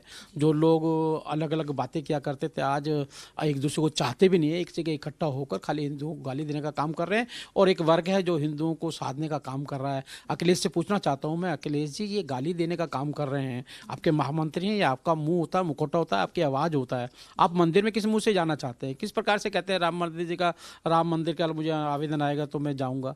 आपका मुंह ही नहीं है, खाली आपके बातों से आज देश को संतुष्ट नहीं कर सकते। देश सारा को जानता है, हिंदू हो, मुस्लिम हो, सिख ईसाई हो, सब मोदी जी के साथ में खड़े हुए हैं। सर, क्या कारण है कि बार बार इस तरीके के कमेंट्स आ रहे हैं? जैसे जैसे सेरेमनी पास आ रही है, प्राण प्रतिष्ठा का समय निकट आ रहा है, उसी तरह हम देख रहे हैं कि इस तरीके के कमेंट्स, चाहे वो स्वामी प्रसाद मौर्य हो, चाहे वो कांग्रेस हो या दूसरे इंडिया अलायंस पार्टनर हो, बार बार राम मंदिर, राम के खिलाफ, कार सेवकों के खिलाफ ये कमेंट्स आ रहे हैं। जिस प्रकार से देश मजबूती के साथ में सनातन के साथ खड़ा हुआ है, ये 2024 तक आएंगे, चुनाव तक आएंगे, ये खाली 22 तारीख को नहीं रुक जाएंगे, बाद में भी आएंगे, लगातार आएंगे, क्योंकि एक वर्ग में इनको वोट लेने जाना होता है, और वो वोट जब भी इनको वोट देता है जब ये गाली बकेंगे हमको, क्योंकि उनकी भाषा में भाषा मिलानी इनको होती है। लेकिन इनको मालूम नहीं है कि आने वाले 2024 के अंदर जो एजेंडा आप बना रहे हैं ये चलने वाला नहीं है। देश मजबूती के साथ में मोदी जी के साथ खड़ा हुआ है, विकसित भारत के साथ खड़ा हुआ है, दास्ता की निशानी को मिटाने के लिए खड़ा है। 2047 के अंदर एक विकसित भारत के निर्माण की ओर सब सहभागी होना चाहते हैं, इसलिए आपकी ये दाल नहीं गलने वाली है, कितना भी आप प्रयास कर लें। देश के लिए बहुत खुशी का मौका है कि 100 सालों के वनवास के बाद भगवान श्री राम अपने मंदिर में पधार रहे, उनकी प्राण प्रतिष्ठा हो रही है। इस मौके पर हमारे प्रधानमंत्री श्री नरेंद्र मोदी जी ने देश आह्वान किया है, 140 करोड़ भारतीयों से आह्वान किया है कि सब लोग खुशी मनाएं, अपने घर में दिए जलाएं, और 14 जनवरी को अपने अपने धार्मिक स्थलों की सफाई करें। उसी को हम आगे बढ़ाते हुए जो हमारे अल्पसंख्यक समाज के धार्मिक स्थल हैं, मस्जिद हैं, मॉन्क हैं, गुरुद्वारे हैं, चर्च हैं, वहाँ पर हम सफाई का अभियान शुरू कर रहे हैं। इस सफाई अभियान को देश भर के जो हमारे अल्पसंख्यक कार्यकर्ता करेंगे, और हम जो 22 तारीख को दिए जलाए जाएंगे उस दिए को भी बांटने का काम कर रहे हैं। लगभग 7,25,000 दिए बांटने की हमने व्यवस्था की है, और हमारे जो कार्यकर्ता है, जो समाज के लोग हैं, वो उस दिए को 22 तारीख को जलाकर देश की खुशी में, हमारे हिंदू भाइयों की खुशी में हम शामिल होंगे। जी बिल्कुल सर, हम देखते रहते हैं रोज़ाना अलग अलग बयान आते हैं, चाहे वो ओवैसी जी हों, चाहे वर्क जी हों, राम मंदिर के खिलाफ बयान आते हैं। किस तरीके से देखते हैं इन बयानों को सर? ये सिर्फ राम मंदिर के खिलाफ नहीं है, ये देश के खिलाफ है, क्योंकि ये हिंदू मुस्लिम को तोड़कर देश को तोड़ना चाहते हैं। इनकी पूरी राजनीति विदेशी ताकतों के हाथों में बिकी हुई है। ये देश को कमज़ोर करना चाहते हैं, प्रधानमंत्री श्री नरेंद्र मोदी जी को कमज़ोर करना चाहते हैं। ये भारत को विकसित भारत देखकर बनते हुए देखना नहीं चाहते। इसलिए मैं अपने सभी मुस्लिम भाइयों से अपील करता हूँ कि हमें किसी के बहकावे में आने की जरूरत नहीं है। हमने सबको मौका दिया, लेकिन किसी ने ना देश की चिंता की, ना मुसलमान की चिंता की, ना पूरे हिंदुस्तान की चिंता की। पहली बार एक ऐसा प्रधानमंत्री मिला है जो हमें विश्व पटल पर नाम दिया है, जो हमारे सम्मान को बढ़ाया है, देश के गौरव को बढ़ाया है, और कौमी एग्जीक्यूटिव को मजबूत करने के लिए उन्होंने काम किया है। क्रिसमस पर देखेंगे तो प्रधानमंत्री जी अपने घर में जो हमारे क्रिश्चियन भाई उनको बुलाते हैं, वहाँ पर क्रिसमस पार्टी होती है। आप अगर अभी उर्स होने वाला है अजमेर शरीफ में, 812वां उर्स है। पिछले 10 सालों से प्रधानमंत्री चादर भेज रहे, इस बार भी अभी 11 तारीख को 12:30 बजे वो चादर देने वाले, हम सब लोग चादर लेके जाएंगे। तो जब हम प्रधानमंत्री जी हमारी खुशियों में शामिल होते हैं तो हमारा भी फर्ज बनता है कि हम देश की खुशी में शामिल हों। और इस्लाम में कहा गया है कि जो मुल्क का हाकिम होता है उसके आदेश को, उसके बात को मानना, उसको सपोर्ट करना हमारा फर्ज है। And we now get you a big revelation on the 3 deputy chief ministers in Karnataka. Top Congress minister who's spoken to Republic on the deputy chief minister row in Karnataka, where PWD minister has revealed the inside details of the meeting with Randeep Surjewala. He said that 10 ministers demanded for multiple deputy chief ministers in Karnataka, and Chief Minister Siddaramaiah has actually gone on to back this demand. Listen.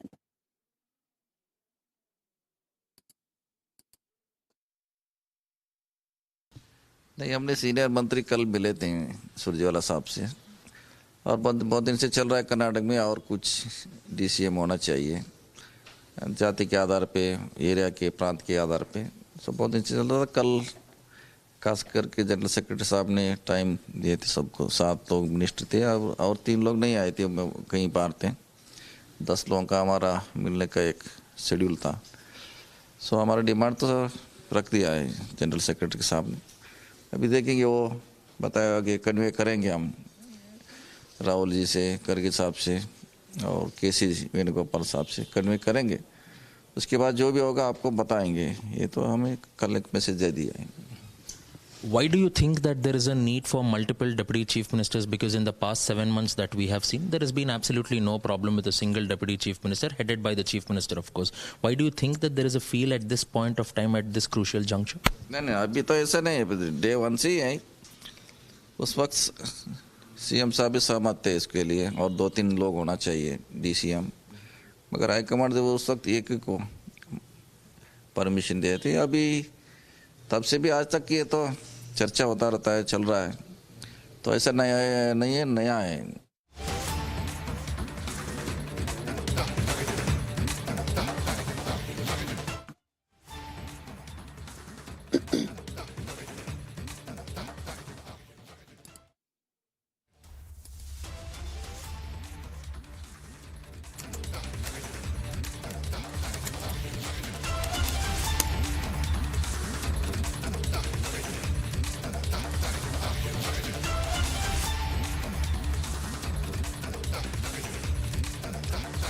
And we are getting you these live pictures from the vibrant Gujarat summit as Prime Minister Modi once again holding bilateral meets. Remember, Prime Minister has said that India's port infrastructure has secured new investments from UAE companies. Several development projects that are coming through as a part of this summit. This is the 10th edition of the summit that is has several industry leaders, including Lakshmi Mittal, Mukesh Ambani, Gautam Adani, Kumar Mangalam Birla, Anil Agarwal, Uday Kotak and Sameer Nigam.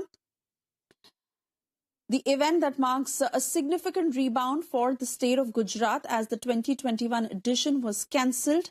And it is not just big players and prominent industry leaders, but also several world leaders who are a part of this summit in Gujarat.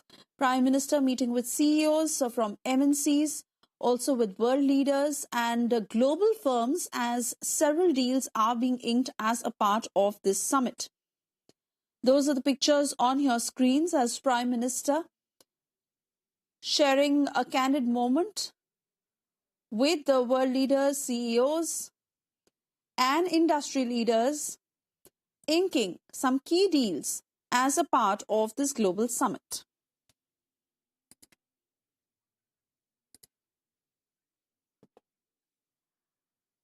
Moving on, Ecuador's Attorney General's office announced the arrest of 13 individuals for forcibly entering a TV studio during a live broadcast. The authorities said that no one was killed in the attack, but 13 individuals will face terrorism charges. Getting you all the details in this report.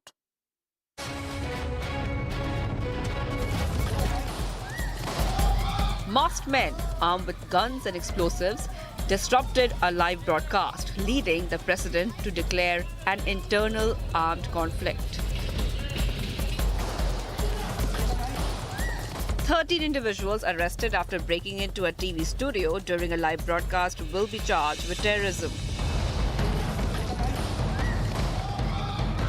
The attack did not result in the fatalities, but the authorities are working to establish a case against the arrested individuals.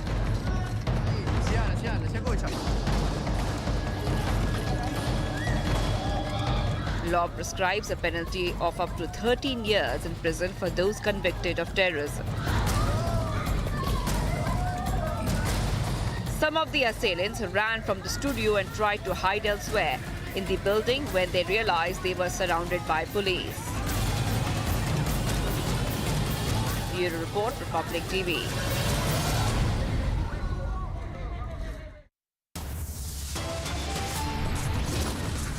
Time now for a short commercial break. On the other side, Maharashtra Speaker all set to deliver the verdict on disqualification plea against CM Shinde and other MLAs at 4:30 p.m. this afternoon.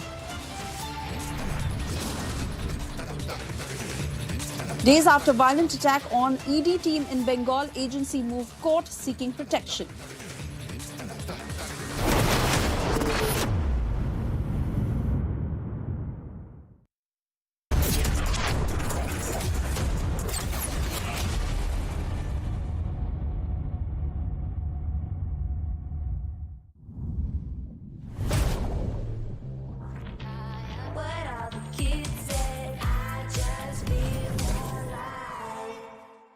$15,000 placements in 2022-23. At Amity, we are committed to nurturing passionate, hardworking and proactive professionals. उड़े देश का आम आदमी यशस्वी प्रधानमंत्री श्री नरेंद्र मोदी जी के इस vision ने regional and international air connectivity को दिए हैं नए आयाम। नए भारत का नया उत्तर प्रदेश बनकर उभरा है सर्वाधिक इंटरनेशनल एयरपोर्ट वाला राज्य।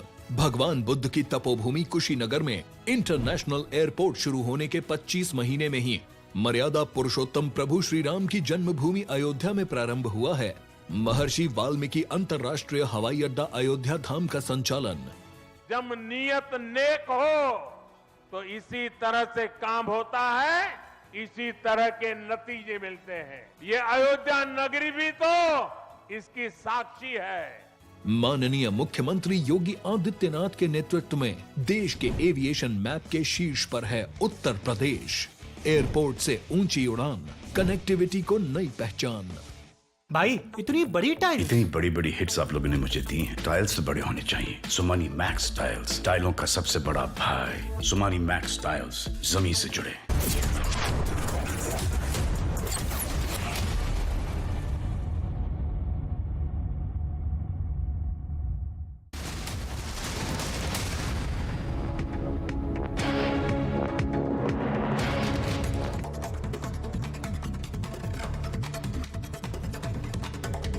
In Hyderabad, 5 people have been injured after 3 coaches of Charminar Express derailed at Navampalli railway station. The incident occurred this morning after the train overshot the terminal station where it was supposed to stop before the end.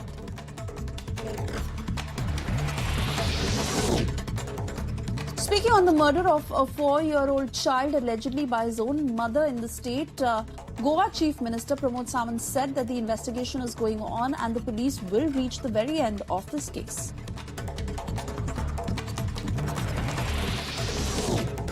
Rouse Avenue Court in Delhi extended the judicial custody of Aam Aadmi Party MP Sanjay Singh and former Delhi Deputy Chief Minister Manish Sisodia till January 20. Manish Sisodia was arrested in a money laundering case connected to the excise policy scam in Delhi.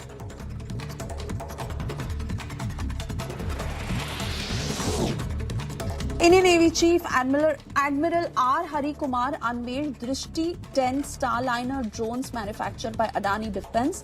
The Starliner drones have been designed for naval operations with extended endurance and payload capacity.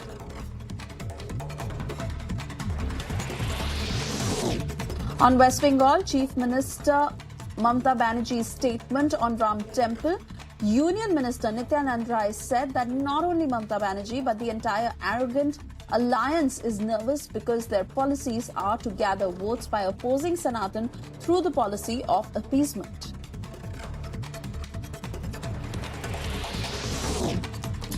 On SP leader Swami Prasad Maurya's firing on Kar Sevak statement, BJP leader Dushyant Gautam has said that abusing Sanatan Dharam, Hindu Dharam, is part of an agenda of the Indie Alliance and that people of the country will give a befitting reply at an appropriate time. आज उनको लगता है कि जमीन खिसक चुकी है, इसलिए इंडिया अलायंस ने एक एजेंडा बना रखा है, साउथ से गाली से नॉर्थ तक चलो, फिर नॉर्थ से देनी फिर साउथ तक चलो। सभी लोग अनेक तरीके से गाली बकने का काम कर रहे हैं। And while at the UNGA, permanent representative of India to the United Nations, Ruchira Kamboj, conveyed India's message regarding the ongoing Israel-Hamas conflict. She said that the only way to restore peace and stability across the region is through dialogue and diplomacy. Listen in.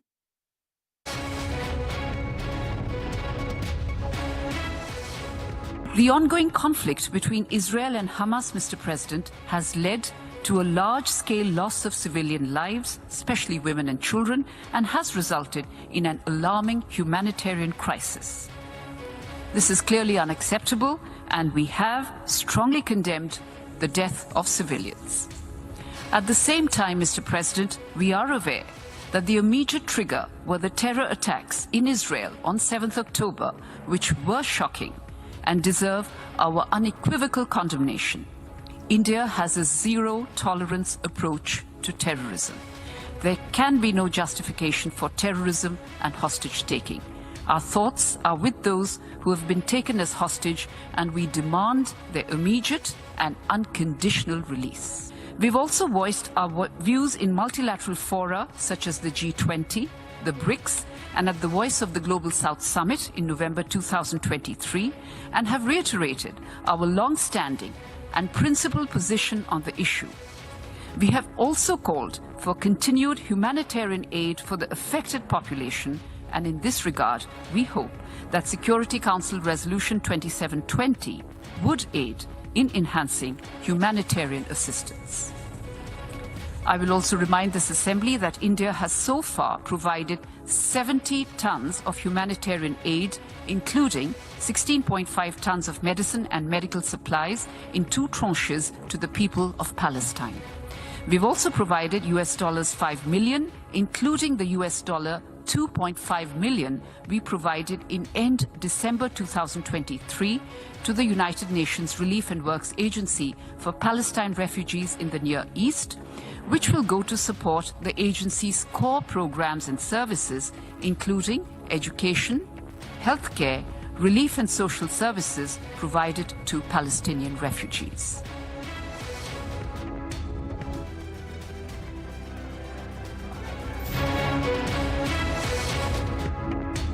Several Hasidic Jewish worshippers were arrested during a disagreement over a secret tunnel built beneath a historic Brooklyn synagogue. The incident escalated into a brawl between law enforcement and individuals attempting to protect the makeshift passageway.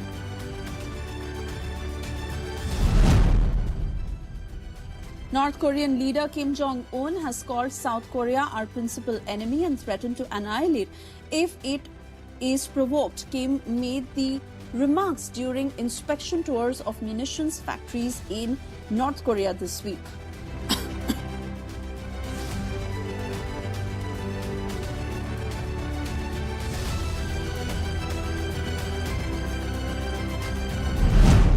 One person died, few others critically injured after a suspected tornado struck North Carolina. The county has also been dealing with downed trees and flooding. North Carolina governor has declared a state of emergency.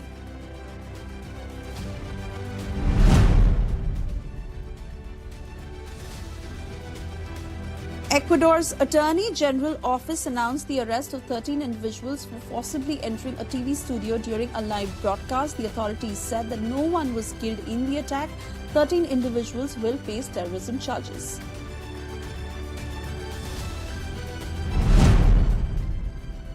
In a move to reduce pressure on New York City's shelter system, Mayor Eric Adams enforced a 60-day limit on shelter stays, leading to the eviction of migrant families from a midtown hotel. Roughly 40 families are expected to leave city shelters in the coming days and weeks.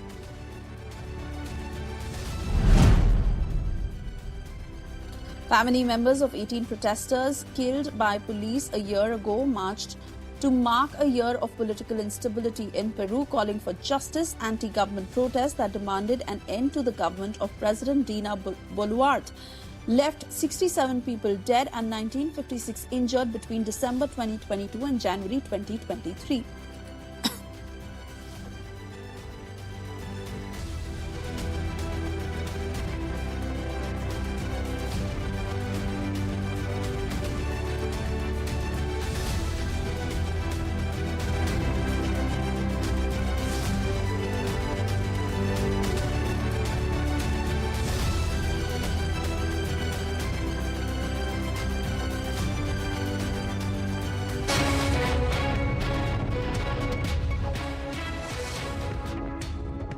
अभी तक 7,200 kilometre पूरा हो गया। पूरा राम जी ने किधर किधर घुमा, वही ढूंढ ढूंढ के जंगल पहाड़ी के ऊपर पूरा देख के इसे आ रहा हूँ। अभी पूरा अयोध्या तक जाने के लिए 7,600 किलोमीटर हो रहा है। इसी अभी चांदनी 8 किलो चांदनी से चरणपाद का बनाया, अभी गोल्ड कोटिंग भी हो गया। ये चरणपाद का लेकर पूरा भारत में हर मंदिर में हर संत लोगों से पूजन किया, रामेश्वरम से लेकर बद्रीनाथ तक। अभी राम जी का कैसा अरण्यवास गमन है, अयोध्या से रामेश्वरम तक कैसा गया, वही रास्ते पे अभी पैदल से जा रहा हूँ। अभी चित्रकूट तक गया, चित्रकूट से कल 15 तक अयोध्या पहुँच जाता हूँ।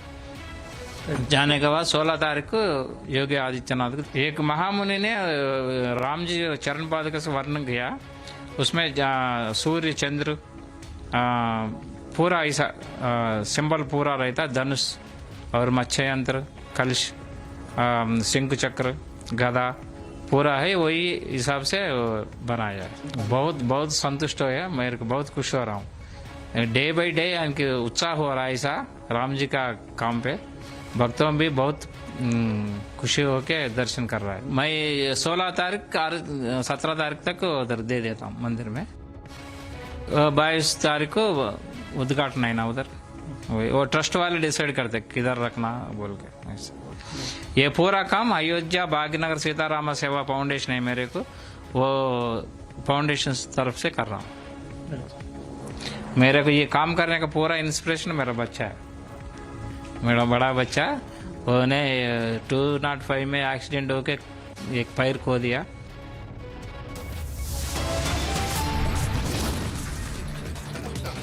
Then after a short break, on the other side, Maharashtra Speaker to deliver verdict on disqualification plea against CM Shinde and other MLAs at 4:30 p.m. today.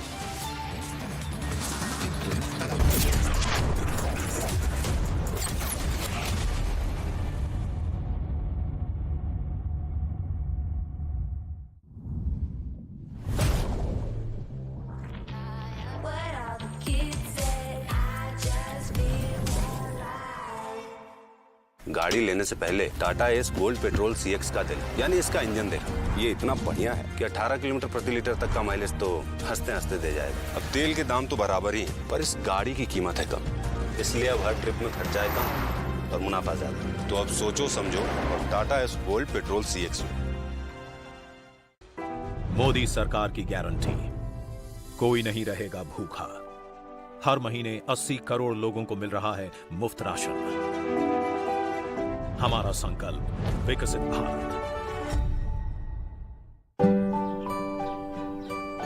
I want to soar above the skies and fulfill my responsibilities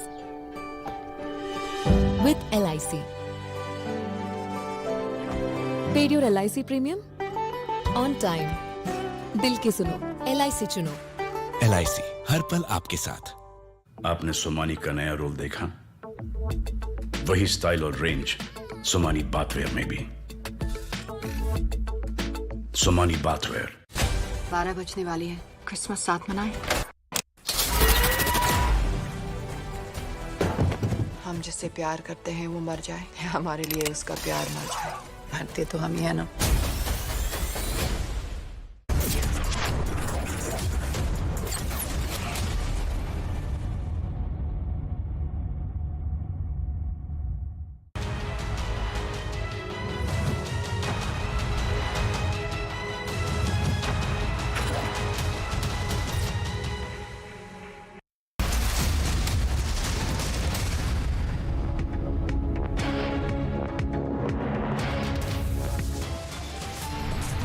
संविधान में जो प्राविधान है और सर्वोच्च न्यायालय ने जो principal set किए हैं उसके आधार पर ही ये निर्णय लिया जाए।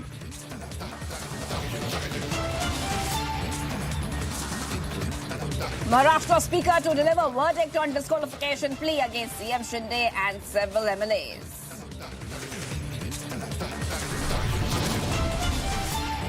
हमारे पास मेजॉरिटी है, विधानसभा में 67%, लोकसभा में 75%, हमारे पास 13 सांसद है और हमारे पास 50 विधायक है।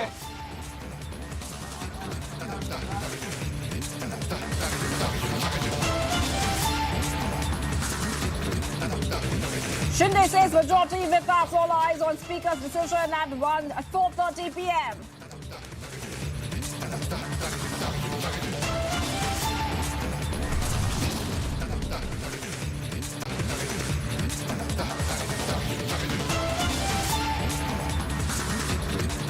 High drama outside. Vidhan Soda as couple attempts suicide. Blames the Minority Affairs Minister.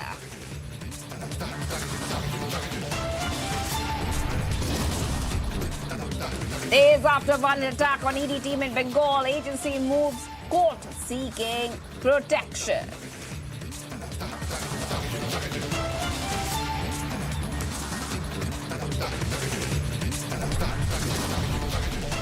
CM साहब भी सहमत थे इसके लिए और 2-3 लोग होना चाहिए डीसीएम, मगर हाईकमांड वो उस वक्त एक को परमिशन दिए थे।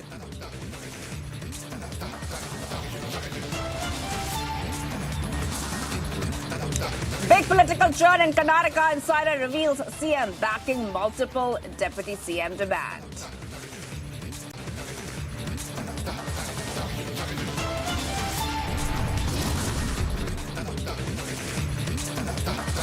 PM Modi inaugurates 10th edition of the vibrant Gujarat Summit.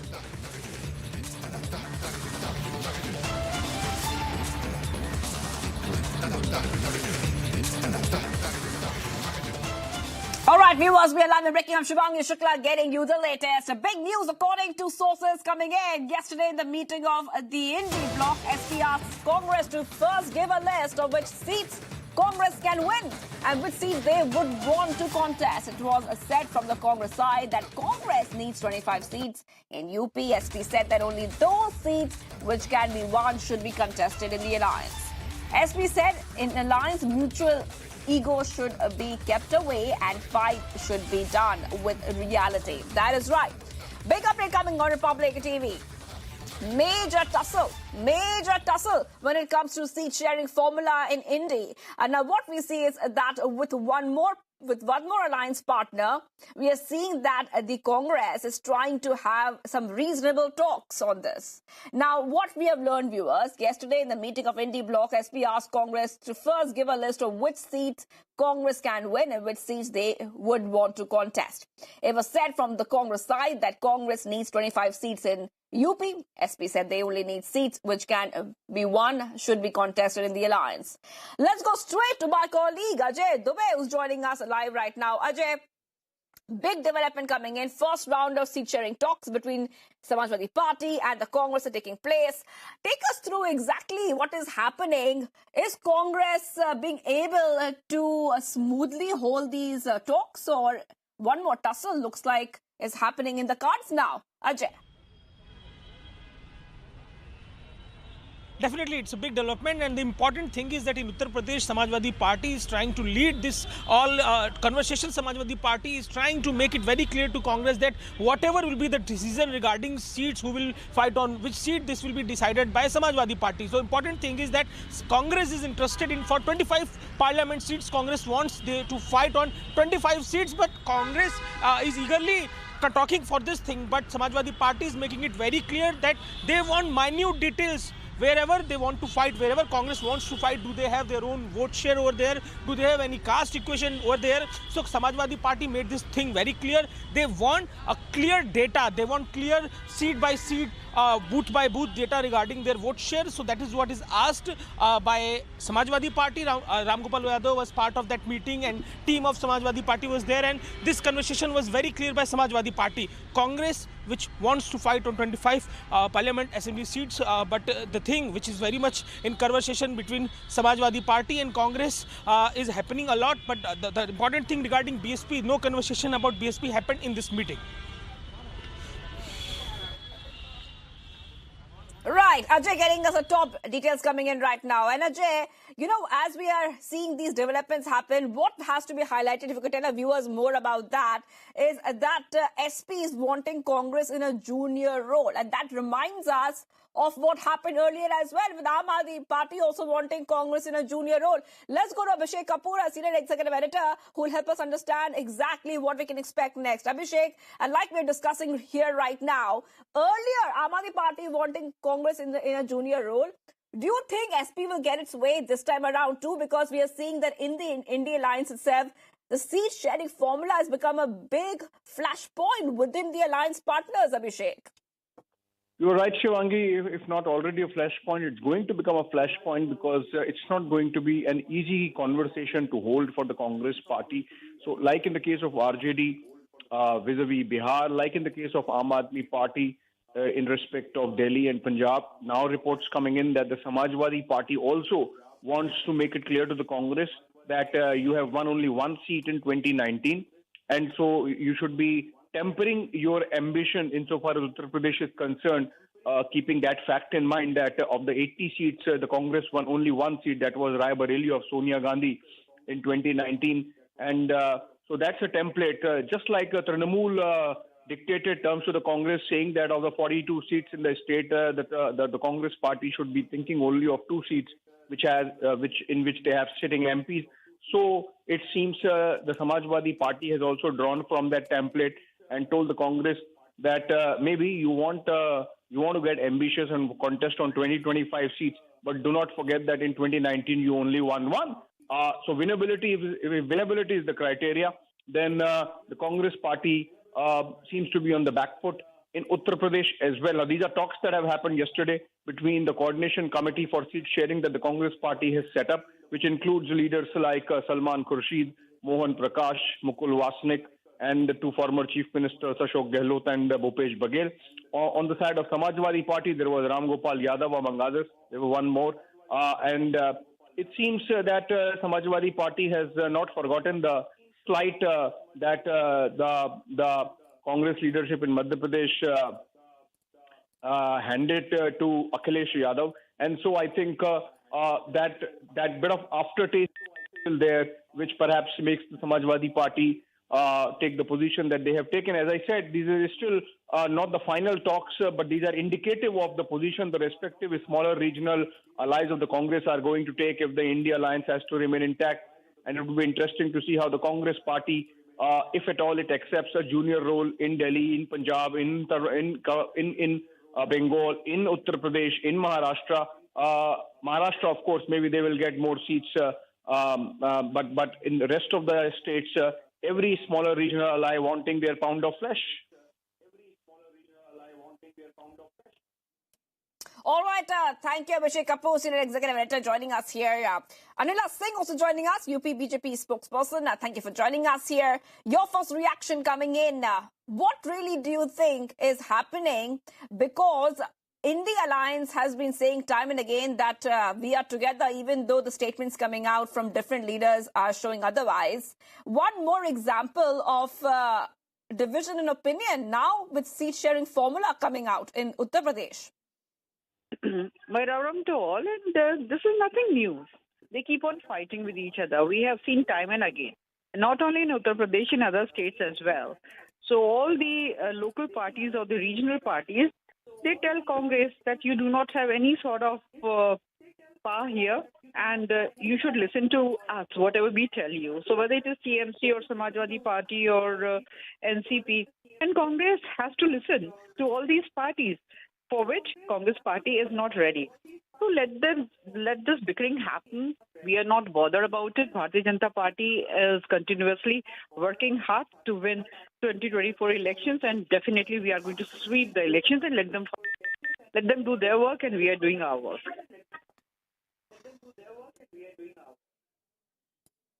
All right. Also, I would like to ask you about how do you really predict the situation evolve from now on, Anila Singh? Because what we see is that do you think SP be able to make Congress a junior partner like the Aam Aadmi Party has been trying to do that? Do you think that Congress will concede to the terms of the Samajwadi Party? See, to the best of my knowledge, Congress party is trying hard to get the BSP in this alliance, and they want to throw Samajwadi Party out. So the inner fight is on.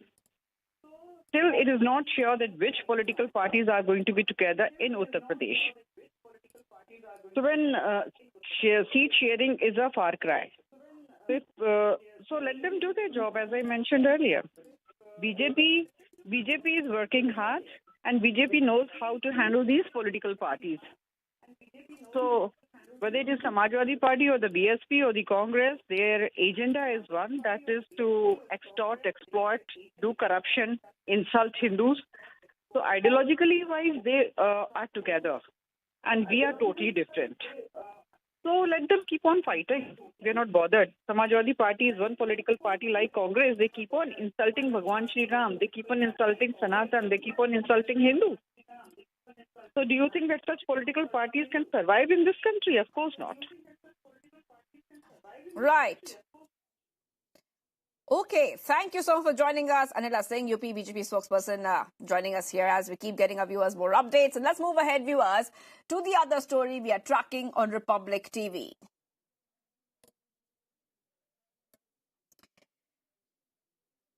And viewers, we are waiting for that very key decision, important key decision which will be made later on. This will happen at 4:30. Maharashtra Assembly Speaker Rahul Narvekar will pronounce its decision at 4:30 p.m. on disqualification pleas. He will read the objective part of the order. Shiv Sena MLAs will be present in Vidhan Bhavan during that verdict on the MLAs disqualification pleas filed by both the factions. So we have been waiting for this moment for the past 1.5 years when we saw that the crisis, Maharashtra political crisis, first made the headlines in June 2022. And the political temperatures rising in Maharashtra just hours before the crucial verdict by the Assembly Speaker on the cross petitions by Shiv Sena factions seeking disqualification of each other's MLAs following a split in the party.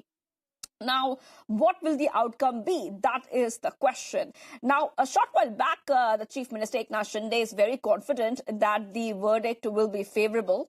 And at the same time, we see that Uddhav Thackeray has gone ahead and he said his party has filed an affidavit in the Supreme Court objecting to a recent meeting between CM Eknath Shinde, who is among the MLAs whose disqualification has been sought, and Speaker Rahul Narvekar, as both sides engaged in a verbal spat. And Rahul Narvekar has gone ahead and denied all allegations by Uddhav Thackeray. Let's go ahead, viewers, and play out the reactions coming in.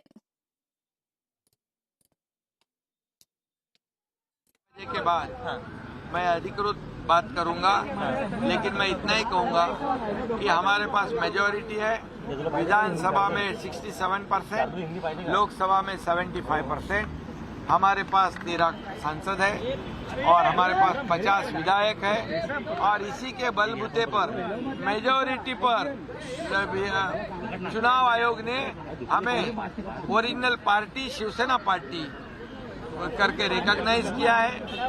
धनुष्यबाण है जो symbol, वो हमें recognise किया है, वो दिया हुआ है। और इसलिए मैं चाहता हूं कि स्पीकर महोदय जी भी मेरिट पर हमारे को निकाल देंगे।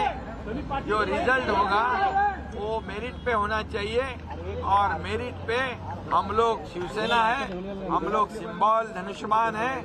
और हमारे जो शपथ विधि हुआ था, कुछ लोग हमें घटना बाह्य कहते हैं, घटना बाह्य सरकार कहते हैं और बोले आज गिरेगा, कल गिरेगा, परसों गिरेगा, ऐसे बोलते बोलते अभी 1.5 साल हो गए हैं। अभी बाद में कहते हैं मुख्यमंत्री बदलेगा, लेकिन ये सरकार हमारे मजबूती से काम कर रही है, इसलिए उनके पैरों तले जमीन खिसक गई है, वो बेचैन हो गए हैं। और अभी उनको सामने दिख रहा है उनकी हार, इसलिए ये गलत सलत आरोप लगाते हैं। जब उनके फेवर में कोई निर्णय होता है तो अच्छा बोलते हैं। इसमें एक ही बात कहूंगा मैं, ये मैच फिक्सिंग अगर होती तो रात को आते, अध्यक्ष रात को आते, चुपकर आते, ये दिन दहाड़े आ गए, अपने अधिकृत वाहन में आ गए और ऑफिशियल बैठक थी। उनके जो चुनाव क्षेत्र में जो कोस्टल हाईवे का काम शुरू है, मरीन ड्राइव में काम शुरू है, कुछ उनके चुनाव क्षेत्र के विषय थे। मैं मुख्यमंत्री हूँ और वो स्पीकर भी है और एमएलए भी है, तो इसलिए वो ऑफिशियल बैठक थी। इसमें अगर कुछ मैच फिक्सिंग करनी तो वो क्यों सामने से आते? ये गलत सलत बयान करते, आरोप करते, वो अभी उनकी हार दिख रही है। इसलिए ये हमें घटना बाह्य कहने वाले ये अनकॉन्स्टिट्यूशनल वही लोग हैं, वो घटना बाह्य लोग वो हैं, क्योंकि सुप्रीम कोर्ट ने भी जब कहा था उनके ऑर्डर में, जजमेंट में, कि जब पहले मुख्यमंत्री ने इस्तीफा देने के बाद जब हमारे पास मेजॉरिटी थी 104 बीजेपी के, 50 हमारे, मतलब 164 अगेंस्ट 99, मतलब मेजॉरिटी वाला कौन है? मेजॉरिटी वाले हम हैं। और इसलिए वो भी सुप्रीम कोर्ट ने गवर्नर का निर्णय जस्टिफाइड किया है। ये जरा उनको पढ़ना चाहिए, प्यारा 204 पढ़े और फिर बात करें। All right, let's go to Alisha, who is my colleague. And Alisha is joining us from a Delhi newsroom. Alisha, you know, this is the verdict that a lot of people have been waiting for. And not just that, Alisha, we know that both sides have their own strategy. Eknath Shinde is saying that it could be favorable. He's confident. On the other hand, Uddhav Thackeray is saying that there was something happening behind the scenes, raising objections to the Supreme Court. So very interesting play of events here, Alisha. Take us through what we can expect next. Well, yes, Shivangi, we heard Chief Minister Eknath Shinde clearly mentioning that they have the majority, and as far as this disqualification plea is concerned, it's important the majority and the same documents has been submitted before the Speaker as well. It's all started from June 2022 when Eknath Shinde and the other MLAs rebelled against the then Chief Minister Uddhav Thackeray, which led into the split and also the fall of Mahavikas Aghadi. And then later where the Uddhav Thackeray, who was forced to step down as a Chief Minister, from their faction, where the Chief Whip Sunil Prabhu has filed a petition before the Speaker asking to disqualify 16 MLAs, including Eknath Shinde. But there was no decision that was taken from the Speaker, after which there was a petition that was filed before the Supreme Court, where they have requested the court to decide over the disqualification plea. But on 31st May 2023, where Supreme Court has clearly mentioned, has given an order, the bench led by Chief Justice D.Y. Chandrachud clearly mentioning that it does not come under the court jurisdiction, and it is the Speaker who need to decide over the disqualification plea with a reasonable period. But still there was no decision that was taken, and there was again the second petition that was filed by Uddhav faction clearly requesting Supreme Court to direct the Speaker to take a decision on this. And we know that last year where Supreme Court has given an order clearly asking the Speaker has given a deadline till 31st December 2023, but then again in a hearing where the extension of the deadline has been given to the Speaker till 10th of January, which is today. But what we know that there were around 34 petitions that was filed from both the sides, where Rahul Narvekar, who is a Maharashtra Assembly Speaker, has clubbed into 6 groups, out of which there are 4 groups petition has been filed by Uddhav Thackeray faction, whereas 2 groups petition has been filed by Shinde Sena. But what we know, there are around 2.5 lakh documents has also been submitted to the Speaker, whereas there are majorities of the MLAs, MP, as well as the local level leaders, the support that has been given whether to Eknath Shinde or whether to Uddhav Thackeray. Such documents has has already been submitted, which is why the speaker been constantly speaking about it while speaking to the media, where even earlier asking about the disqualification plea and the verdict, where Rahul Narvekar made it very much clear there are numbers of documents which has to be taken into consideration, and only the reasonable with a particular time where the speaker will announce its verdict. But now Rahul Narvekar has also concluded the hearing, because there was around 20 detailed and lengthy hearing that has been commenced by Rahul Narvekar, who is a speaker, whether it is in Mumbai Vidhan Bhavan or whether it is in Nagpur Vidhan Bhavan, where he has commenced a lengthy and a detailed hearing which has been commenced. And after that, now the hearing has been concluded, and at 4:30 p.m. where it will be a live broadcast where he is going to pronounce his decision. All right, let's go to Sandeep, who's joining us live. To Alisha, hold on for a second. I want to go to Sandeep. Sandeep is in Mumbai, and Sandeep is tracking all the developments. Sandeep, I'm coming to you right now. We're counting down to that mega Sena versus Sena verdict, the mega verdict on Maharashtra politics, which has seen a lot of churn in the past 1.5 years. What are you picking up, Sandeep?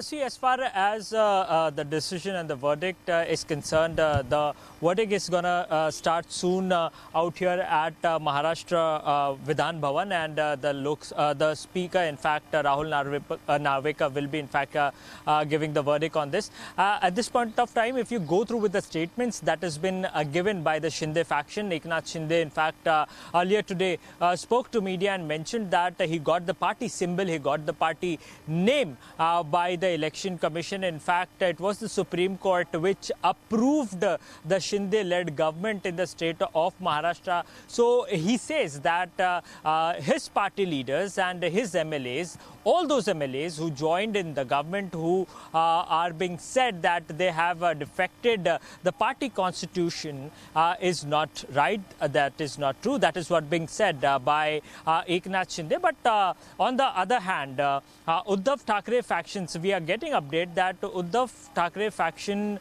is in fact in the meeting with the lawyers out here right now, in fact in Mumbai and Delhi. It is being said that Uddhav Thackeray is taking legal advices regarding the fact, if at all the decision does not comes into the favor of Uddhav faction, then they are planning for some legal action against the order that comes today by Rahul Narvekar. Apart from this, if you go through with the statement given by Rahul Narvekar himself in the morning, when media questioned him regarding the match-fixing jibe by Uddhav faction, he clearly mentioned that he will be giving a verdict pertaining to legal justification over the law. And apart from that, he also mentioned that whatever he will be giving the judgment, it will be historic. That is what is being said by Narvekar. And he also mentioned that being an MLA also, he has multiple issues which needs to be discussed by the Chief Minister of Maharashtra. So definitely Rahul Narvekar has also reacted, but definitely within a few hours, Rahul Narvekar, a live link has been shared by Maharashtra government, and following which the whole verdict will be in fact broadcasted live, and soon Rahul Narvekar will be in fact giving out the order. Shwangi. All right. Well, thank you, Sandeep, for getting those details. The Uddhav camp also is alleging favoritism. That is right. Uddhav camp has made some allegation and said if Narvekar wants to meet the CM, then he should resign as speaker and meet the CM. Listen in to those reactions coming in.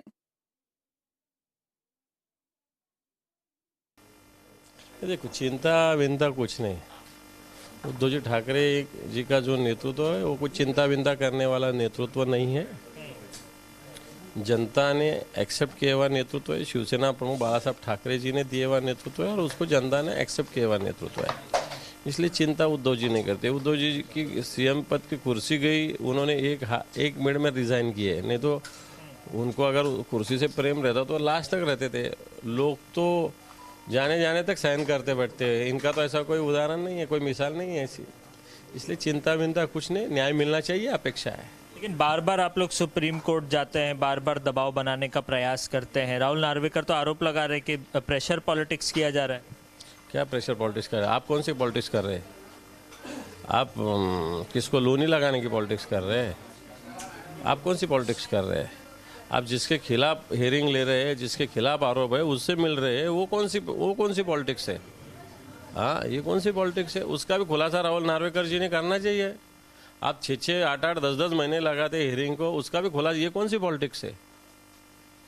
ये politics कौन सी? इसका भी खुलासा राहुल जी ने करना चाहिए। वो कह रहे हैं वो तो विधायक है ना, वो तो मुख्यमंत्री से मिल सकते हैं, सबको अधिकार है। विधायक है तो विधानसभा अध्यक्ष का पद छोड़ दे, विधायक बोल के मिले किससे भी, हमको क्या लेना देना है। विधानसभा अध्यक्ष ये बड़ा प्रोटोकॉल की जगह है, उनका काम, विधानसभा अध्यक्ष काम कोई रुक नहीं सकता है महाराष्ट्र में। एक टाइम सीएम का काम रुक सकता है, लेकिन विधानसभा अध्यक्ष का ही काम नहीं रुक सकता है। इतनी शक्ति उस जगह पे है, इसका मतलब आपको आपकी जगह का ज्ञान नहीं होगा, इसलिए आपको जाना पड़ता होगा। कल गुप्त बैठक भी हुई मुख्यमंत्री से, डिप्यूटी चीफ मिनिस्टर्स दोनों उनके साथ बैठक किए। उसको गुप्त कहा कह सकते, हो गई आपको मालूम होगा, इसका मतलब गुप्त थोड़ी थी वो। अगला सवाल लूँगा मैं, उम्मीदें क्या हैं आज के जो निर्णय आएगा, किसके फेवर में होगा, नहीं होगा, क्या कुछ उम्मीदें? देखो, जो आएगा वो आएगा, उसको उसके सामने जाना चाहिए, उसको फेस करना चाहिए, ये भूमिका हमारी है। न्याय की तो अपेक्षा है, लेकिन न्याय की अपेक्षा, न्याय नहीं मिला, अन्याय हुआ तो क्या हम थोड़ी घर में बैठने वाले, हम थोड़ी चुप बैठने वाले, हम तो आवाज़ उठाएंगे। और बहुत सारी जगह जहाँ जा सकते हैं हम जाएंगे। सुप्रीम कोर्ट जाएंगे? बिल्कुल जाएंगे। स्वरूप से फैसले पर सबकी नज़र है, मगर फैसला सत्य और असत्य का है, सत्य और सत्ता का है। ये फैसला शिवसेना के लिए और जनता के लिए अहम है, क्योंकि पहले भी हमारा चिन्ह, नाम चुराया है, मगर ये चुराने के बाद भी लोग उद्धव बाळासाहेब ठाकरे के साथ ही रहे।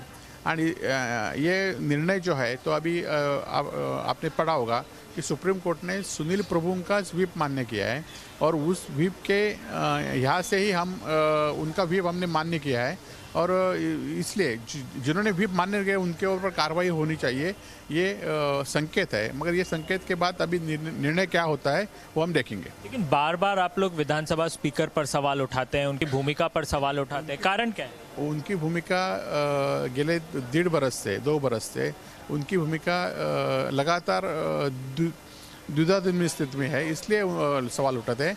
मगर अभी 4 बजे के बाद वो निर्णय होगा।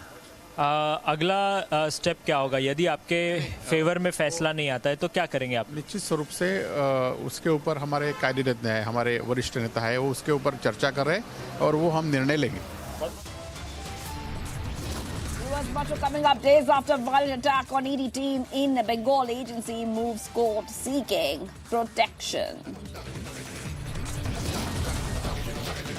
Big political churn in Karnataka. Insider reveals CM backing multiple deputy CM demands. Stay tuned to India's #1 news channel, Republic TV.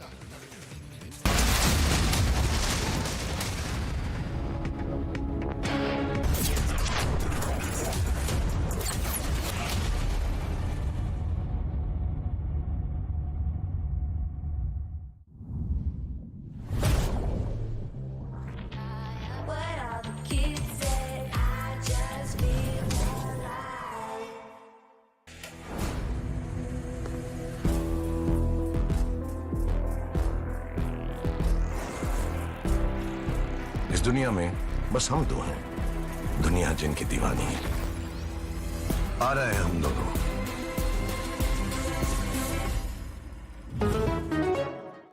पढ़ता है, खेलता है, झूलता, उछलता है, दौड़ता, कभी कभी दौड़ कराता है। आगे आगे बढ़ता है इंडिया, अमूल दूध पीता है India.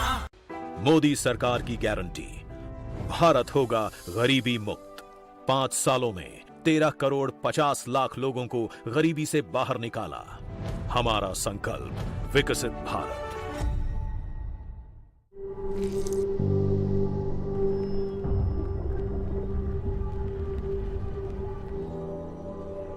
Helps beat sensitivity fast. Sensodyne Rapid Relief. भाई इतनी बड़ी बड़ी हिट्स आप लोगों ने मुझे दी हैं। टाइल्स तो बड़े होने चाहिए। सुमानी मैक्स टाइल्स, टाइलों का सबसे बड़ा भाई। सुमानी मैक्स टाइल्स, जमीन से जुड़े।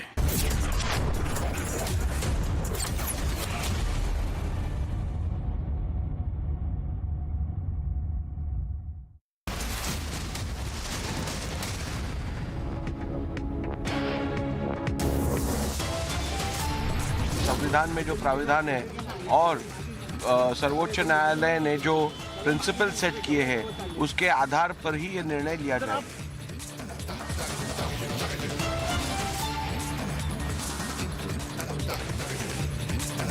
Maharashtra Speaker to deliver verdict on disqualification plea against CM Shinde and several MLAs. हमारे पास मेजॉरिटी है विधानसभा में 67%, लोकसभा में 75%। हमारे पास 13 सांसद है और हमारे पास 50 विधायक है।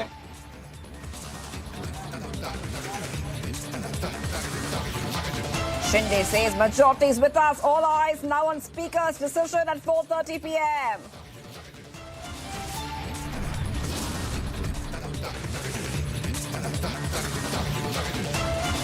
High drama outside Vidhan Sabha's couple attempts suicide. Blames a minority affairs minister.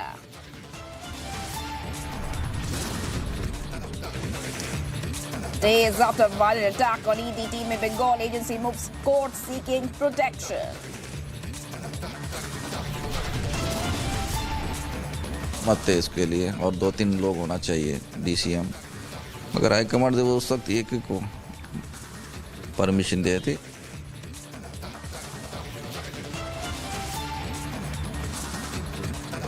Big political turn in Karnataka. Insider reveals CM backing multiple deputy CM demand.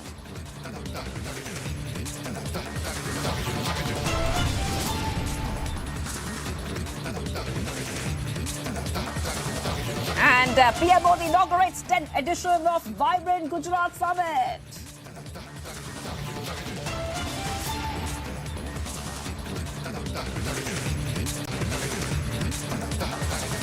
Viewers, we're live and breaking. I'm Shivangi Shukla getting you the latest. And we go to Karnataka for our next story. Big revelations on 3 deputy CMs in Karnataka on Republic.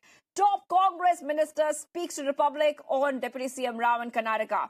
PWD minister reveals inside details of the meet with Surjewala to Republic. He said that 10 ministers demand multiple deputy CMs in Karnataka, and the CM Siddaramaiah has backed this demand. Listening to all the reactions coming in as we see a huge political churn in Karnataka and high drama playing out outside the Karnataka Vidhan Sabha.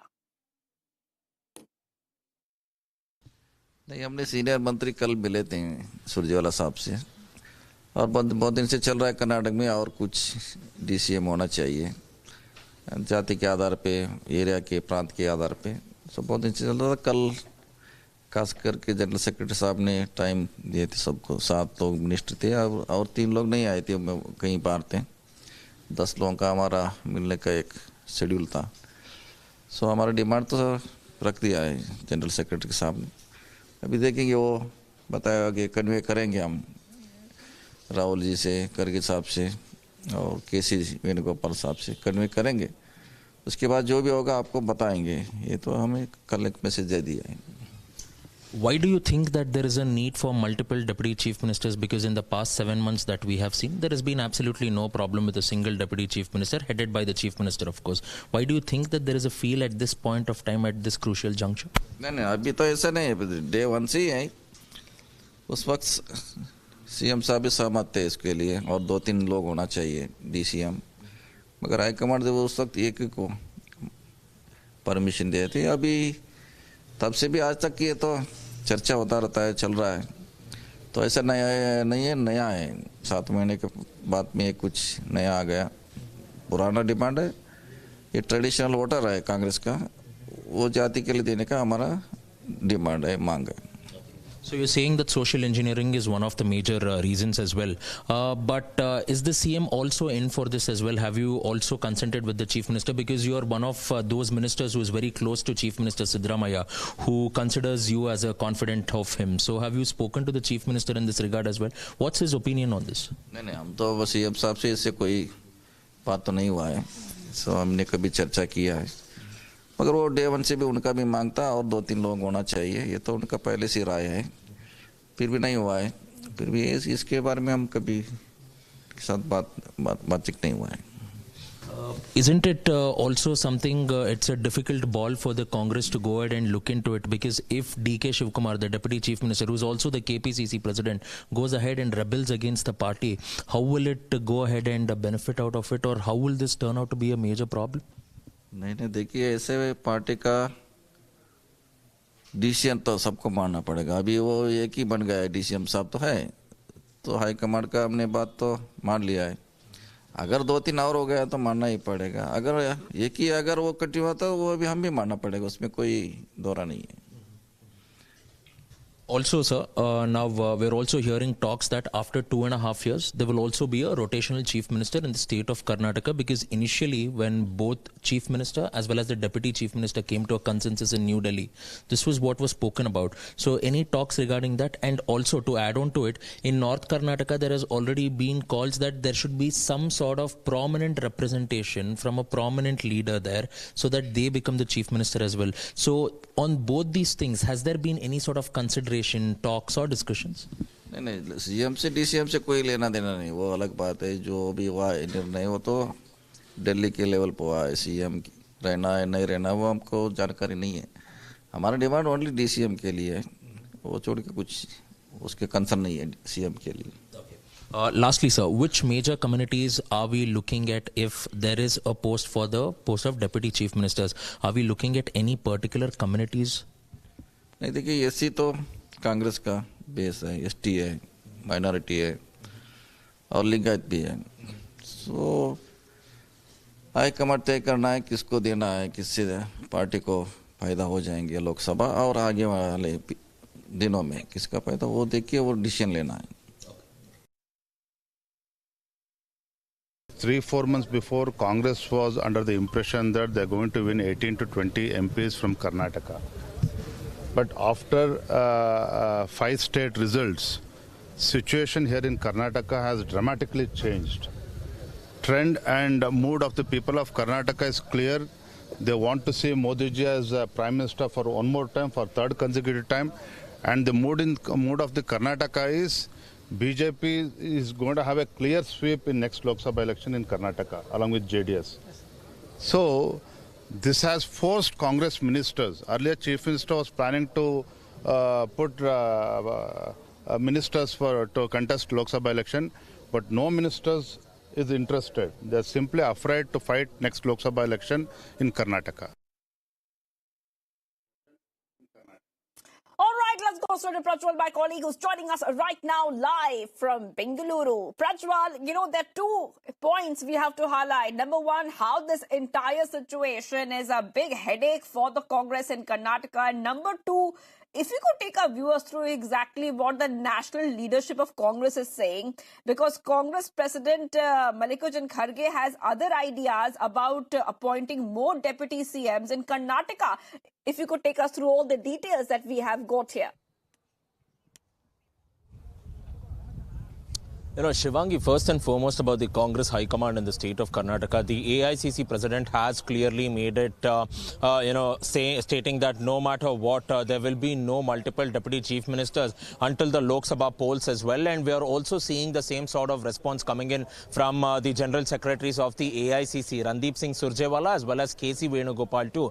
But on the same backdrop as well, DK Shivkumar has also gone through some meticulous planning as well, because he wants certain number of ministers who have already been in the Karnataka in Siddaramaiah's cabinet to be contesting in the upcoming Lok Sabha polls as well. And this has not gone down well with them, and this is one of the major reasons for the rebellion too, because it is not just one or two ministers who are demanding multiple deputy chief ministers. It is 10 ministers who have demanded that there should be multiple deputy chief ministers as well, may it be 3, 4 or 5 in number too. So on this particular backdrop, DK Shivakumar has also clearly gone ahead and warned the High Command that he will be stepping down if multiple deputy chief ministers will be there. And this is something which the Congress party cannot afford in the state of Karnataka, because at this point of time, the government is stable, even though there is a lot of infighting regarding multiple deputy chief ministers and cabinet reshuffle as well. But apart from that, the government also knows very clearly that without the help of the KPCC president, they will not be able to go ahead and have a smooth administration as well, and then it will be DK Shivkumar's faction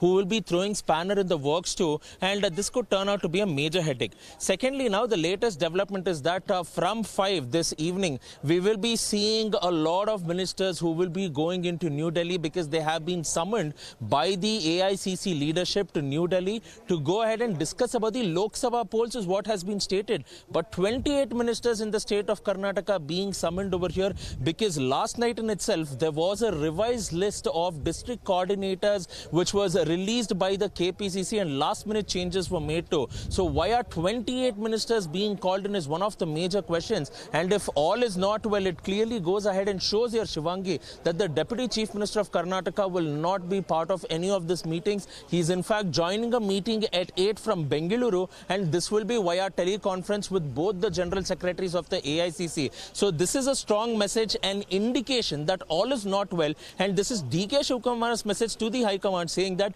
you better sort out the rebellion, otherwise it will be high time that I will step down and the party will have to face the music in the state of Karnataka.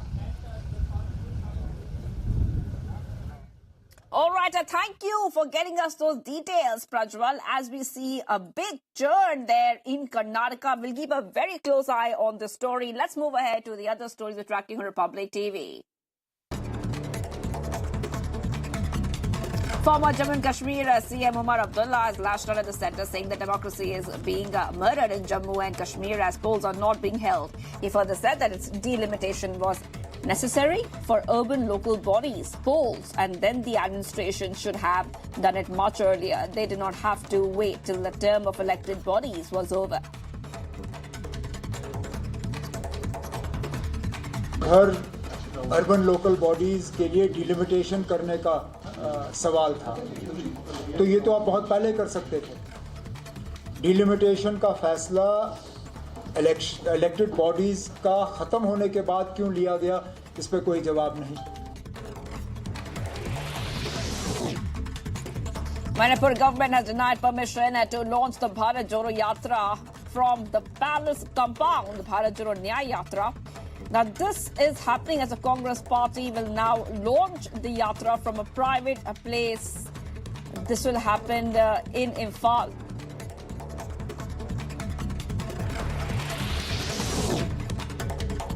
BJP MLA Dr.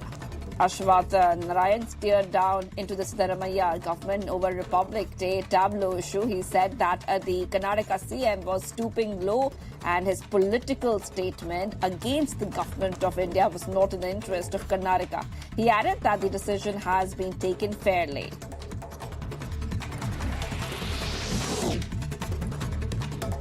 On piracy attacks on ships, the Chief of Navy Staff, Admiral R. Hari Kumar, said that the Indian Navy is analyzing the debris of drones collected from 3 ships.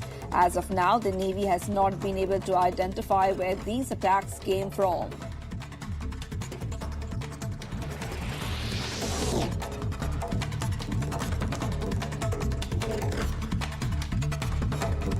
Patiala House Court today adjourned the bail application of one of the accused in the Parliament security breach case for the 16th of January. The bail application was moved by Neelam Azad's counsel, Suresh Chaudhary.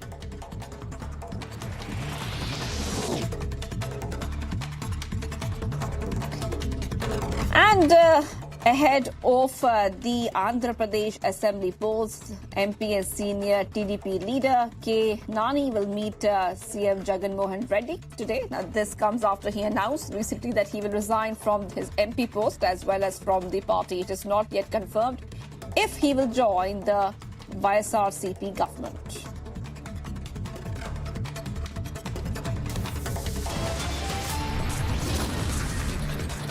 Much more coming up, viewers. Maharashtra Speaker to deliver verdict on disqualification plea against CM Shinde and several MLAs. Stay tuned to India's #1 news channel, Republic TV.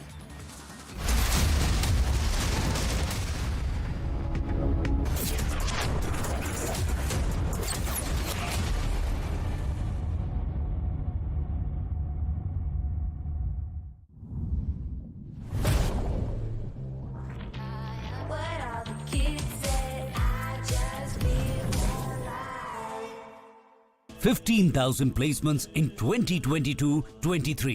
At Amity, we are committed to nurturing passionate, hardworking and proactive professionals.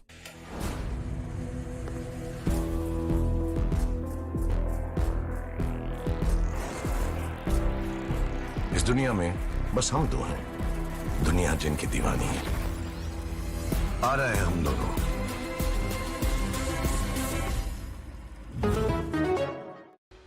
Modi सरकार की guarantee, महिलाओं के लिए धुआं मुक्त रसोई। प्रधानमंत्री उज्ज्वला योजना के तहत 10 करोड़ गैस कनेक्शन। हमारा संकल्प, विकसित Bharat.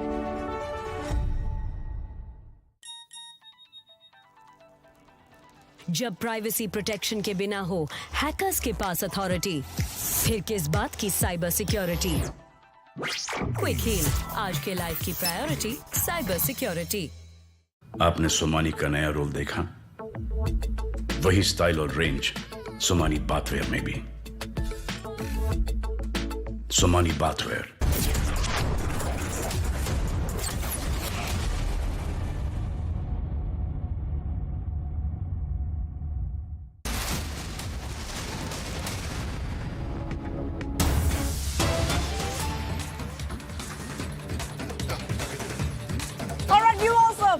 big update coming in. Relief for TDP chief. Andhra Pradesh High Court has now granted anticipatory bail to Chandrababu Naidu in connection with 3 more cases. Big relief coming in for the TDP chief now.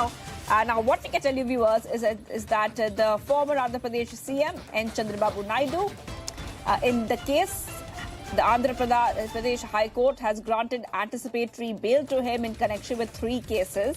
The High Court has granted anticipatory bail to Naidu, now the leader of the opposition, in the Inner Ring Road case, the excise policy case and the sand mining case, viewers. Remember that this is coming in as we have been getting you all the details on this story.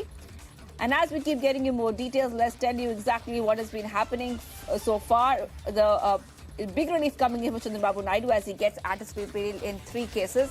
And Aneri is joining us right now. Aneri, if you could take our viewers through what are these 3 cases, because also if we go back in fact in time, in November last year, the High Court granted bail to the TDP chief in the skill development scam case. Now we know there are 3 more cases where he has got a bail. If you could take our viewers through those 3 cases, which one are they and why is it significant?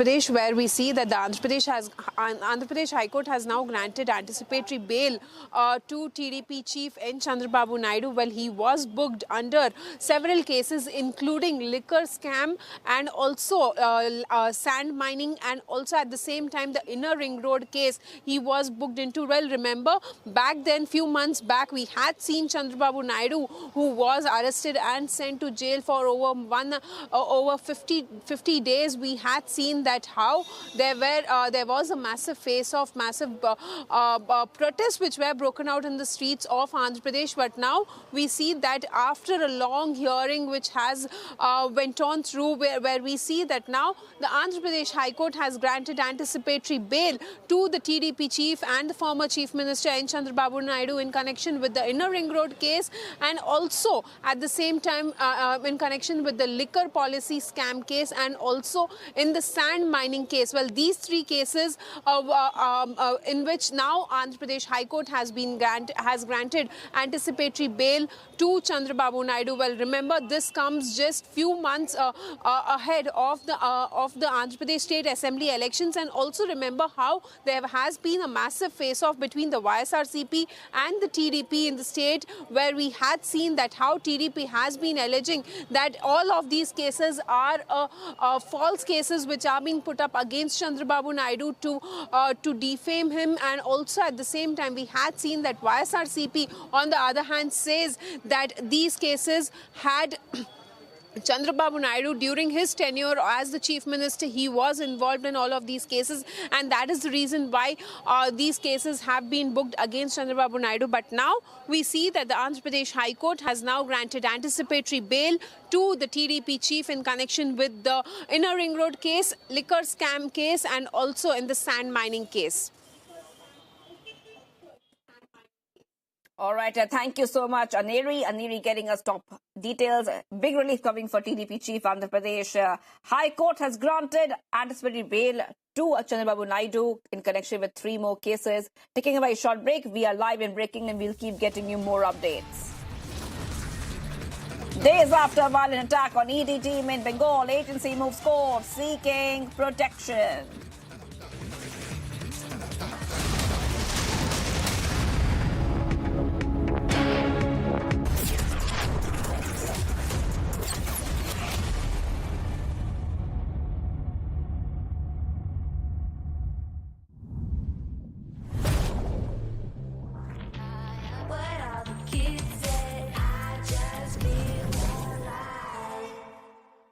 Dadu, Yes? what does premium mean? Beta, premium you can say is like petrol. The car will keep going till the time it has petrol. Once petrol is over, the car stops.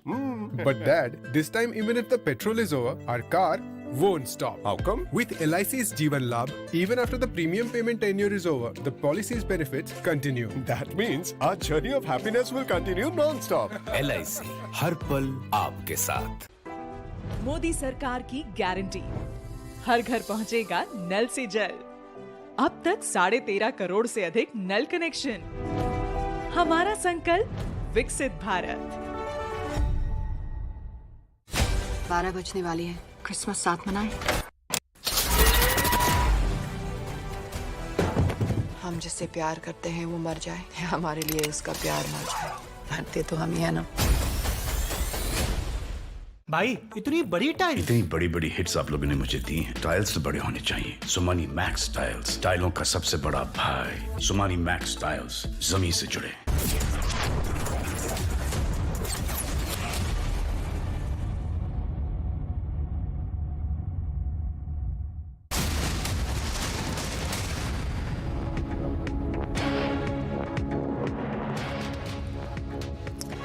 Welcome back. The Indian Navy Chief Admiral R. Hari Kumar has unveiled the Drishti 10 Starliner drones manufactured by Adani Defence. The Drishti 10 Starliner drones has been designed for naval operation with extended endurance and payload capacity. Let's take a look at this report for more. Indian Navy Chief Admiral R. Hari Kumar unveiled the Drishti 10 Starliner drones in Hyderabad.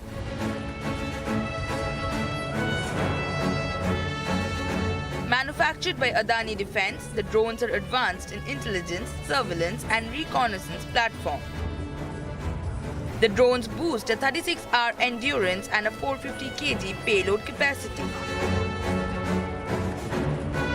The Adani Defence claims it is the only all-weather military platform capable of flying in segregated and unsegregated airspace.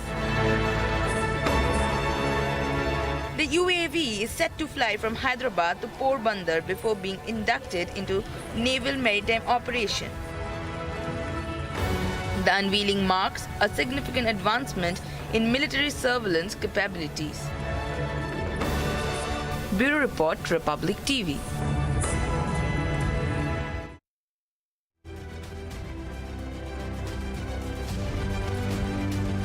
Viewers, top global updates on his visit to the Middle East. U.S. Secretary of State Antony Blinken has arrived in Palestine. Blinken met with Palestinian President Mahmoud Abbas and held talks with the ongoing war between Israel and Hamas. Germany's train drivers union initiated a 3-day strike amid the disagreement with the state-owned main railway operator over working conditions and wages. This caused widespread disruption to travel across the country.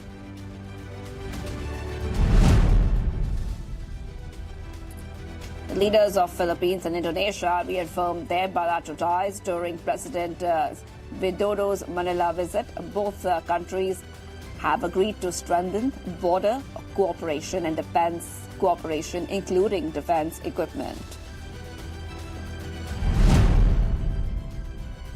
China is being accused of deploying a broad strategy involving military threats, diplomatic coercion, spreading false information, and offering financial incentives to influence Taiwan's elections, aiming to sway voters in favor of candidates supporting reunification.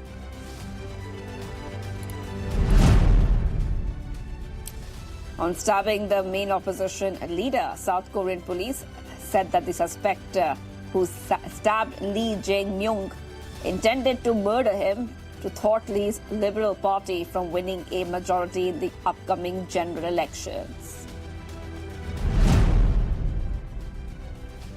Leader of South Korea's primary opposition party has expressed his hope for an end of politics of hatred upon his release from the hospital, approximately 1 week after being stabbed in the neck during an attack while visiting the southeastern city of Busan.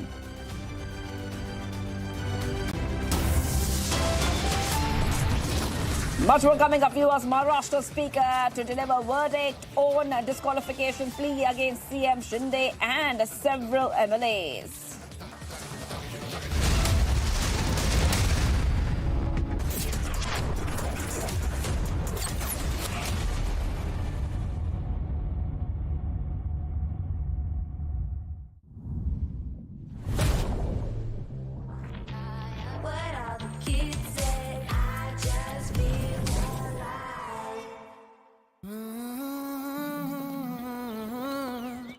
बादलों पे चल के हवाओं से मिलके मैं बनाऊंगा हौसलों को कस के तूफानों से लड़के मैं बनाऊंगा रोशनी के टुकड़ों से अंधेरे को हरा के मैं बनाऊंगा उम्मीदों के पंख कंधों पे लगा के मैं बनाऊंगा बनाऊंगा मैं तो बनेगा भारत बनाऊंगी मैं तो बनेगा भारत.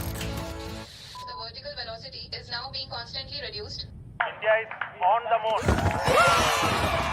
बनाऊंगा मैं तो बनेगा भारत बनाऊंगा मैं तो बनेगा भारत बनाऊंगा मैं तो स्किल स्टील और दिल से बन रहा है Bharat. AMNS India, smarter steels, brighter futures.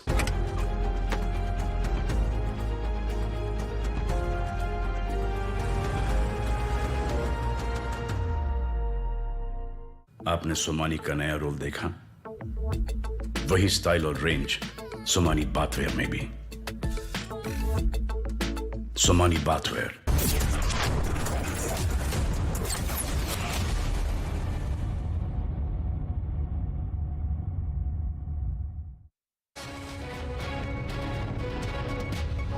Bharat की आजादी के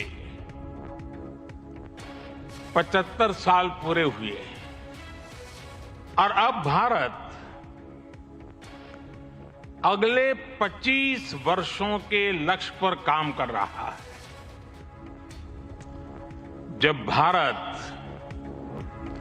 अपनी आजादी के 100 वर्ष मनाएगा तब तक हमने भारत को विकसित बनाने का लक्ष्य रखा है और इसलिए ये 25 साल का कार्यकाल भारत का अमृतकाल है. ये नए सपने, नए संकल्प और नित्य नूतन सिद्धियों का कार्यकाल है।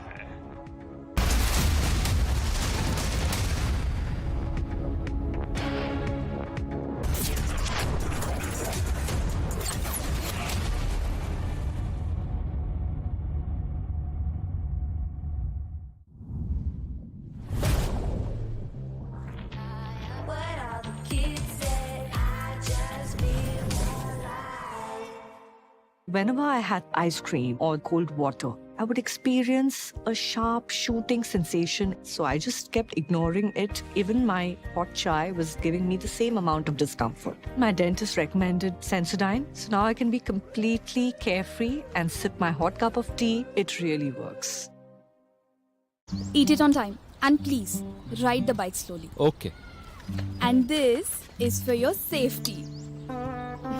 Arey, I almost forgot. LIC.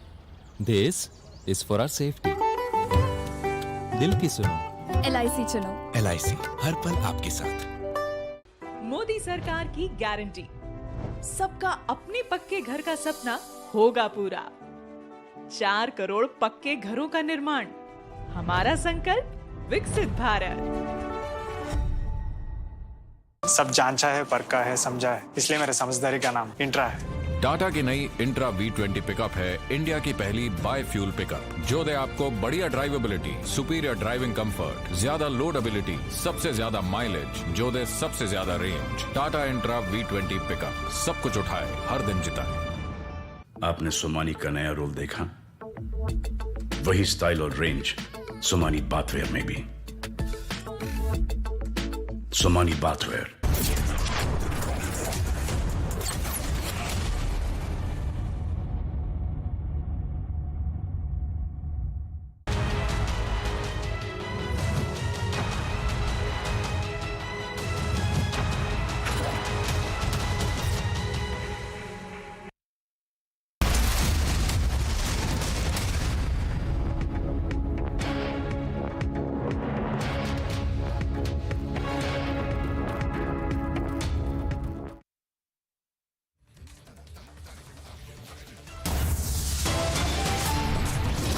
All eyes on Maharashtra Speaker's verdict on disqualification of Shinde faction MLAs likely any time now.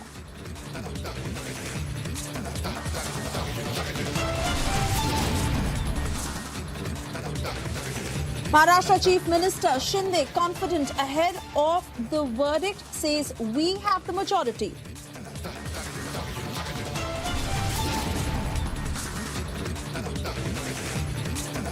Tussle over seat share continues after Aam Aadmi Party. Now Samajwadi Party wants junior party status for Congress.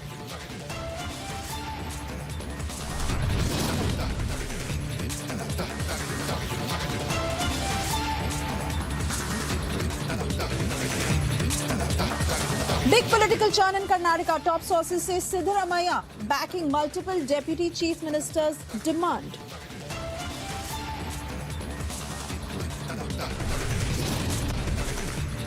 Ahead of Mandir inauguration, Indi Neta insults Hindu sentiments once again. BJP hits out.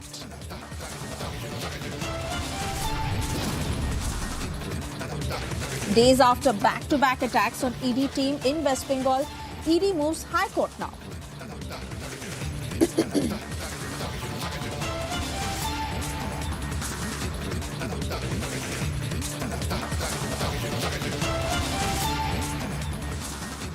Hey, good afternoon and thank you for tuning in. You're watching Live and Breaking at 4 p.m. I'm Suesha Samant, and in a short while from now, the future of the Uddhav faction and the Shinde faction will be amply clear, because the Maharashtra Speaker Rahul Narvekar is all set to read out the order at about 4:30 p.m. It has been a long-drawn battle between both the factions for who is the real Shiv Sena, and today that question will finally have an answer after the Supreme Court put the ball in the Speaker's court. Maharashtra Assembly Speaker Rahul Narvekar will pronounce the decision at 4:30 p.m. He will read out the objective part of the order at 4:30 p.m. where Shiv Sena MLAs will all be present in the Vidhan Bhavan during the verdict on the MLA's disqualification pleas that have been filed by both the factions.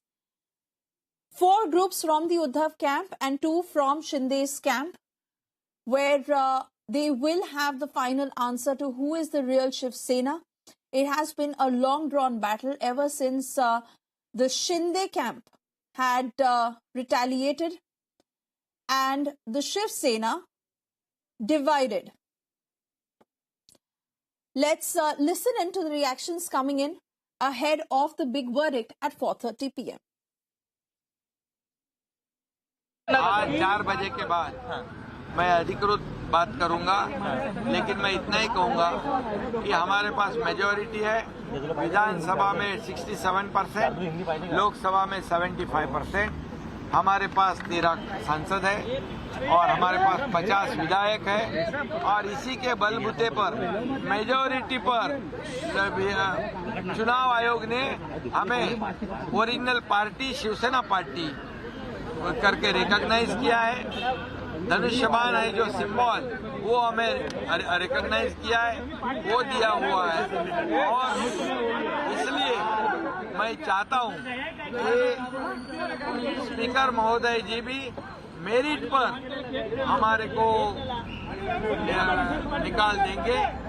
जो result होगा वो merit पे होना चाहिए और merit पे हम लोग शिवसेना है, हम लोग सिंबल धनुष्यबाण है और हमारे जो शपथ विधि हुआ था, कुछ लोग हमें घटना बाह्य कहते हैं, घटना बाह्य सरकार कहते हैं और बोले आज गिरेगा, कल गिरेगा, परसों गिरेगा, ऐसे बोलते बोलते अभी 1.5 साल हो गए हैं। अभी बाद में कहते हैं मुख्यमंत्री बदलेगा, लेकिन ये सरकार हमारे मजबूती से काम कर रही है, इसलिए उनके पैरों तले जमीन खिसक गई है, वो बेचैन हो गए हैं और अभी उनको सामने दिख रहा है उनकी हार, इसलिए ये गलत सलत आरोप लगाते हैं। जब उनके फेवर में कोई निर्णय होता है तो अच्छा बोलते हैं। इसमें एक ही बात कहूंगा मैं, ये मैच फिक्सिंग अगर होती तो रात को आते, अध्यक्ष रात को आते, चुपकर आते, ये दिन दहाड़े आ गए, अपने अधिकृत वाहन में आ गए और ऑफिशियल बैठक थी। उनके जो चुनाव क्षेत्र में जो कोस्टल हाईवे का काम शुरू है, मरीन ड्राइव में काम शुरू है, कुछ उनके चुनाव क्षेत्र के विषय थे। मैं मुख्यमंत्री हूँ और वो स्पीकर भी है और एमएलए भी है, तो इसलिए वो ऑफिशियल बैठक थी। इसमें अगर कुछ मैच फिक्सिंग करनी तो वो क्यों सामने से आते?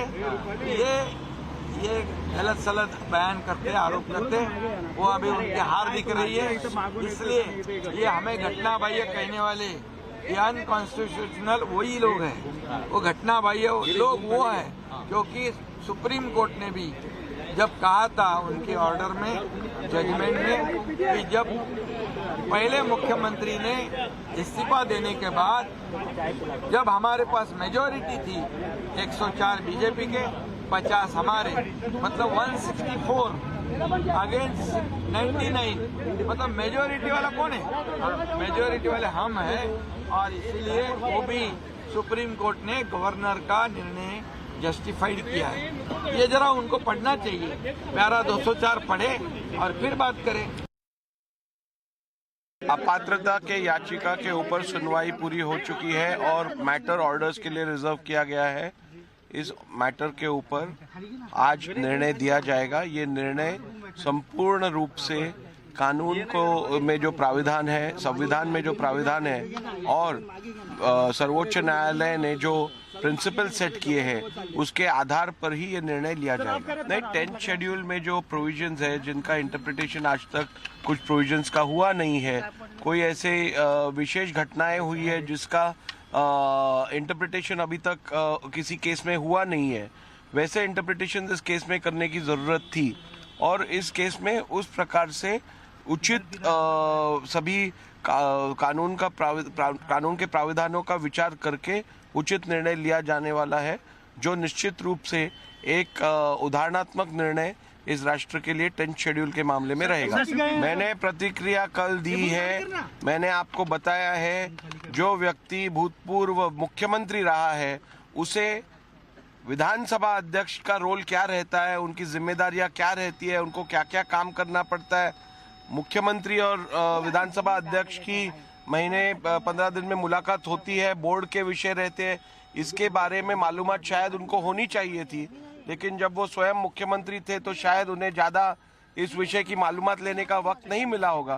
तो इसके बारे में और क्या कह सकता हूँ मैं। Sandeep and Alisha joining us on the broadcast as they have been tracking the story from day one. Sandeep, if I could quickly come to you first, you're standing outside Vidhan Bhavan, a sense of the security deployment, the kind of reactions and voices you're picking up from both factions. What is the anticipation like and what are they saying to you at this point?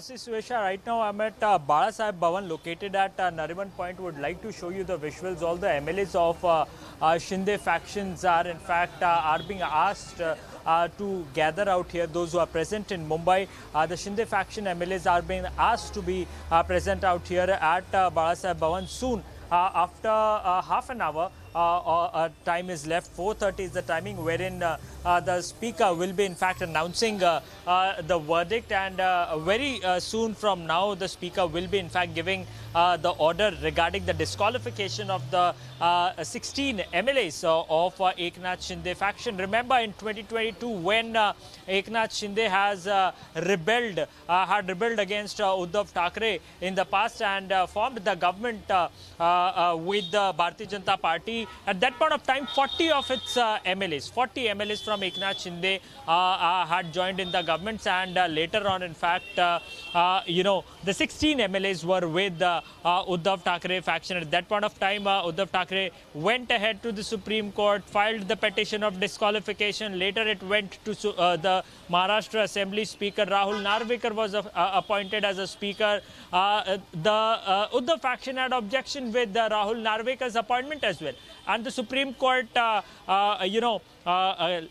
approved the appointment of Rahul Narvekar as well. At that point of time, the whip was Sunil Prabhu was the legal whip that was said by the Supreme Court, and it termed the Shinde faction, government legal. That is what the Supreme Court said in the past, and at this point of time, the ball is in the court of, in fact, Rahul Narvekar. He is the person to decide whether these 16 MLAs will be there or not.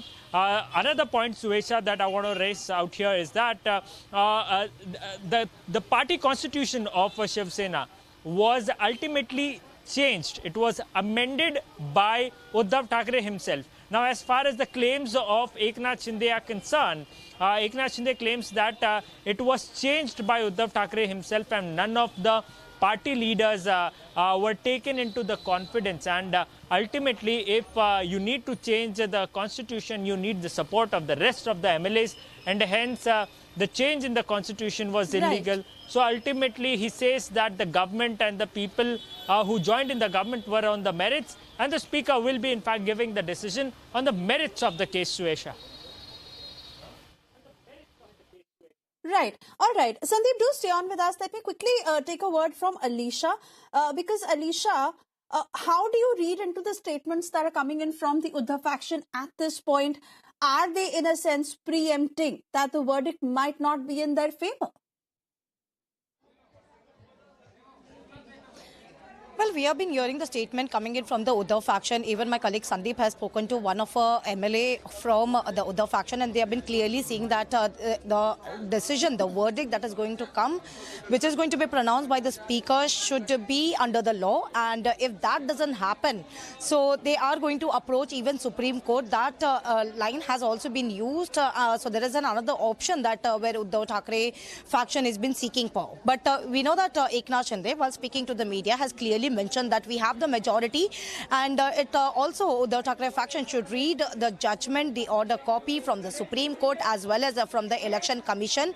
While Election Commission has allotted a symbol and party name to Eknath Shinde, whereas where Uddhav Thackeray faction were asked to get another symbol and party name. But what we know so far that it has 34 petition till from July 2022 till date, where 34 petition has been filed from both the factions and more than 2.5 lakh documents has been submitted to the Speaker. It was 11th May 2023 where Supreme Court has given a verdict and clearly asking Speaker to take the decision under paragraph 2(1) of the 10th schedule, and Speaker were clearly asked to take a decision on the disqualification plea. All the petition that has been filed by both the side with a reasonable time. But last year on December, where Supreme Court has given an extension of 10 days, which is till today, where Speaker is all set to pronounce its verdict. It will be an objective part of the order, which is going to be pronounced by the Speaker at 4:30 p.m. All right, Alisha, thank you for getting us all those details. Of course, 4:30 p.m. is when the verdict is set to be pronounced by Rahul Narvekar. Well, he'll read out the objective parts of the order. We wait and watch what happens and what lies in on either sides when it comes to, the Uddhav faction or the Shinde faction, and what will be the scenario thereafter. That we will come back to you and Sandeep. For the moment, more breaking news coming. And well, ahead of the Mandir inauguration, sources have informed that Congress Chief Mallikarjun Kharge, Sonia Gandhi, Adhir Ranjan Chaudhary have declined the Ram Temple invite, calling it an RSS BJP event. This is the latest that is just coming in amid the many invites that have been sent to all the opposition leaders. And we continue to get you how some have formally declined it and some who continue to stay tight-lipped on whether they will be present for the consecration ceremony on the 22nd January or not. This is coming in from the top brass of the Congress party. Sonia Gandhi, Mallikarjun Kharge, Adhir Ranjan Chaudhary have declined the Ram Temple invite. Senior Executive Editor Abhishek Kapoor with us on the phone line. Abhishek, would you say it is quite on expected lines? They would not have gone any which way? Well, you see, it seems like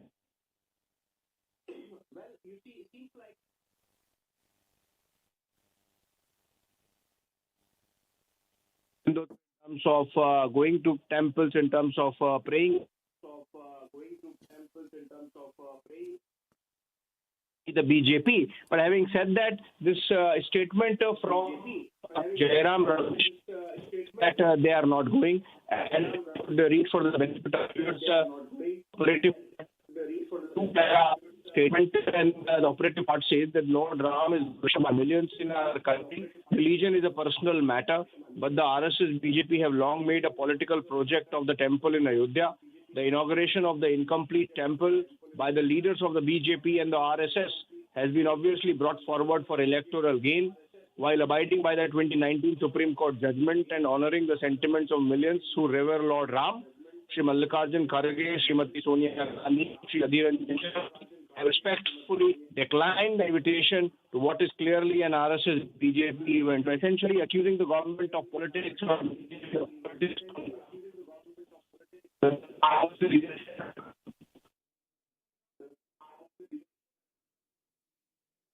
Abhishek, that audio line is not very clear. We'll try and reconnect the line with you. But Abhishek, pretty much giving us the details of how Congress top brass Mallikarjun Kharge, Sonia Gandhi, Adhir Ranjan Chaudhary have declined the Ram Temple invite, calling it an RSS BJP event.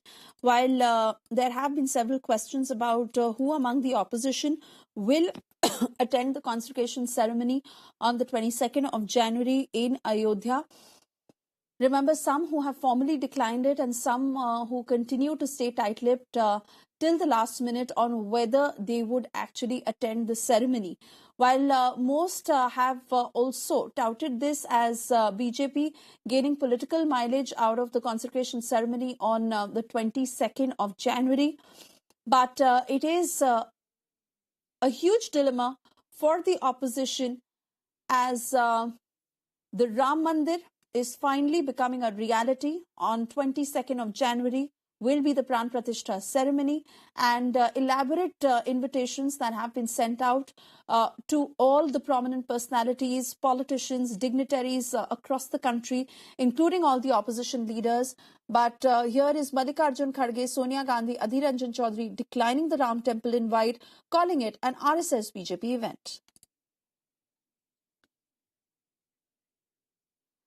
With that, we have to slip into a very short commercial break. On the other side, we'll continue to get you the very latest of the reactions and the statements coming in from opposition leaders on the invite sent to them for the consecration ceremony on the 22nd of January, and if they will be coming or not.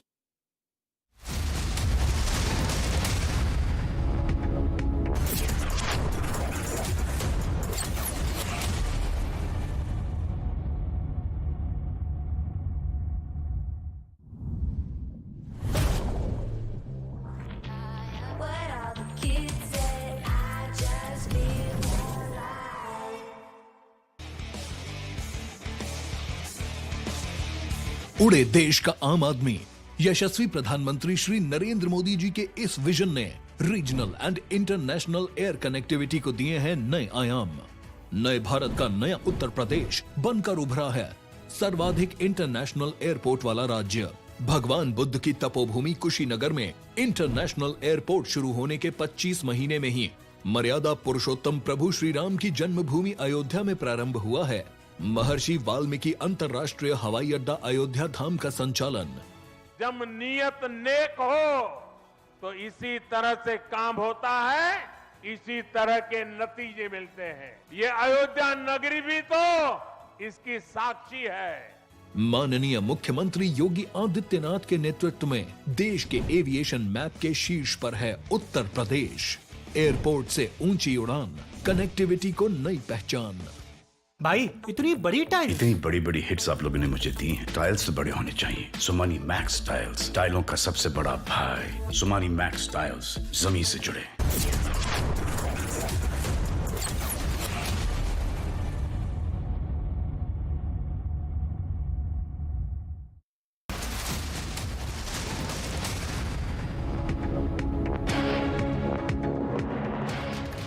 Thank you for staying with Republic, and as we continue to get you the latest in the Sena versus Sena row, we are also for the moment focusing on the Mandir inauguration. How sources have informed that Congress Chief Mallikarjun Kharge, Sonia Gandhi, Adhir Ranjan Chaudhary have declined the Ram Temple invite. Why? They are calling it an RSS BJP event, and while the question was lingering on whether Sonia Gandhi, Mallikarjun Kharge would attend the Ram Mandir consecration ceremony on the 22nd of January in Ayodhya, they finally put a full stop to that mystery as they have formally now declined the Ram Mandir invite.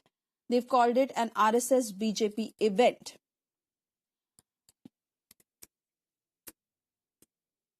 We'll have Abhishek Kapoor, Senior Executive Editor, join us shortly to give us more details on the same. As remember, Republic has been keeping you ahead on who all have accepted the temple invite and who all have declined it. This certainly happens to be a big dilemma among the opposition and the Indie Alliance, to be specific, where they continue to say that it is the BJP that is gaining political mileage out of the Ram Mandir consecration ceremony on the 22nd of January in Ayodhya. This even as the BJP has time and again added that the opposition must stay away from politics and focus on Hindu sentiment. However, this has certainly been a big dilemma for the opposition on whether they would all come for the consecration ceremony in Ayodhya. I'm not too sure if Abhishek is connected with us, but Abhishek, if you can hear me, Please give us those details. And like I was asking you previously on, I'm not too sure if you could hear me properly at that point because we couldn't hear you very, very clearly. But point is that this response from the top brass of the Congress, quite unexpected lines, you would say? There were reports attributed to sources close to Sonia Gandhi that she might contemplate visiting the Ram temple. And even Mallikarjun Kharge, when he was asked about the invite, had said that a decision would be taken soon. So nobody was denying it.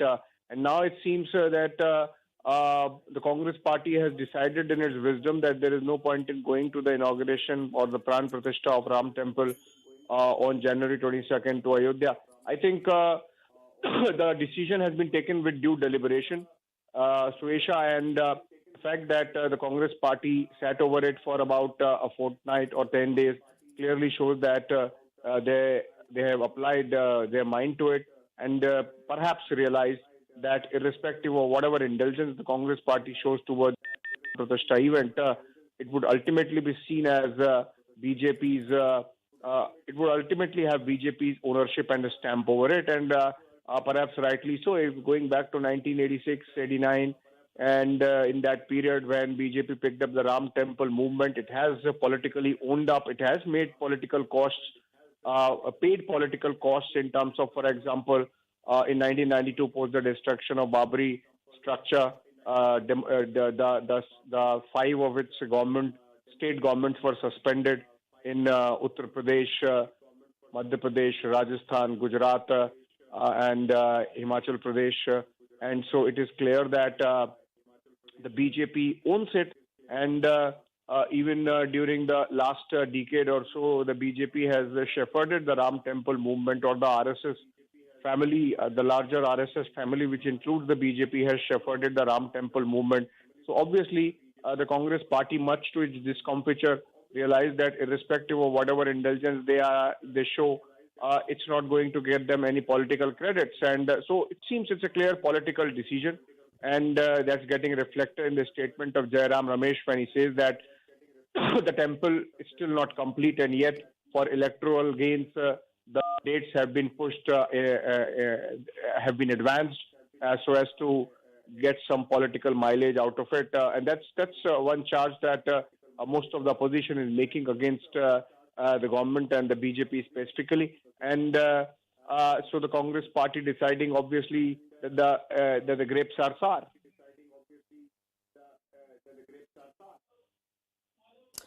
All right, Abhishek, thank you for getting us all those details. We also have Ratnakar Tripathi, Senior Congress Leader, joining us on the phone line. Ratnakar Tripathi, would you say that the Congress is unanimous in this decision about skipping the Ram Mandir invite for the 22nd, and it would not put a contrary message out to the entire country that it is the Congress that is not in support of the Ram Mandir or not respecting Hindu sentiment? How can you say that Congress is not respecting the sentiments of Hindu? We always respect the sentiments of Hindus or any other community.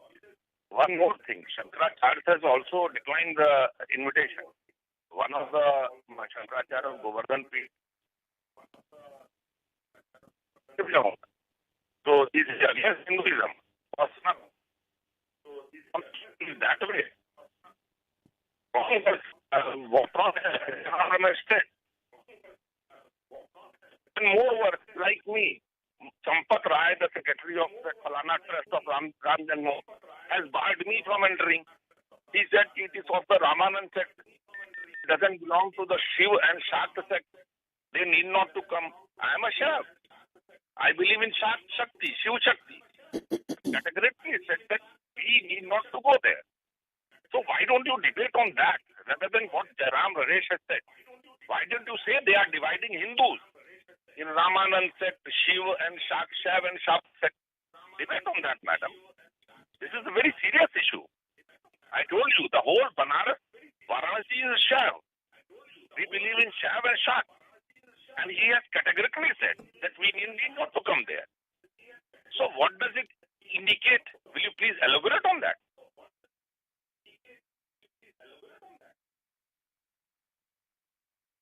Absolutely, sir. You've made your point, Mr. Ratnakar Tripathi. I want to thank you for speaking to the public this afternoon. And of course, as you say that it is an elaborate point of debate, but this is the news we are just breaking to all our viewers that Sonia Gandhi, Mallikarjun Kharge and Adhir Ranjan Chaudhary have declined the Ram Mandir invite on the 22nd of January for the consecration ceremony in Ayodhya. On that note, we have to step into a very short commercial break. Also, a quick check of the big story we are tracking this minute.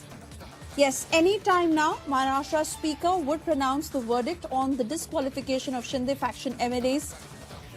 4:30 p.m. is the time that has been set.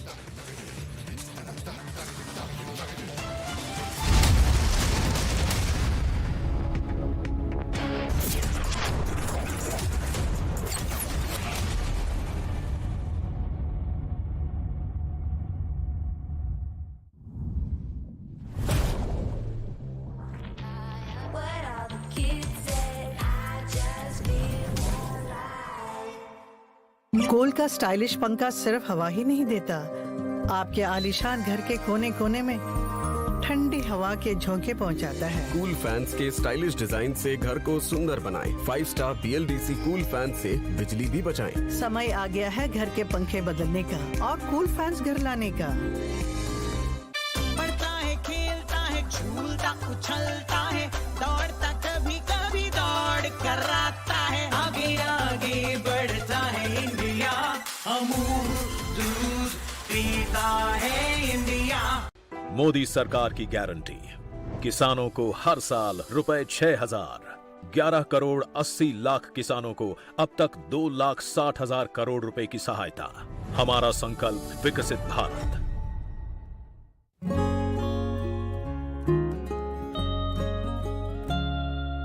इस पल को मुमकिन करने के लिए आदित्य ने पहले से ही शुरुआत कर दी थी।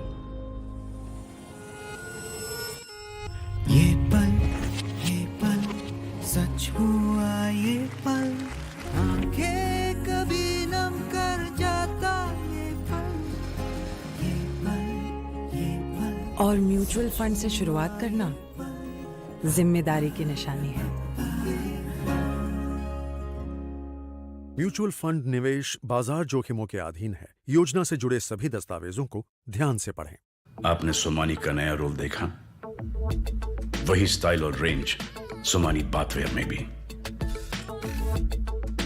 Somani bathware,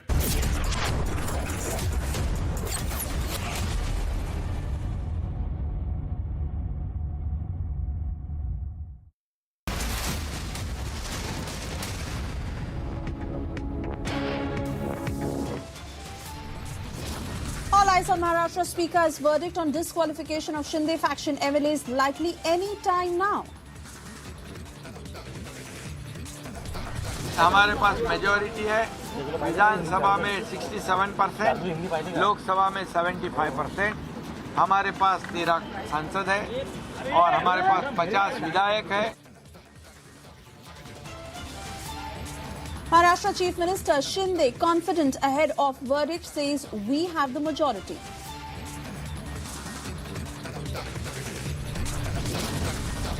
Sonia and Kharge decline Ram Mandir inauguration, call it RSS BJP event.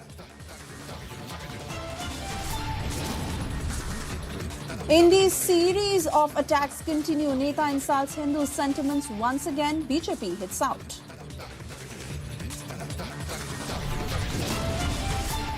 Tussle over seat share continues after Aam Aadmi Party. Now Samajwadi Party wants junior party status for Congress. CM साहब भी सहमत थे इसके लिए और 2-3 लोग होना चाहिए DCM, मगर हाईकमांड वो उस वक्त एक ही को परमिशन दी थी। Big political churn in Karnataka. Top sources say Siddaramaiah backing multiple deputy chief ministers' demand.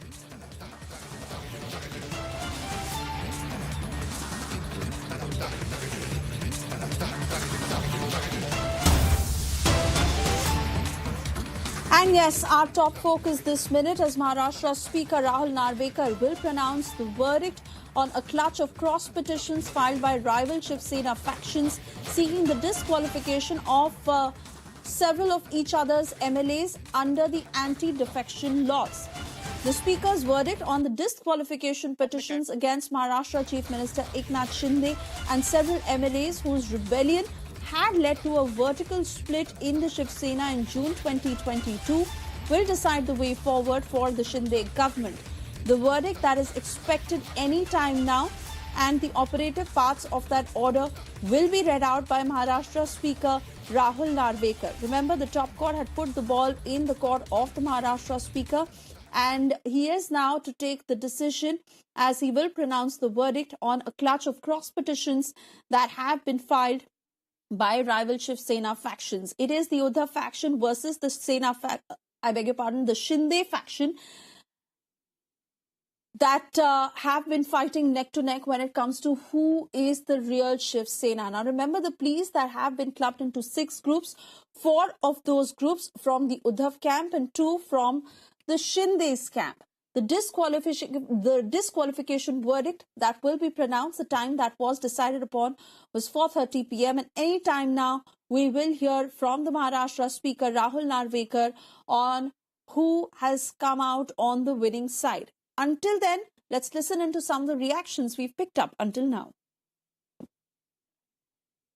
आज 4 बजे के बाद मैं अधिकृत बात करूंगा, लेकिन मैं इतना ही कहूंगा कि हमारे पास मेजॉरिटी है विधानसभा में 67%, लोकसभा में 75%, हमारे पास 13 सांसद है और हमारे पास 50 विधायक है और इसी के बलबूते पर मेजॉरिटी पर चुनाव आयोग ने हमें ओरिजिनल पार्टी शिवसेना पार्टी करके रिकॉग्नाइज किया है।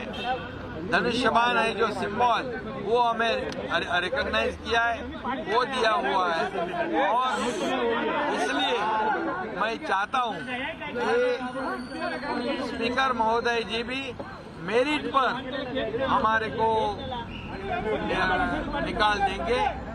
जो रिजल्ट होगा वो मेरिट पे होना चाहिए और मेरिट पे हम लोग शिवसेना है, हम लोग सिंबल धनुष्यबाण है और हमारे जो शपथ विधि हुआ था, कुछ लोग हमें घटना बाह्य कहते हैं, घटना बाह्य सरकार कहते हैं और बोले आज गिरेगा, कल गिरेगा, परसों गिरेगा, ऐसे बोलते बोलते अभी 1.5 साल हो गए हैं।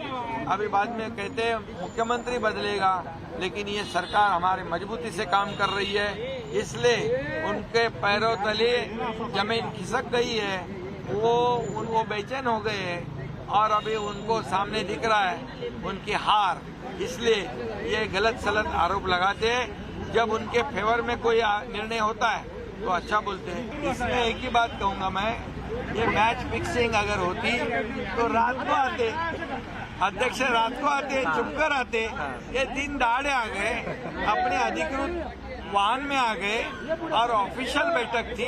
उनके जो चुनाव क्षेत्र में जो कोस्टल हाईवे का काम शुरू है, मरीन ड्राइव में काम शुरू है, कुछ उनके चुनाव क्षेत्र के विषय थे। मैं मुख्यमंत्री हूँ और वो स्पीकर भी है और एमएलए भी है, तो इसलिए वो ऑफिशियल बैठक थी। इसमें अगर कुछ मैच फिक्सिंग करनी तो वो क्यों सामने से आते? ये गलत सलत बयान करते, आरोप करते, वो अभी उनकी हार दिख रही है, इसलिए ये हमें घटना बाह्य कहने वाले ये अनकॉन्स्टिट्यूशनल वही लोग हैं। वो घटना बाह्य लोग वो है क्योंकि सुप्रीम कोर्ट ने भी जब कहा था उनके ऑर्डर में, जजमेंट में, कि जब पहले मुख्यमंत्री ने इस्तीफा देने के बाद जब हमारे पास मेजॉरिटी थी 104 बीजेपी के, 50 हमारे, मतलब 164 अगेंस्ट 99, मतलब मेजॉरिटी वाला कौन है? मेजॉरिटी वाले हम हैं और इसलिए वो भी सुप्रीम कोर्ट ने गवर्नर का निर्णय जस्टिफाइड किया है। ये जरा उनको पढ़ना चाहिए, प्यारा 204 पढ़े और फिर बात करें। अपात्रता के याचिका के ऊपर सुनवाई पूरी हो चुकी है और मैटर ऑर्डर्स के लिए रिजर्व किया गया है। इस मैटर के ऊपर आज निर्णय दिया जाएगा। ये निर्णय संपूर्ण रूप से कानून को में जो प्राविधान है, संविधान में जो प्राविधान है और सर्वोच्च न्यायालय ने जो प्रिंसिपल सेट किए हैं उसके आधार पर ही ये निर्णय लिया जाएगा। नहीं, 10th शेड्यूल में जो प्रोविजंस है जिनका इंटरप्रिटेशन आज तक कुछ प्रोविजंस का हुआ नहीं है, कोई ऐसे विशेष घटनाएं हुई है जिसका इंटरप्रिटेशन अभी तक किसी केस में हुआ नहीं है, वैसे इंटरप्रिटेशन इस केस में करने की ज़रूरत थी और इस केस में उस प्रकार से उचित सभी कानून के प्राविधानों का विचार करके उचित निर्णय लिया जाने वाला है, जो निश्चित रूप से एक उदाहरणात्मक निर्णय इस राष्ट्र के लिए 10th शेड्यूल के मामले में रहेगा। मैंने प्रतिक्रिया कल दी है, मैंने आपको बताया है जो व्यक्ति भूतपूर्व मुख्यमंत्री रहा है उसे विधानसभा अध्यक्ष का रोल क्या रहता है, उनकी जिम्मेदारियां क्या रहती है, उनको क्या क्या काम करना पड़ता है। मुख्यमंत्री और विधानसभा अध्यक्ष की महीने 15 दिन में मुलाकात होती है, बोर्ड के विषय रहते हैं, इसके बारे में मालूमात शायद उनको होनी चाहिए थी, लेकिन जब वो स्वयं मुख्यमंत्री थे तो शायद उन्हें ज़्यादा इस विषय की मालूमात लेने का वक्त नहीं मिला होगा। तो इसके बारे में और क्या कह सकता हूँ मैं।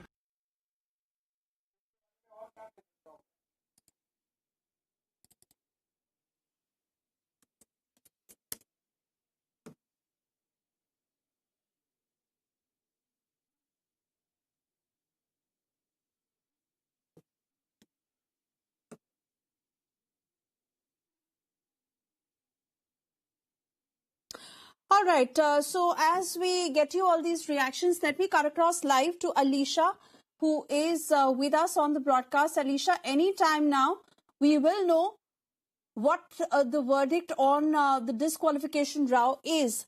But so far, with the kind of statements coming in from both the sides, how do you think the anticipation is building?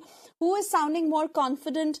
Is it the Uddhav faction that is already preempting that they may not, have the verdict in their favor? How do you read into all the developments so far?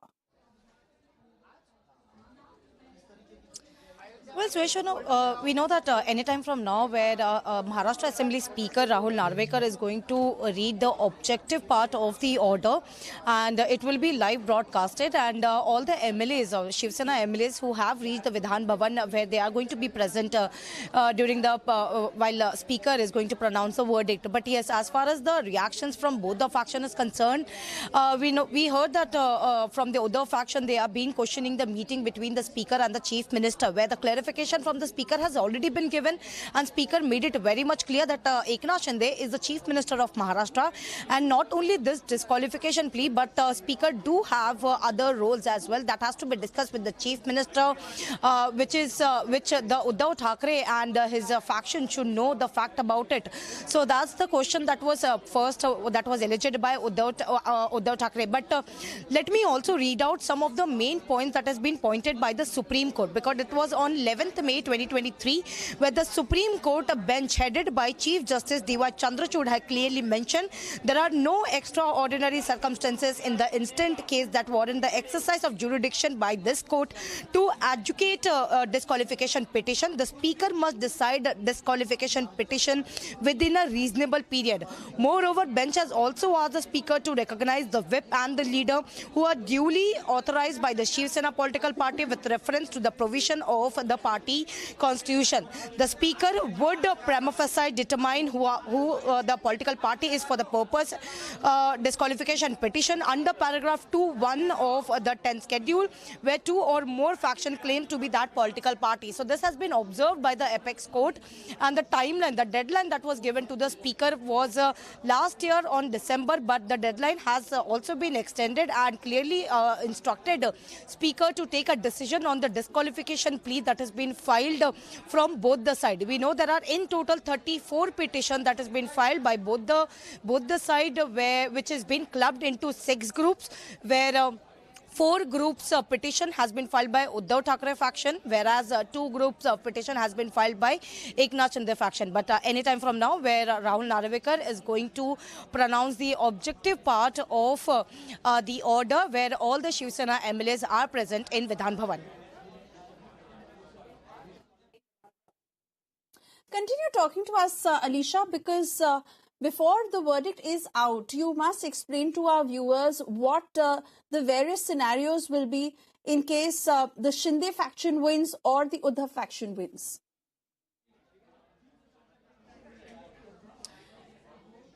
Well, as far as the disqualification plea is concerned, we know that in June 2022, where Eknath Shinde and the other MLAs who has rebelled against the then Chief Minister Uddhav Thackeray, which lead to the split into Shiv Sena as well as the fall of Mahavikas Aghadi. And on 30th June 2022, where Eknath Shinde swore in as a Chief Minister along with BJP, he formed government with the BJP, where Devendra Fadnavis was sworn in as the Deputy Chief Minister. But later, there was a petition that was filed by Uddhav faction clearly asking the disqualification of the 16 MLA, including Eknath Shinde. The first petition that was given to the Speaker, but there were no decision or any comment that was made by the Speaker, because Speaker was made it very much clear he need to read the petition and the decision will be given under the 10th schedule. So he need more time and the decision will be given at the reasonable period.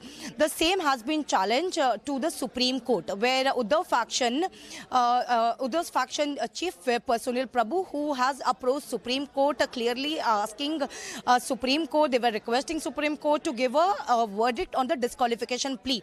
But Supreme Court made it very much clear it does not come under the court jurisdiction. It's the Speaker who is going to take the decision with a reasonable period. But there was many hearings that has been commenced, because we know that there was 20 lengthy as well as detailed hearing that has been commenced by Rahul Narvekar, and there were more than 2.5 lakh documents has also been submitted from both the sides, whether it is Eknath Shinde or whether it is Uddhav Thackeray. But we heard from the Chief Minister Eknath Shinde clearly mentioning he has the majority, and that the same has been observed by Election Commission of India, where there was a by-poll election for Andheri East, where the Election Commission has allotted the party name and the symbol to Eknath Shinde faction, because he has the number, he has the majority, and the same also has been challenged to the Supreme Court, where clearly asking for the Election Commission, but that has also been dismissed by the Supreme Court, clearly saying that it is the Election Commission who has to take the decision as far as the by-election is concerned. But what we know so far, there are multiple petitions that was given, because at first petition where Uddhav faction has asked to disqualify 16 MLAs, Shiv Sena MLAs, including Eknath Shinde. At first, they were the 16 MLAs who went to the Surat and later went to the Guwahati. And when they came back, they formed a government with the BJP. And later, there was constantly petition that has also been given to the Speaker. Not only this, but there was a counter affidavit that had also been given by Shinde government, clearly saying that the Uddhav Thackeray faction, they should adhere to the whip that has been issued by the Shinde faction.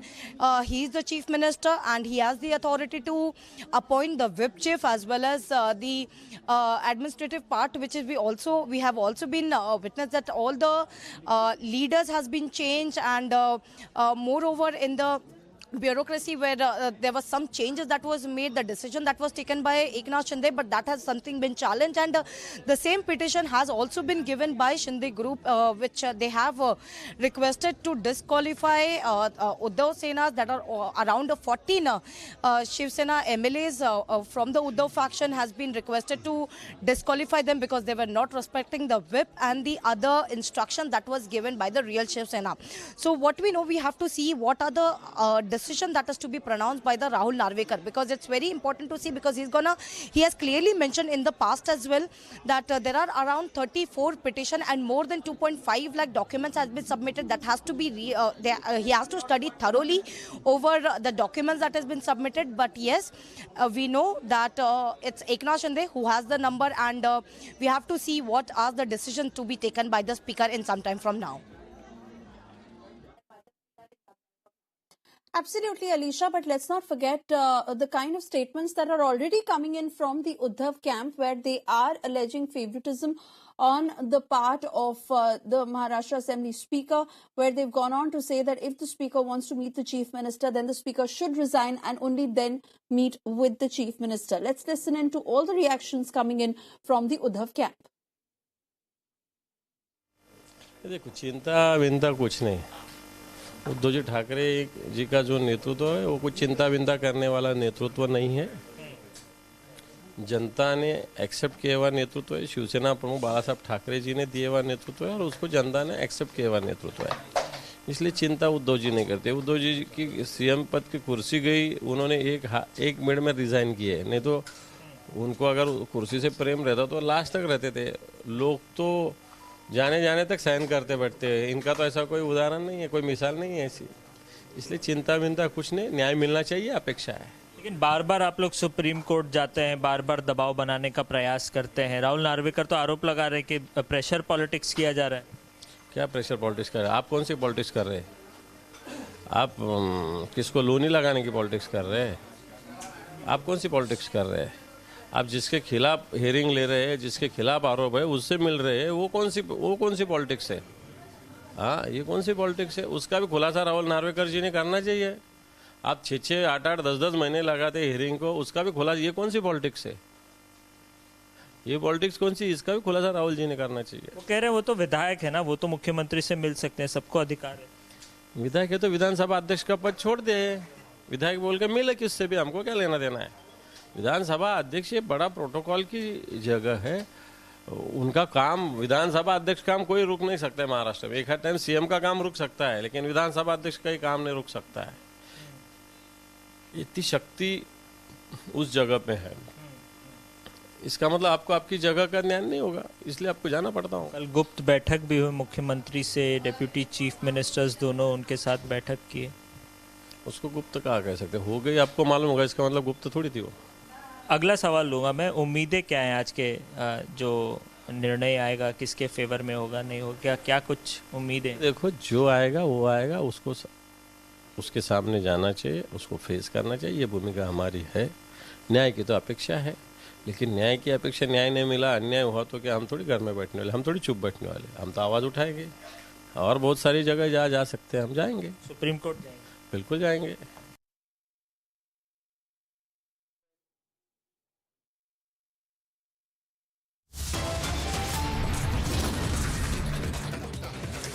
Well, if we were hearing the reactions coming in from the Uddhav Thackeray faction, they are clear been mentioning that whatever the verdict will be, and if it goes against them, they are going to challenge the Supreme Court. Right now, slipping to a very short break. After this, we'll come again to the story where Rahul Narvekar, who is the Maharashtra Assembly Speaker, is going to announce its verdict. Stay tuned.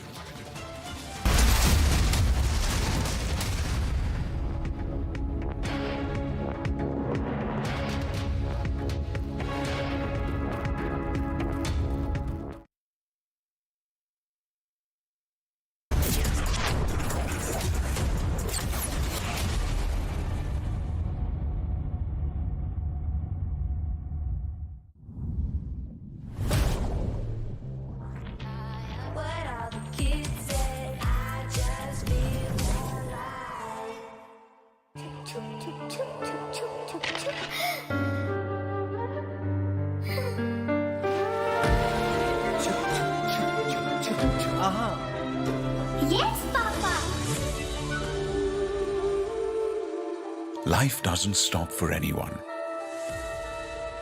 Even we won't let you stop. At every stage of your life, with LIC, you are always insured. LIC, हर पल आपके साथ। भाई, इतनी बड़ी tile? इतनी बड़ी बड़ी hits आप लोगों ने मुझे दी हैं। टाइल्स तो बड़े होने चाहिए। सुमानी मैक्स टाइल्स, टाइलों का सबसे बड़ा भाई। सुमानी मैक्स टाइल्स, जमीन से जुड़े।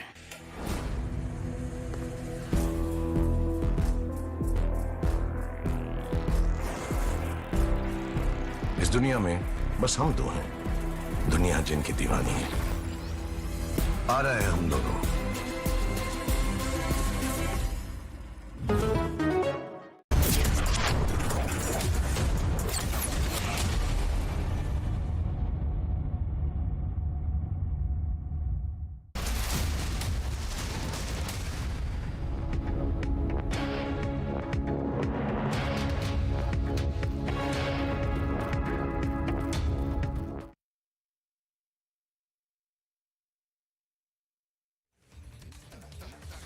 Continue to get you the latest as any time now.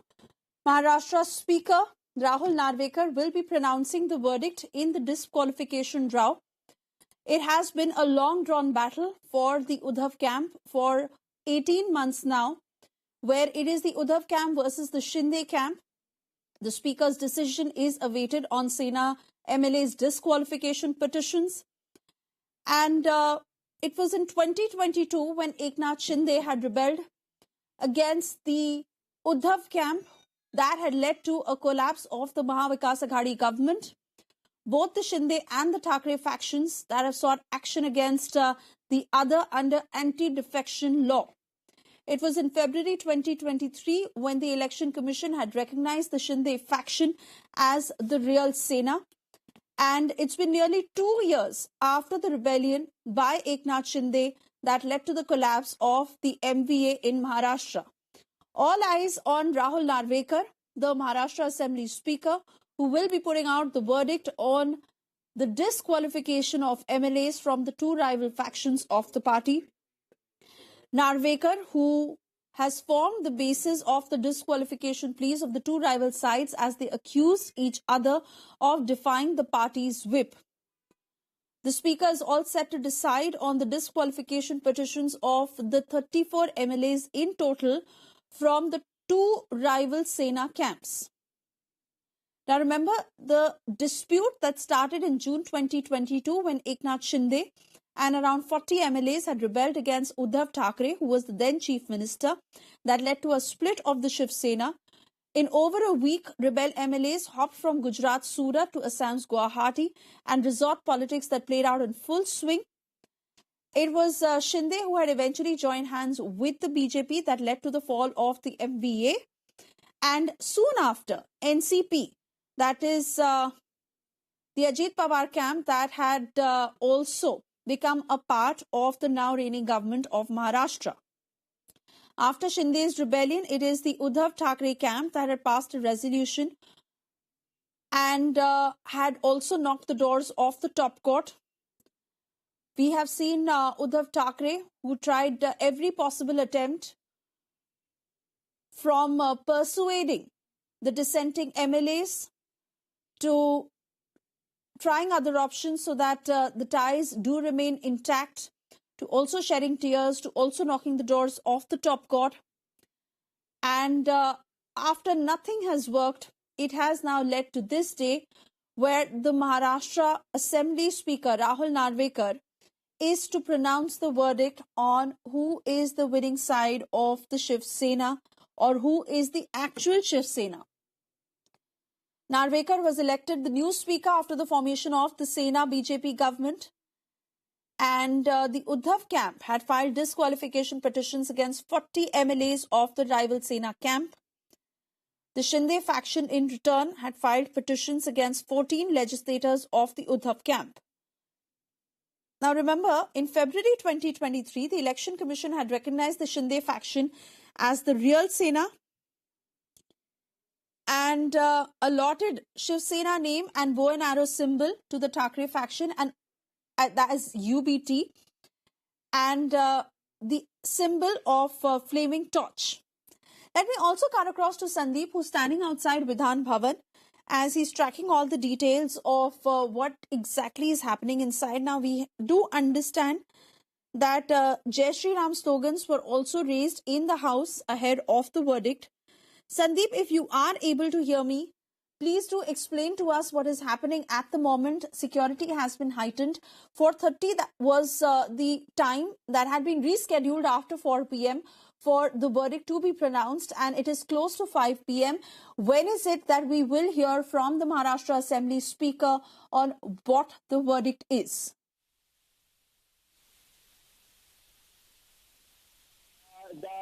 In fact, the decision is going to come, and in fact, after the decision, there are planning by the Shinde faction that they would be celebrated in a very large. They would be celebrated in a very large manner. I would like to show you the visuals out here. The visuals, the security are in fact have been tightened out here, and all the senior party leaders from the Shinde faction are in fact coming out here, and very soon from now, the Speaker of Maharashtra Assembly, Rahul Narvekar, will be in fact. I give you the live visuals. The lawyers have arrived out here. So, Sunny, if you could pan the camera and show. The lawyers have arrived out here, and very soon from now, it seems that the hearing will begin, and Rahul Narvekar to pronounce the verdict right now. And in fact, once all the party lawyers come before the Assembly Speaker, the Speaker would in fact announce. Now, I would like to go in the flashback. Remember what has happened in the past. In 2022, Shinde faction in fact rebelled against Uddhav Thackeray. They joined hands with Bharatiya Janata Party. They formed the government, and in fact 16 of that MLAs, in fact the Uddhav Thackeray faction went into the court and filed a disqualification plea before the Supreme Court and against the 16 MLAs of Shinde faction, following which Eknath Shinde also went ahead and filed a disqualification plea against the 12 MLAs of Uddhav faction. Now, in the span of 3-4 months, the hearing was continuously underway at this very Vedanta.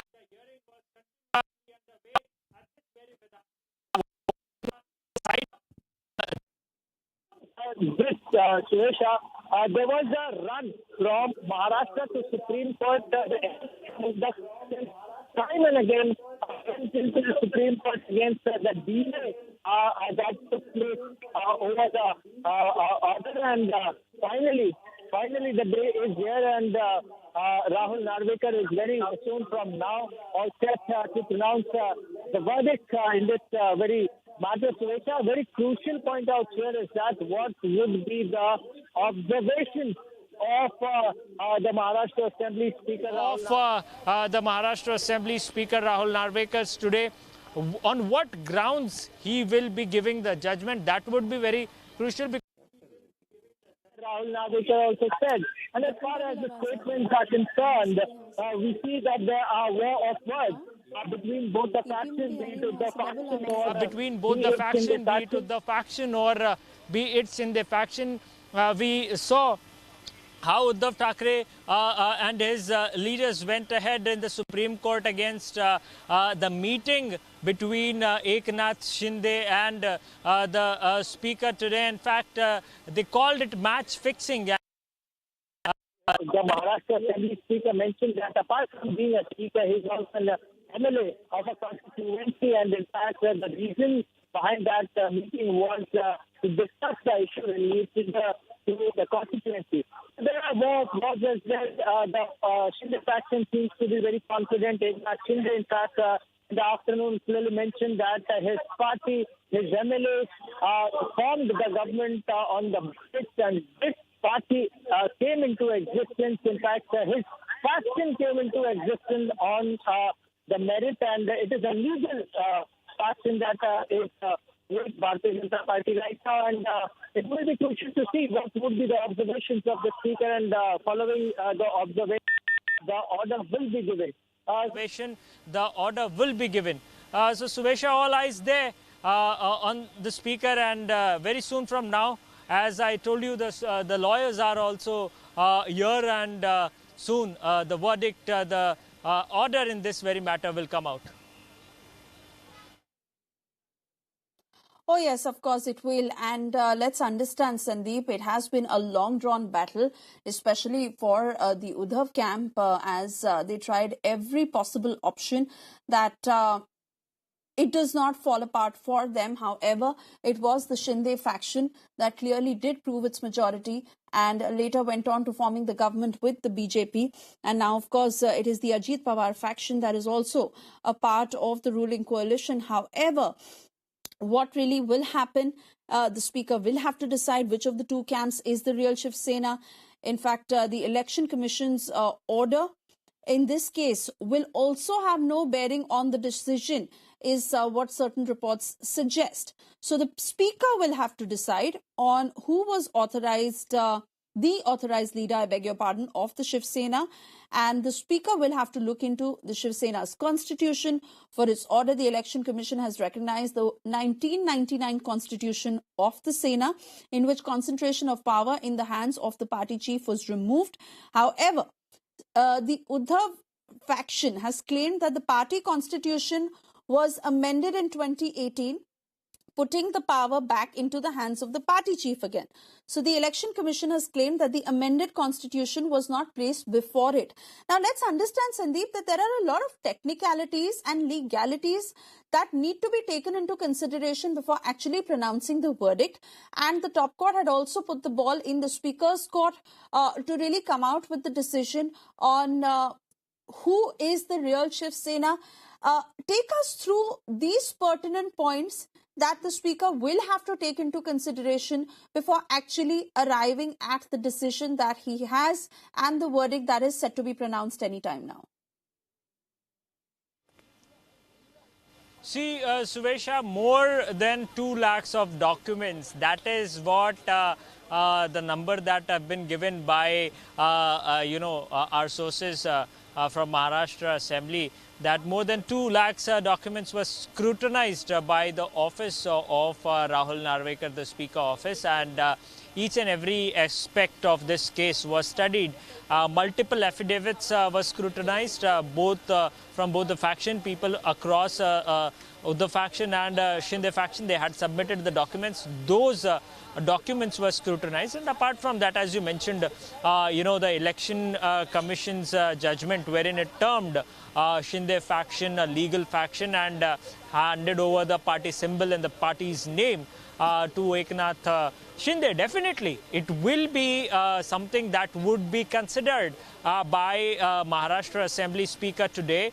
And apart from that, whether there was, whether Uddhav Thackeray himself, misused his power and changed the constitution, that is something that whether this can be the part of the observation, whether he will state such thing or not, that is something that we have to look out for. But ultimately, what is being claimed by Shinde faction is that Uddhav Thackeray himself changed the constitution and he himself became the party chief, which is illegal, as he was not supported by any MLAs. It was his sole decision. So these are the facts that would be put up, that had been in fact put up in the past. And considering, Suvesha, all these points, the decision will be given. But very soon from now, as we saw that the lawyers have already arrived here at the Assembly, at the Vidhan Bhavan in fact, and very soon from now, Rahul Narvekar would be pronouncing the judgment over the case. Absolutely. Sandeep, do stay on with us. Let's listen into some more reactions as we await the live feed of when the Speaker's decision will be out in public domain, when the verdict will be pronounced, and that feed will start streaming. Until then, some reactions coming in. आज 4 बजे के बाद मैं अधिकृत बात करूंगा, लेकिन मैं इतना ही कहूंगा कि हमारे पास मेजॉरिटी है विधानसभा में 67%, लोकसभा में 75%, हमारे पास 13 सांसद है और हमारे पास 50 विधायक है, और इसी के बलबूते पर मेजॉरिटी पर चुनाव आयोग ने हमें ओरिजिनल पार्टी शिवसेना पार्टी करके रिकॉग्नाइज किया है। धनुष्यबाण है जो सिंबल, वो हमें रिकॉग्नाइज किया है, वो दिया हुआ है। और इसलिए मैं चाहता हूं कि स्पीकर महोदय जी भी मेरिट पर हमारे को निकाल देंगे। जो रिजल्ट होगा वो मेरिट पे होना चाहिए, और मेरिट पे हम लोग शिवसेना है, हम लोग सिंबल धनुष्यबाण है, और हमारे जो शपथ विधि हुआ था, कुछ लोग हमें घटना बाह्य कहते हैं, घटना बाह्य सरकार कहते हैं, और बोले आज गिरेगा, कल गिरेगा, परसों गिरेगा, ऐसे बोलते बोलते अभी 1.5 साल हो गए हैं। अभी बाद में कहते हैं मुख्यमंत्री बदलेगा, लेकिन ये सरकार हमारे मजबूती से काम कर रही है, इसलिए उनके पैरों तले जमीन खिसक गई है, वो बेचैन हो गए हैं, और अभी उनको सामने दिख रहा है उनकी हार, इसलिए ये गलत सलत आरोप लगाते हैं। जब उनके फेवर में कोई निर्णय होता है तो अच्छा बोलते हैं। इसमें एक ही बात कहूंगा मैं, ये मैच फिक्सिंग अगर होती तो रात को आते, अध्यक्ष रात को आते, चुपकर आते। ये दिन दहाड़े आ गए, अपने अधिकृत वाहन में आ गए और ऑफिशियल बैठक थी। उनके जो चुनाव क्षेत्र में जो कोस्टल हाईवे का काम शुरू है, मरीन ड्राइव में काम शुरू है, कुछ उनके चुनाव क्षेत्र के विषय थे। मैं मुख्यमंत्री हूँ और वो स्पीकर भी है और एमएलए भी है, तो इसलिए वो ऑफिशियल बैठक थी। इसमें अगर कुछ मैच फिक्सिंग करनी तो वो क्यों सामने से आते? ये गलत सलत बयान करते, आरोप करते, वो अभी उनकी हार दिख रही है। इसलिए ये हमें घटना बाह्य कहने वाले ये अनकॉन्स्टिट्यूशनल वही लोग हैं, वो घटना बाह्य लोग वो है, क्योंकि सुप्रीम कोर्ट ने भी जब कहा था उनके ऑर्डर में, जजमेंट में, कि जब पहले मुख्यमंत्री ने इस्तीफा देने के बाद जब हमारे पास मेजॉरिटी थी 104 बीजेपी के, 50 हमारे, मतलब 164 अगेंस्ट 99, मतलब मेजॉरिटी वाला कौन है? मेजॉरिटी वाले हम हैं। और इसलिए वो भी सुप्रीम कोर्ट ने गवर्नर का निर्णय जस्टिफाइड किया है। ये जरा उनको पढ़ना चाहिए, प्यारा 204 पढ़े और फिर बात करें। अपात्रता के याचिका के ऊपर सुनवाई पूरी हो चुकी है और मैटर ऑर्डर्स के लिए रिजर्व किया गया है। इस मैटर के ऊपर आज निर्णय दिया जाएगा। ये निर्णय संपूर्ण रूप से कानून को में जो प्राविधान है, संविधान में जो प्राविधान है और सर्वोच्च न्यायालय ने जो प्रिंसिपल सेट किए हैं उसके आधार पर ही ये निर्णय लिया जाएगा। नहीं, 10th शेड्यूल में जो प्रोविजंस है जिनका इंटरप्रिटेशन आज तक कुछ प्रोविजंस का हुआ नहीं है, कोई ऐसे विशेष घटनाएं हुई है जिसका इंटरप्रिटेशन अभी तक किसी केस में हुआ नहीं है, वैसे इंटरप्रिटेशन इस केस में करने की जरूरत थी। और इस केस में उस प्रकार से उचित सभी कानून के प्राविधानों का विचार करके उचित निर्णय लिया जाने वाला है, जो निश्चित रूप से एक उदाहरणात्मक निर्णय इस राष्ट्र के लिए 10th शेड्यूल के मामले में रहेगा। मैंने प्रतिक्रिया कल दी है, मैंने आपको बताया है, जो व्यक्ति भूतपूर्व मुख्यमंत्री रहा है उसे विधानसभा अध्यक्ष का रोल क्या रहता है, उनकी जिम्मेदारियां क्या रहती है, उनको क्या क्या काम करना पड़ता है। मुख्यमंत्री और विधानसभा अध्यक्ष की महीने 15 दिन में मुलाकात होती है, बोर्ड के विषय रहते हैं, इसके बारे में मालूमात शायद उनको होनी चाहिए थी, लेकिन जब वो स्वयं मुख्यमंत्री थे तो शायद उन्हें ज्यादा इस विषय की मालूमात लेने का वक्त नहीं मिला होगा। तो इसके बारे में और क्या कह सकता हूँ मैं।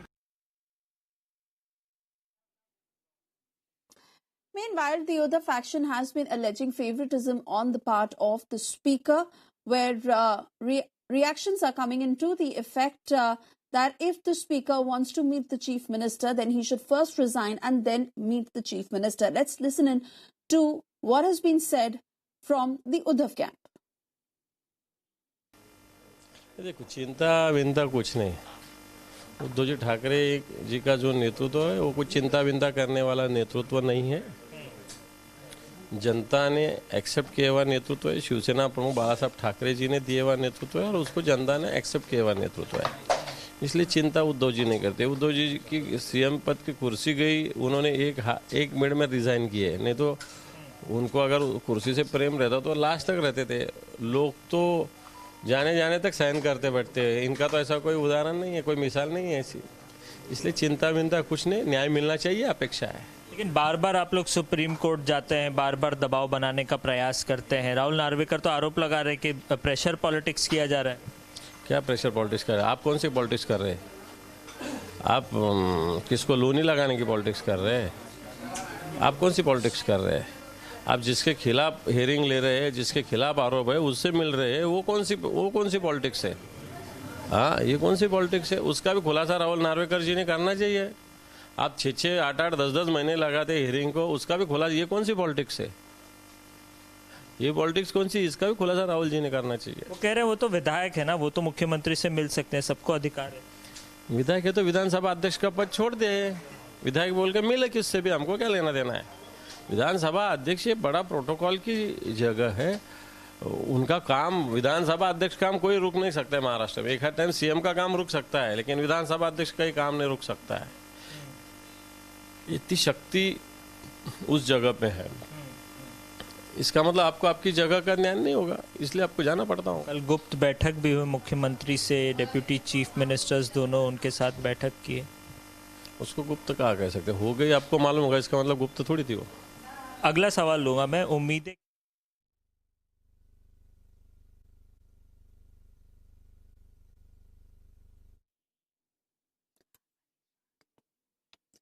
All right, and we've cut across to this live feed as the House is in order now, and the Maharashtra Speaker, who is already in the Central Hall in Vidhan Bhavan. The meeting at the Speaker's chamber has just concluded, and those are the pictures on your screens. Anytime now, he will be reading out that order. The Speaker, who is already in possession of the order, and we will cut into the audio as soon as he starts speaking.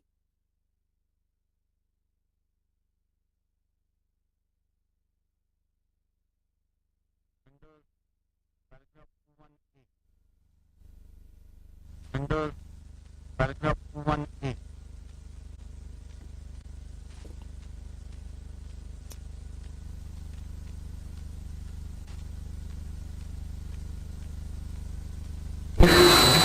Under 21A, group number 4 consists of petition number 19, again filed by legislator belonging to the UBT faction.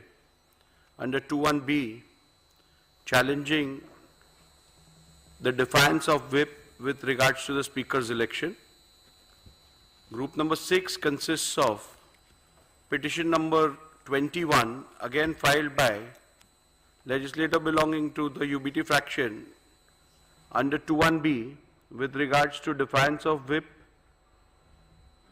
for the confidence motion. Group number 5 consists of petition number 22 to 24, which has been filed by legislator belonging to the Shinde faction under 21A, the Shinde faction. Group 2 consists of petition number 17, which has been filed against certain independents and members belonging to other parties under 2 subclause 2. So we shall, before I proceed with the judgment, pronouncement of the order, I would like to express my sincere gratitude towards the Honorable Supreme Court of India, which has provided an extremely guiding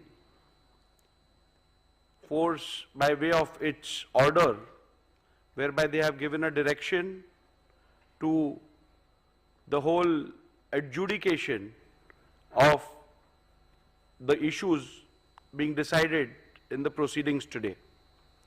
Therefore, I would at the outset express my gratitude towards the Apex Court. At the same time, I would like to express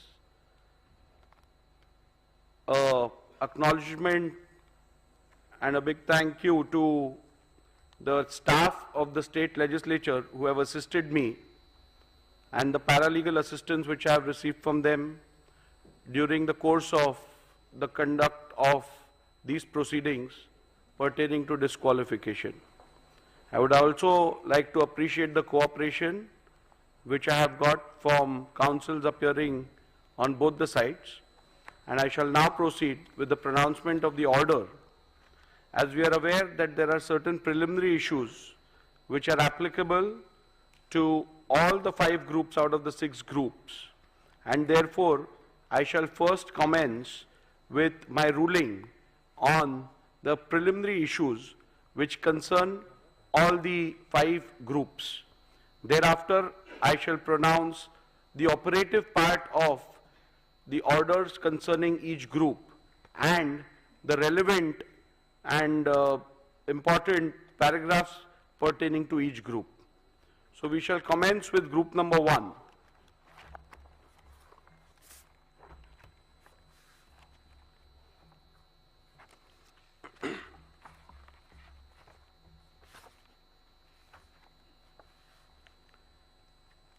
preliminary issues, the Honorable Supreme Court in Subhash Desai Supra versus the Governor of Maharashtra, hereinafter referred to as Subhash Desai, was pleased to direct that the Speaker should prima facie determine who the real political party is for the purpose of adjudicating disqualification petitions if two or more factions claim to be that political party, and accordingly shall recognize the whip and the leader who were duly authorized by the Shiv Sena political party, keeping with the principles discussed in the said judgment. Hence, keeping in view the factual matrix and the directions of the Honorable Supreme Court, I will prima facie determine who the political party is for the purpose of adjudicating disqualification petitions if two or more factions claim to be that political party, and accordingly recognize the whip and the leader who are duly authorized by Shiv Sena political party. Keeping in mind principles discussed in Subhash Desai Supra, it is necessary to consider and determine the said preliminary issue before examining the merits and deciding whether respondents have incurred disqualification under the 10th schedule of the Constitution of India. Thus, the preliminary issue that arises for my consideration before delving into the merits of disqualification petitions under the 10th schedule is, which among the two fractions was the real Shiv Sena political party, and consequently who was the duly authorized leader and or the whip of Shiv Sena political party for the purpose of deciding the present disqualification petition.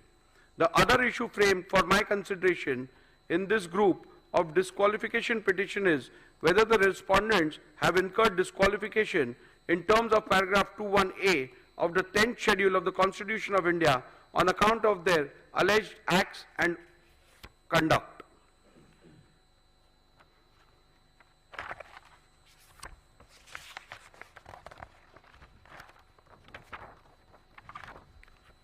Paragraph 84 deals with the principles which have been laid down by the Honorable Supreme Court. I am not going to read out those. Those are a part of my order. I'll come to paragraph number 85 now. Thus, what emerges from the principles laid down by the Honorable Apex Court in that the question of who the real political party is has to be considered and determined after giving due weightage to 1. The Constitution of Shiv Sena, 2. The leadership structure of the party, and 3. The legislative majority if two or more factions claim to be real political party. The question of who the real political party is hereinafter referred to as the preliminary issue.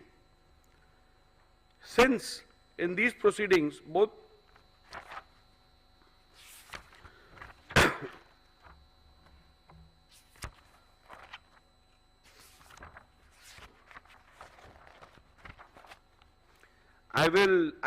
in the previous paragraphs I have recorded the submissions made by both the parties. I will come down to my observations and conclusions with regards to the preliminary issues. As stated earlier, the decision of the preliminary issue has to be taken after careful analysis of the Constitution of Shiv Sena, the leadership structure of the party and the legislative party majority. After having heard both sides on the above aspect, I now propose to proceed to record my observations and finding on the preliminary issue. As is evident from the submissions of the parties, there is no consensus on the Constitution submitted to the Election Commission of India with consent of both the factions. Likewise, the parties have different point of view on the leadership structure, which has to be taken into consideration. The only aspect which is undisputed is the majority in the legislature party. Hence, to embark upon the finding on the preliminary issue, I will have to decide the relevant constitution which has to be taken into account. 2.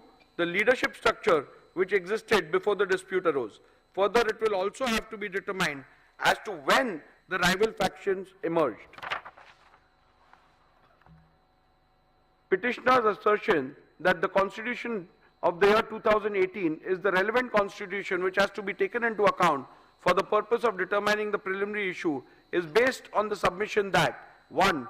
The 2018 Constitution has to be considered as both the parties have relied upon the 2018 amended Constitution and acted thereupon. 2. The Election Commission in its order dated 17/2/2023 in dispute case number 1 of 2022 has held that both the parties were aware of the 2018 amendment, and thus the said Constitution of 2018 has to be taken as the Constitution which is done with the consent of both the factions, as the said Constitution of 2018 was never disputed prior to the initiation of these disqualification petitions, and the same was never challenged. 3. Respondents have themselves admitted and relied on the said Constitution of 2018. And 4. The statement of Sri Yogesh Kadam that the filing of 2018 Constitution along with the respondent's reply was a mistake done by the lawyers cannot be accepted, as the said statement is an afterthought and done only with the intention to mitigate the damaging statements made by Sri Dilip Lande. To the contrary, respondents have asserted that the Constitution of the year 1999 has to be the one which has to be borne in mind, as according to the respondents, the Constitution of the year 2018 was never submitted to the ECI.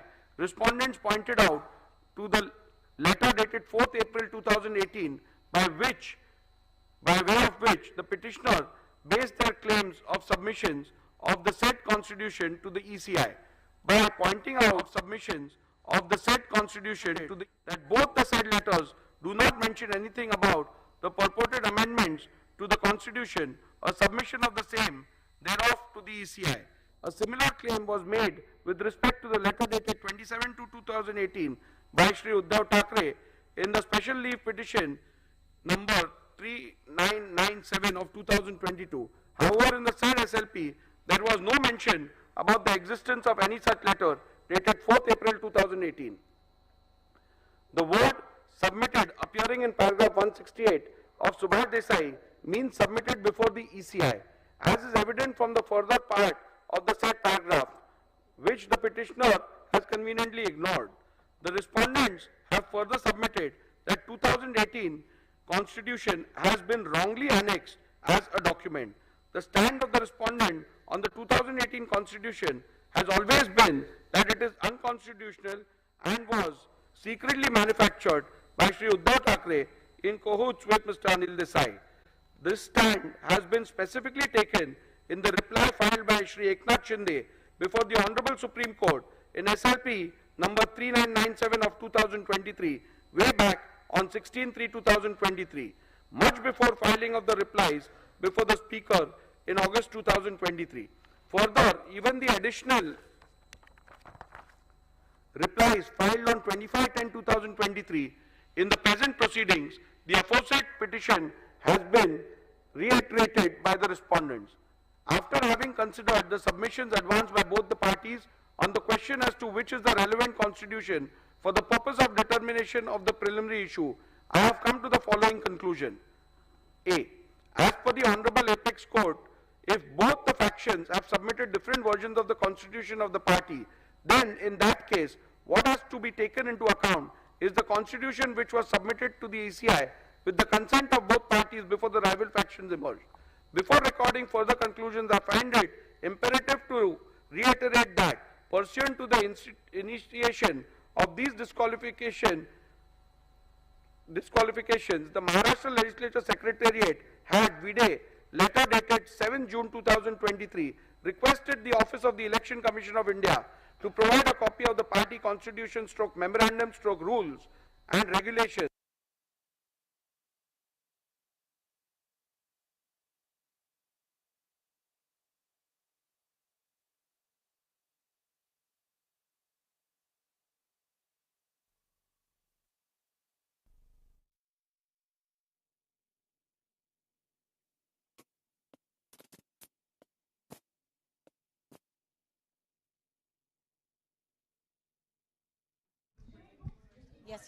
Yes.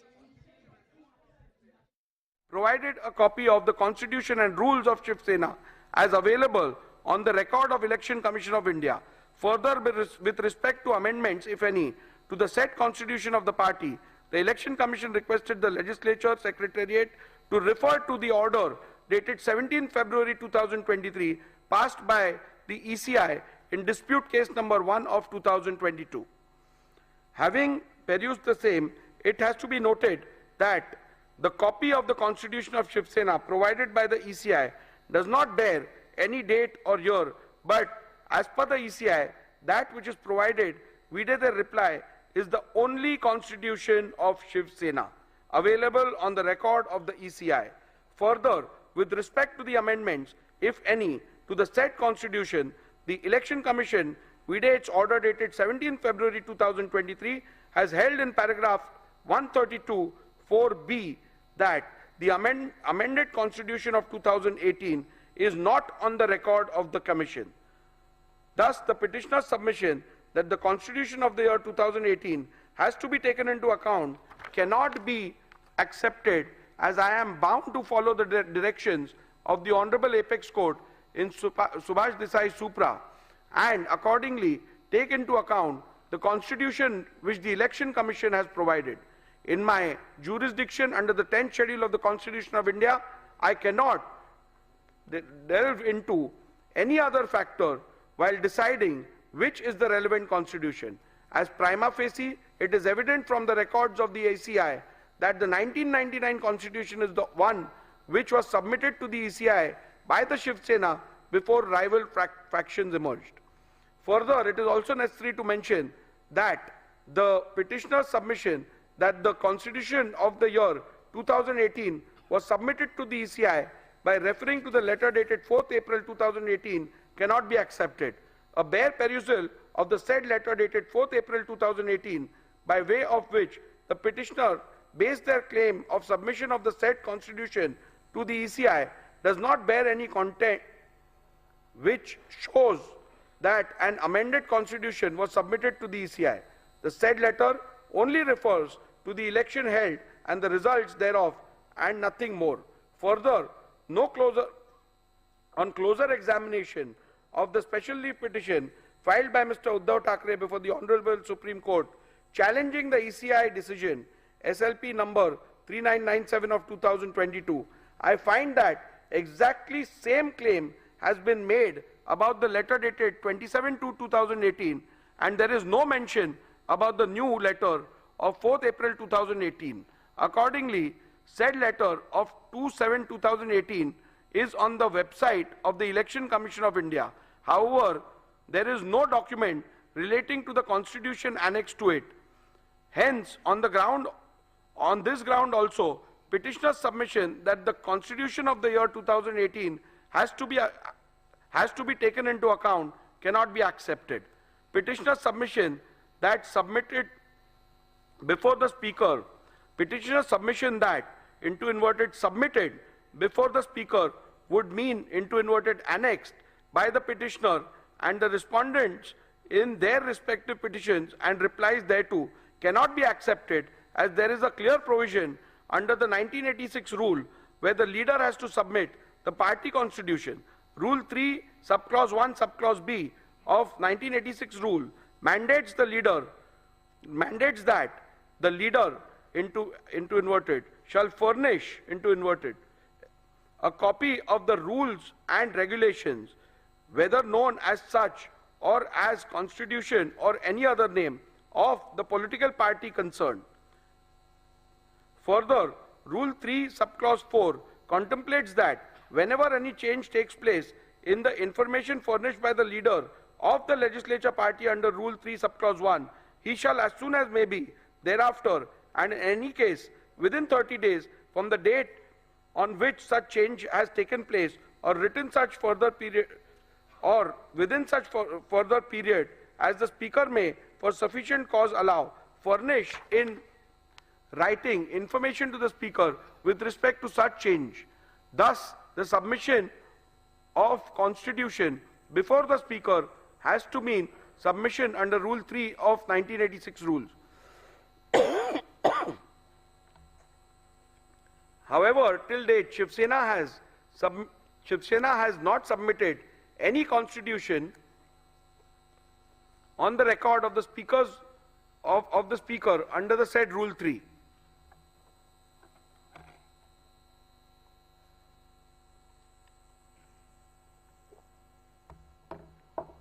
In view of the above observations and finding, I need not further analyze any other submission in this regard made by the parties, and I hold that the constitution of Shiv Sena provided by Election Commission of India, VDE, letter dated 22nd June 2023, is the relevant constitution of Shiv Sena for determination of the preliminary issue as to which faction is the real political party. Constitution of Shiv Sena held to be the relevant constitution is hereinafter referred to as the SS Constitution. The leadership structure relevant for the determination.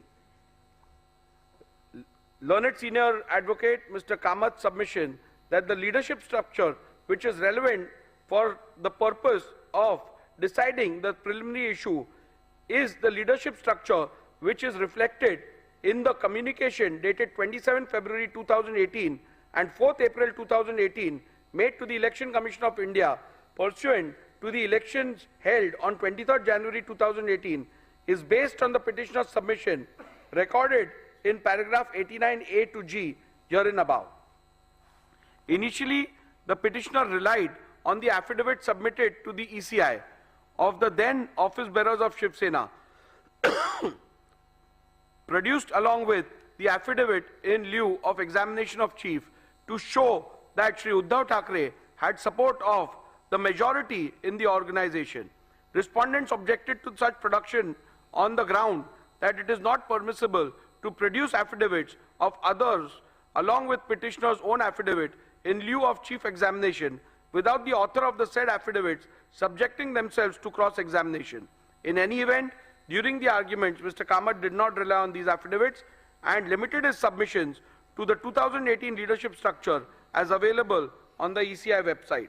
Mr. Jethmalani, in turn, focused his submission to buttress the ground that the said leadership structure of 2018 cannot be considered and relied upon for the purpose of determining the preliminary issue, as the said leadership structure is not in conformity with the constitution of Shiv Sena, which is on record of the ECI, and thus the same would be contrary to the findings of the Honorable Supreme Court in paragraph 168 of Subhash Desai.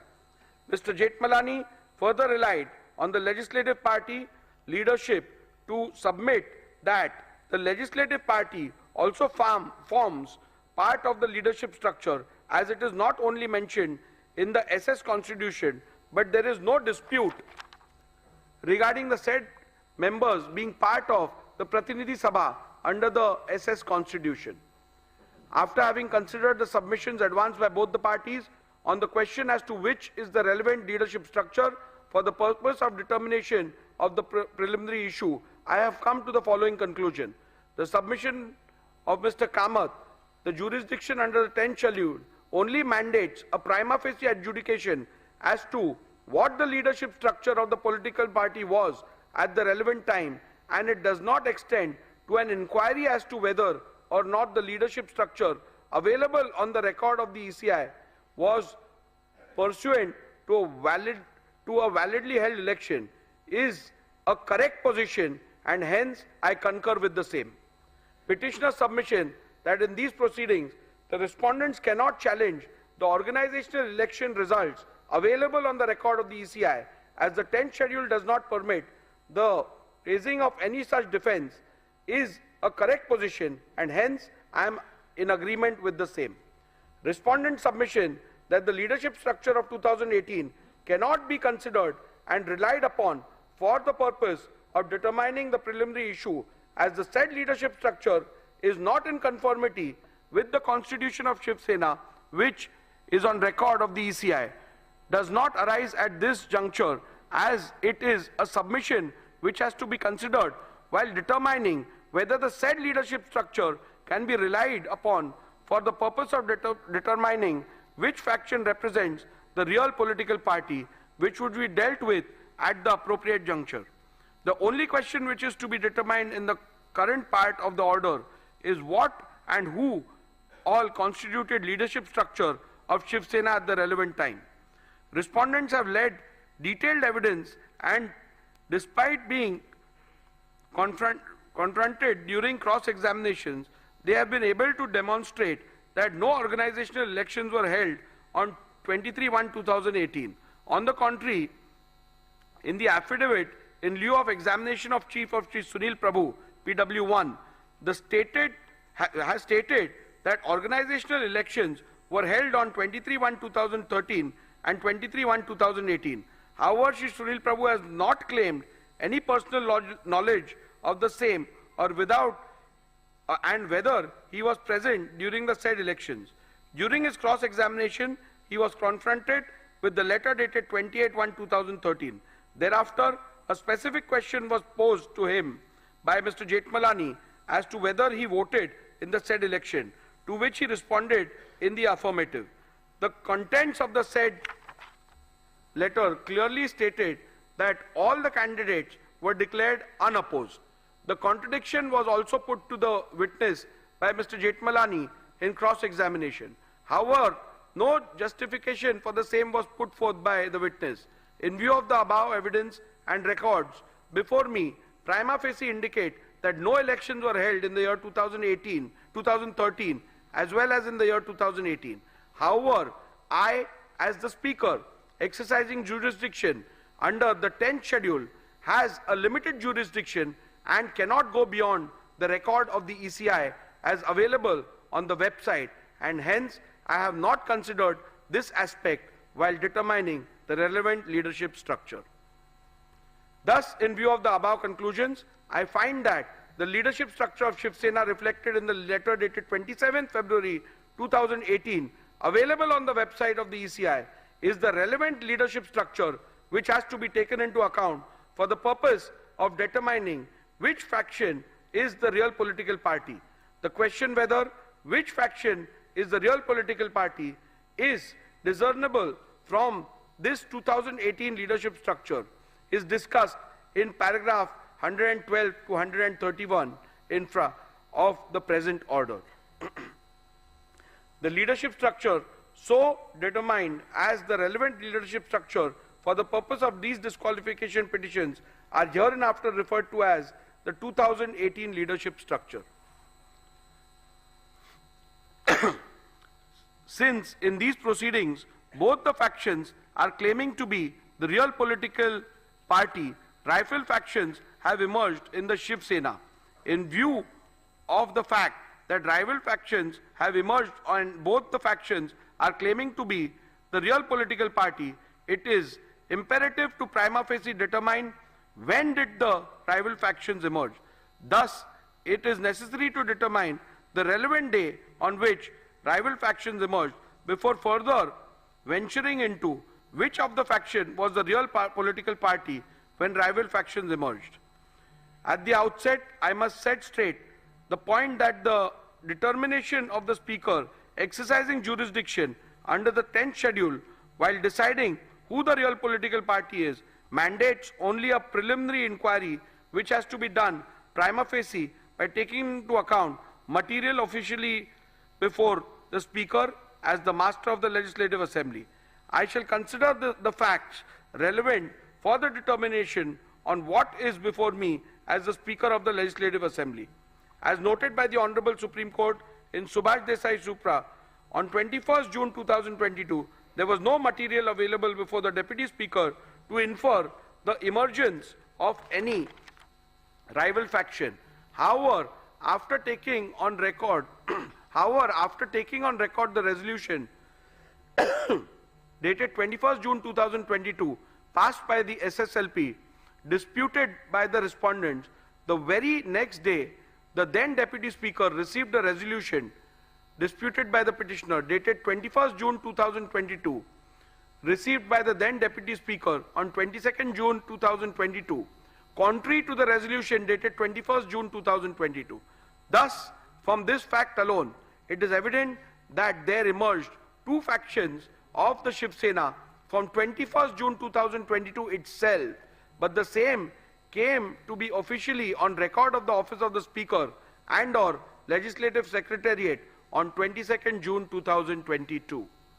At this juncture, it is imperative to refer to paragraph 119 of Subhash Desai Supra, where the Honorable Apex Court, while discussing the legality of the recognition of leader and the whip of Shiv Sena, accorded by the letter dated 3rd July 2022, held that the Speaker ought to have taken into consideration the split that took place within the Shiv Sena, which were discernible from two sets of resolutions appointing two different leaders and whips placed on the record by Shiv Sena before the legislature secretariat. This paragraph into bracket 119 read with Honorable Apex Court's finding recorded by the Honorable Apex Court in paragraph 157 of Subhash Desai Supra makes it clear that the law laid down by the Honorable Supreme Court is that in view of the deletion of paragraph 3 of the 10th schedule, when rival factions emerge as a result of rift/split in the party, the Speaker has to necessarily find which faction is the real political party while recognizing leader and the whip of the party. Thus, in view of the facts recorded in the preceding paragraphs and keeping in view the principles enumerated by the Honorable Supreme Court in Subhash Desai Supra as recorded in paragraph 84 herein above, I have come to the following conclusion that the emergence of the two factions of Shiv Sena can be inferred from 21st June 2022 itself, and the same came to be a matter of official record of the office of the Speaker and of the Legislature Secretariat on 22nd June 2022. Conclusion: having decided the 1. relevant constitution of Shiv Sena, 2. leadership structure, and 3. the relevant point for the purpose of determining the preliminary issue, I have made the following analysis, observations, and determinations on the preliminary issue of which faction was the real political party when two factions emerged. For the purpose of analyzing, discussing, and determining the issue, the faction of the petitioner is hereinafter referred to as UBT faction, and likewise the respondent's faction is referred to as the Shinde faction. The applicability of the test of aims and objectives. I am not going into the details of reading the applicability of the test of aims and objectives, because as you are aware that in accordance with the directions of the Apex Court and otherwise, the Speaker is not required to get into the political thicket with regards to the aims and objectives of a political party. So I am restricting it to pronouncement, and you can have a look at it once you apply for the certified copy.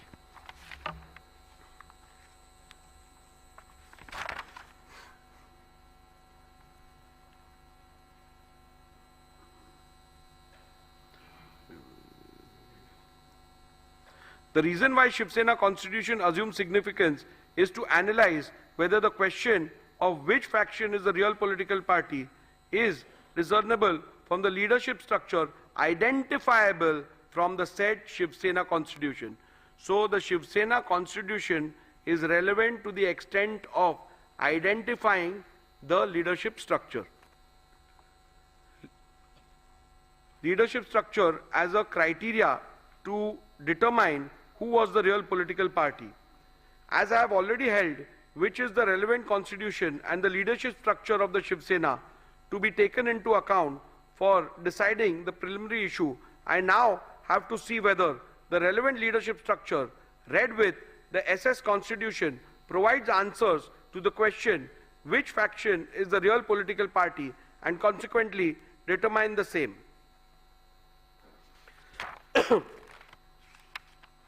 The UBT faction made, there are submissions made which have been recorded of both the sides, which are at paragraph 113 and 114 of my order. In view of the above recorded submissions of the parties, there emerges two further questions. Whether 2018 leadership structure is in conformity with the constitution of Shiv Sena. Number 2, whether will all the Paksha Pramukh whether will of the Paksha Pramukh and or majority leaders in the 2018 leadership structure could be said to be synonymous with the will of the political party. So we further have to derive get answers to two more questions. The primary one being whether 2018 leadership structure is in conformity as provided by the constitution, and number 2, whether the will of the Paksha Pramukh and or majority of the leaders reflects the will of the political party. As there are contrasting submissions on the question, it is necessary to peruse the SS Constitution and the 2018 leadership structure and then record a finding as to whether the 2018 leadership structure is in conformity with the Constitution of the Shiv Sena.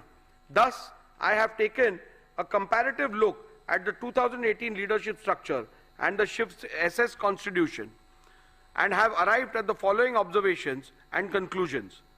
A. 2018 leadership structure mentions Shiv Sena Paksha Pramukh into bracket President as the highest office of the SSPP. However, in the SS Constitution,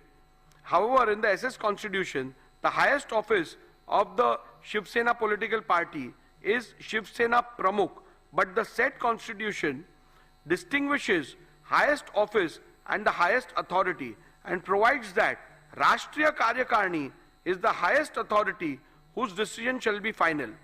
Shiv Sena SS Constitution provides that the members of the Rashtriya Karyakarni shall be called as Shiv Sena leaders and provides for a total number of 19 members, out of which 14 are to be elected by the Pratinidhi Sabha and the rest of the 5 members are to be appointed by Shiv Sena Pramukh. However, the 2018 leader structure envisages only 13 members in the Rashtriya Karyakarni, out of which 19 are to be elected and the remaining 4 are to be appointed. SS Constitution provides for a total number of 21 deputy leaders, out of which 17 are to be elected by the Pratinidhi Sabha and the rest of the 4 members are to be appointed by Shiv Sena Pramukh. However, the 2018 leaders structure envisages 33 deputy leaders, out of which 21 are to be elected and the remaining 12 are to be appointed. The 2018 leadership structure provides for 3 categories of office bearers, vis-a-vis Secretary, Samanvayak and Sanghatak. However, the Constitution of Shiv Sena provides for 3 categories of office bearers, vis-a-vis President, Sar Chitnis, General Secretary, Koshadhyaksha, Treasurer. From the observation recorded in the preceding paragraphs, it is evident that the 2018 leadership structure is not at all in conformity with the Constitution of Shiv Sena. In view of this finding alone, it could very well be concluded that the 2018 leadership structure, which is not in conformity with the Constitution of Shiv Sena, cannot be taken as the yardstick to determine which faction was the real political party at the relevant point of time. In view of the same, I have come to the conclusion that the 2018 leadership structure read with the SS Constitution does not provide a reliable outcome and or answer the question which faction is the real political party and hence cannot be relied upon to determine the said preliminary issue. Nevertheless, I am inclined to look at the second question regarding paragraph 115 here and above, where will of the Paksha Pramukh and or majority leaders in the 2018 leadership structure could be said to be synonymous with the will of the political party, so as to not leave any stone unturned in arriving at a decision. The determination of this question arises out of the alternate submissions made by the UBT faction that the 2018 leadership structure has to be taken ex facie and the determination of which faction was the real political party has to be solely based on the said leadership structure without a comparison of the said structure with the leadership structure provided for in the Constitution of the Shiv Sena. The said proposition would run counter to the principles laid down by the Honorable Apex Court in Subhash Desai Supra, where it was specifically provided that the leadership structure which has to be taken into consideration while determining the real political party has to be identifiable by the relevant constitution. Thus, although in the light of my finding on the preceding question, the aspect need not be looked into. However, I intend to look into the said aspect any which way, considering the gravity and importance of the dispute. Hence, following are my observations, findings and conclusions on the said aspect.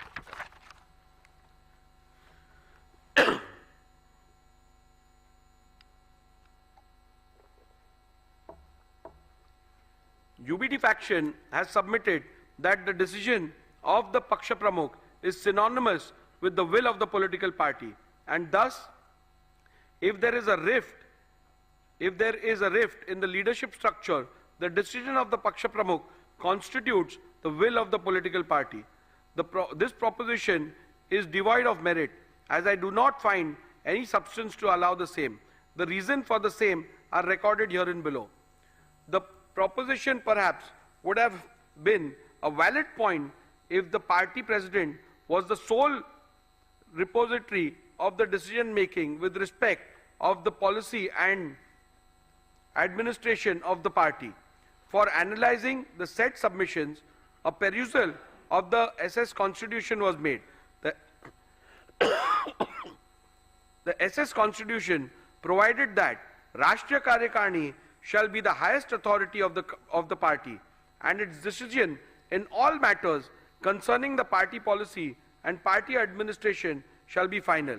It is also to be noted that the Paksha Pramukh is only a presiding member of the said highest authority in the party, and in no way is the sole repository of decision making in the party. Thus, in view of the same, the submission that the decision and or the will of the Paksha Pramukh is synonymous with the will of the political party cannot be accepted. It would be appropriate to note that the SS Constitution does not even have a post called Paksha Pramukh. However, it was argued by the UBT faction that the nomenclature difference in the 2018 leadership structure and the SS Constitution is not a relevant factor for the purpose of deciding the preliminary issue. Even though I have held in paragraph 117 that 2000 leadership structure is not at all in conformity with SS Constitution, I shall consider this submission. The Constitution of Shiv Sena provides for Shiv Sena Pramukh. The submission of the petitioner that Shiv Sena Pramukh mentioned in the SS Constitution is the same post of Shiv Sena Paksha Pramukh termed in the 2018 leadership structure. By relying on the powers of Shiv Sena Pramukh, it was argued by the UBT faction that he is the authority under the party constitution vested with the powers to remove any member of the party. Thus, it was further argued that an authority who is vested with such power of removal reflects the will of political party with respect to removal of members from and for anti-party activities. However, a complete reading of the said provision in the party constitution reveals that the said submission is factually wrong.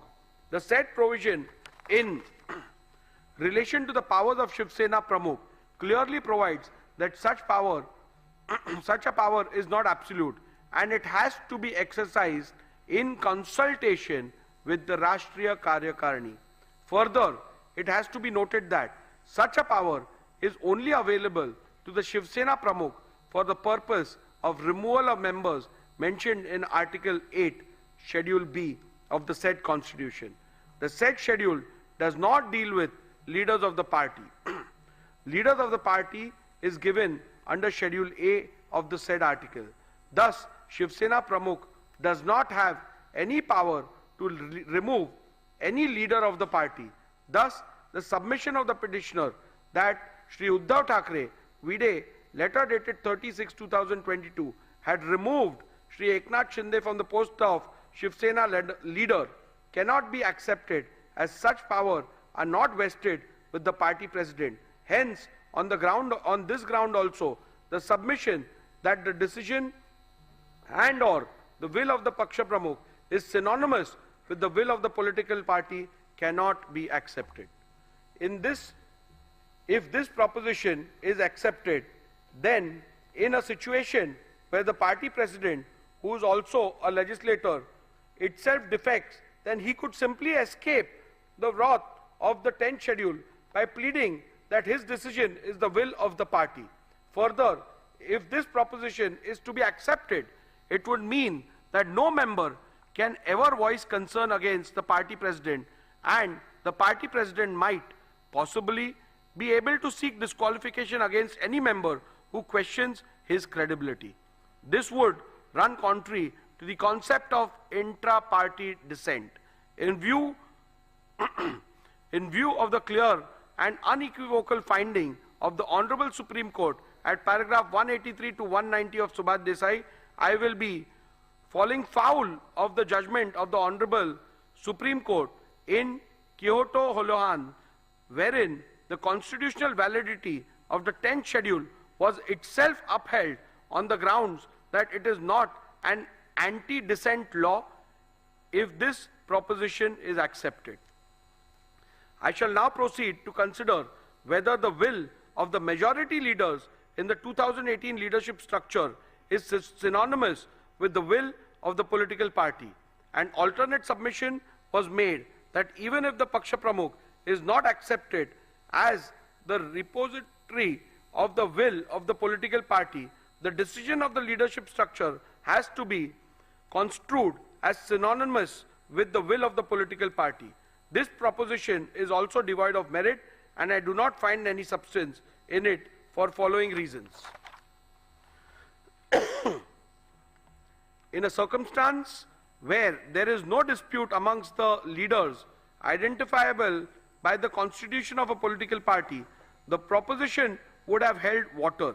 However, the factual matrix of the present matter is different. This is a matter where there is a dispute within the leadership structure itself. It is to be noted that in the present matter, rival factions have emerged in the legislature party, political party, and thus inevitably amongst leaders of the party as well.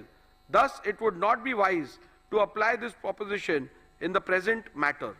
The existence of split-stroke rift in the leadership structure is admitted by the petitioner and or the UBT faction, as can be inferred from the petitioner's affidavit in lieu of examination in chief of PW1, petitioner himself, that the leader of the UBT faction did not have the support of all the members of the 2018 leadership structure when rival factions emerged. Thus, the submission that the decision of the leadership structure has to be construed as synonymous with the will of the political party could have perhaps be applied in a situation where there is a dispute between some members of the party and the elected leadership. In such a case, the leadership of the party could have possibly taken the stand that their decision would have to be taken as the decision and will of the political party until they are so removed from the leadership structure by a mechanism recognized by the constitution of the said political party. However, as I have noted earlier, in the present matter, rival claims have emerged wherein the leadership structure about the leadership within the leadership structure about the leadership itself. In such a situation, one leader's contention that his will is the will of the political party would be contradiction in terms.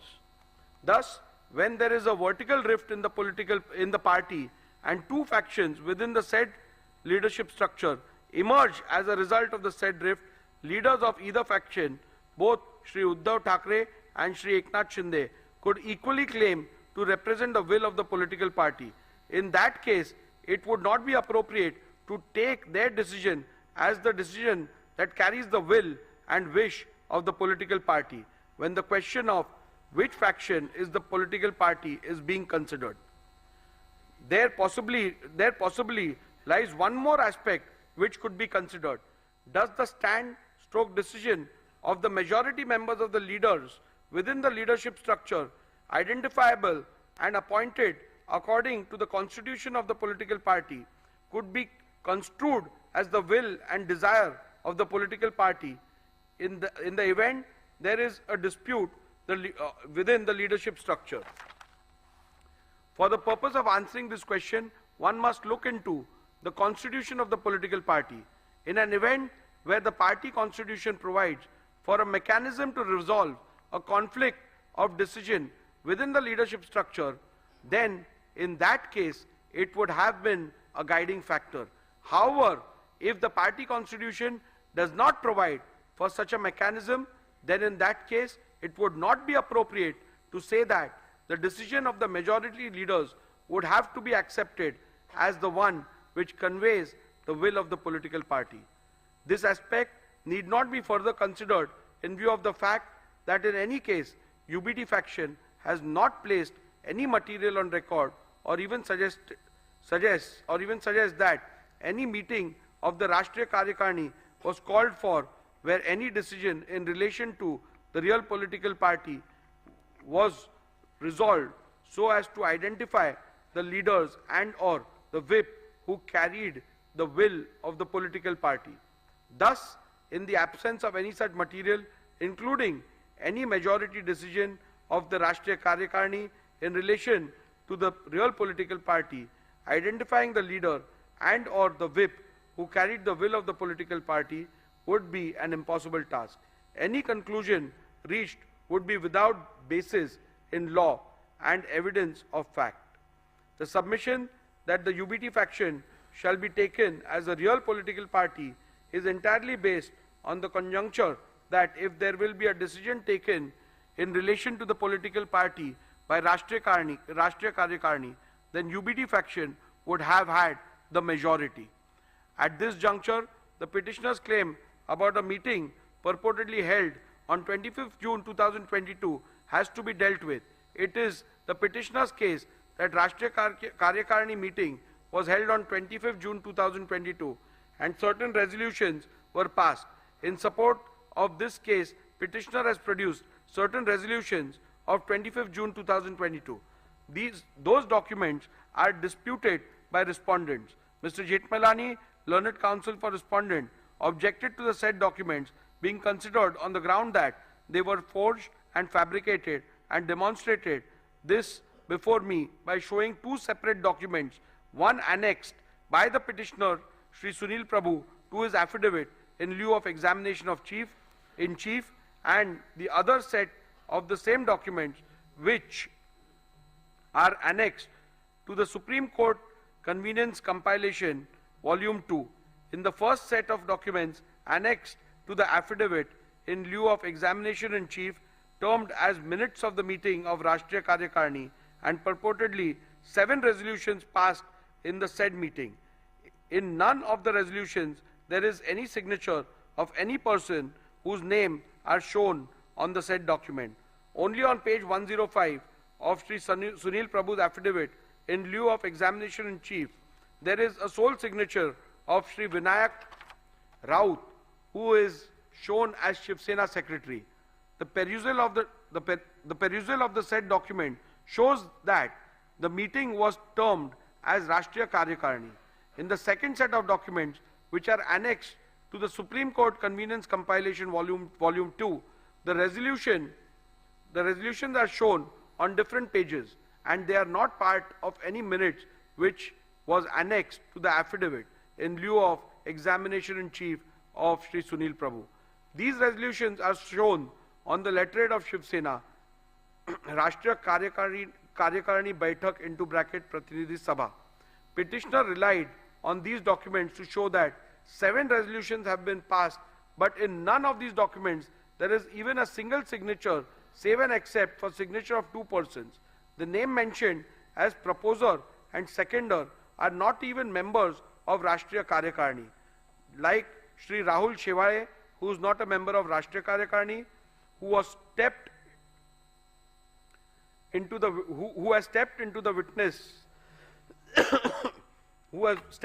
witnesses and led evidence that there was no such meeting. The same is the case with Shri Vinayak Raut and Shri Arvind Sawant. They are also not members of the said Rashtriya Karyakarni. The petitioner had claimed that the said meeting was held on 25/6/2022 at Sena Bhavan, whereas Shri Uddhav Thackeray claimed that the said meeting was held through video conference. This has been stated by Uddhav Thackeray in his submission before the Election Commission filed on 9/1/2023. This itself casts a doubt on the authenticity of the documents and holding of any such meeting of either Rashtriya Karyakarni or Pratinidhi Sabha. The petitioner himself is not sure whether it was Rashtriya Karyakarni or Pratinidhi Sabha. Thus, in view of the above said documents, the said documents cannot be permitted to be relied on. Petitioner suggests that a look into how the Shiv Sena settled conflict or decisions within the leadership structure in the past might shed some light into this. However, in the present matter, no such material are placed before me to even suggest such instances which happened in the past, where the majority decision within the leadership structure is taken as the will of the political party. It is to be also noted that the petitioner has neither placed nor provided any material to show that historically the decision of the majority within the leadership structure is taken to be the final decision of the political party whenever there was a conflict of decision within the leadership structure. Thus, for this reason also, it would not be appropriate and correct to accept the proposition that the decision of the majority leaders within the leadership structure would have to be accepted as one which conveys the will of the political party. As a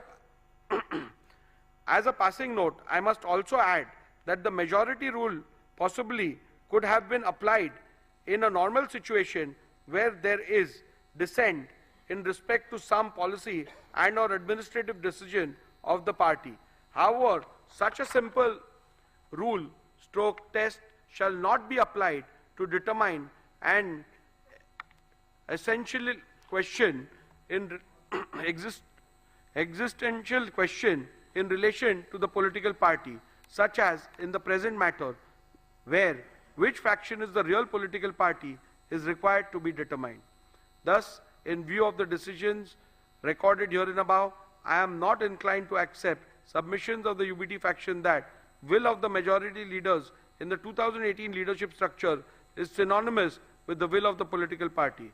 Thus, from paragraph 112 to 128, I have dealt with whether the relevant leadership structure read with the Shiv Sena Constitution, SS Constitution, provides answer to the question which faction is the real political party. In view of the same, I record my conclusion and finding thereon as under.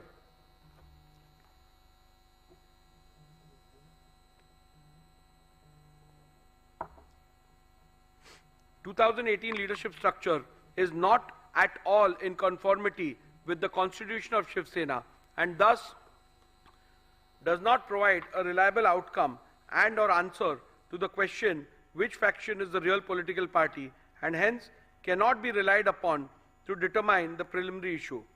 Decision of the Paksha Pramukh is not synonymous with the will of the political party and thus if there is a rift in the leadership structure, the decision of the Paksha Pramukh cannot be taken as the will of the political party. When there is a vertical rift in the horizontal leadership hierarchy of the political party and both the factions within the said leadership structure emerged as a result claim to represent the will of the political party, it would not be appropriate to apply the test of which of the said faction decision carries the will and wish of the political party. In the case of Shiv Sena political party, will of the majority leaders in the 2018 leadership structure cannot be said to be synonymous with the will of the political party. In view of the findings recorded in the preceding paragraph, I hold that the 2018 leadership structure read with the SS Constitution does not provide any reliable answer to the question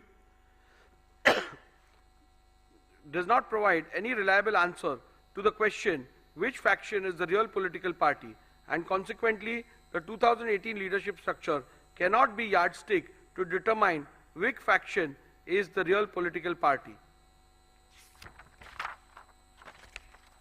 With regards to the legislative majority, I am not going to spend much time because that question is rather clear.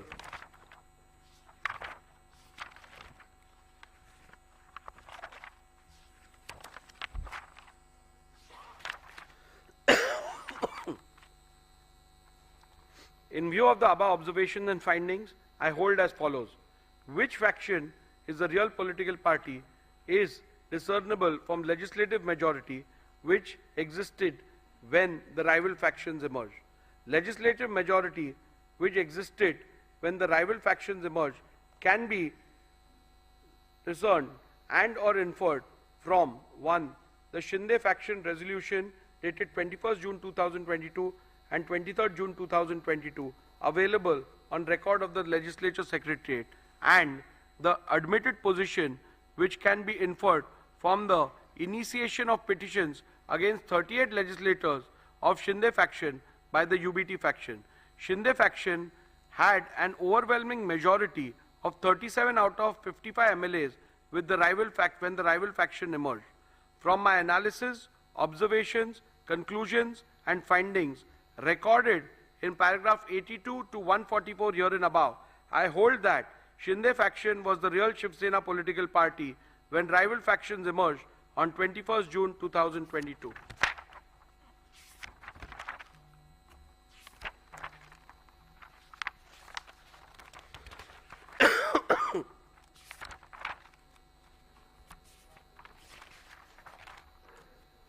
In view of my findings that the Shinde faction was the real political party when the rival faction emerged, and that Shri Sunil Prabhu ceased to be the duly authorized whip from 21st June 2022, I further conclude that Shri Bharat Gogaole was validly appointed as the whip, as that was the reflection of the will of the Shiv Sena political party as on 21st June 2023.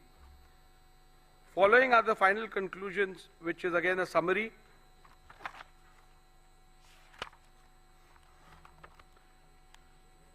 Have the respondents incurred disqualification in terms of paragraph 21A of the 10th schedule of the Constitution on account of their acts, omissions and conduct? I will also read the final conclusion. Following are the final conclusions from the analysis, observations, conclusions, findings and rulings recorded from paragraph 82 to paragraph 158 herein above. I conclude as follows. Shinde faction was the real Shiv Sena political party when the rival factions emerged on 21st June 2022. Shri Sunil Prabhu ceased to be the duly authorized whip from 21st June 2022. Shri Bharat Gogaole was validly appointed as the whip of Shiv Sena political party on 21st June 2023. Shri Eknath Shinde was validly appointed as the leader of the Shiv Sena political party on 21st June 2023. Have the respondents incurred disqualification in terms of paragraph 21A of the 10th schedule of the Constitution on account of their acts, omissions and conduct? Petitioner has contended that the respondents are liable to be disqualified on various grounds. Both the petitioners and respondents' submission are recorded in section 2 herein above.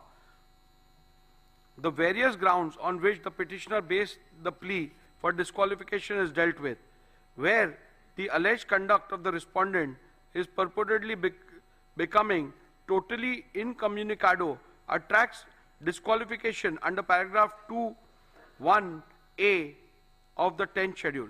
Whether the alleged conduct of the respondents in purportedly becoming totally incommunicado attracts disqualification under paragraph 2 subclause 1 subclause A of the 10th schedule.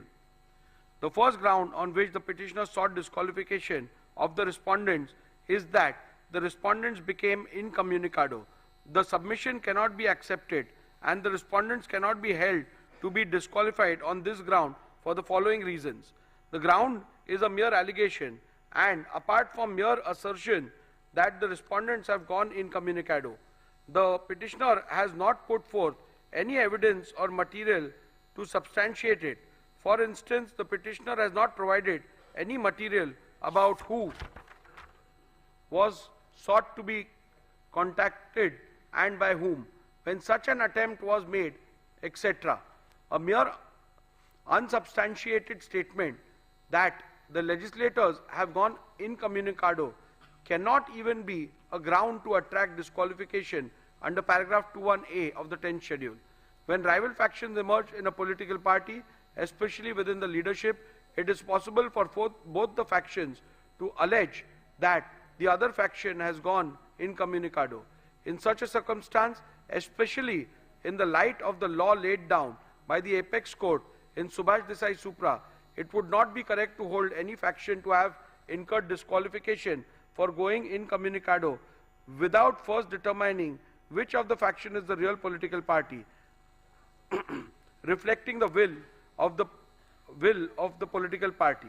Also, having held that the Shinde faction was the real political party when the rival factions emerged, the submission of the petitioner that the respondents have gone incommunicado ceases to hold any meaning for the purpose of disqualification. On the 20th of June 2022, elections for the Legislative Council were held.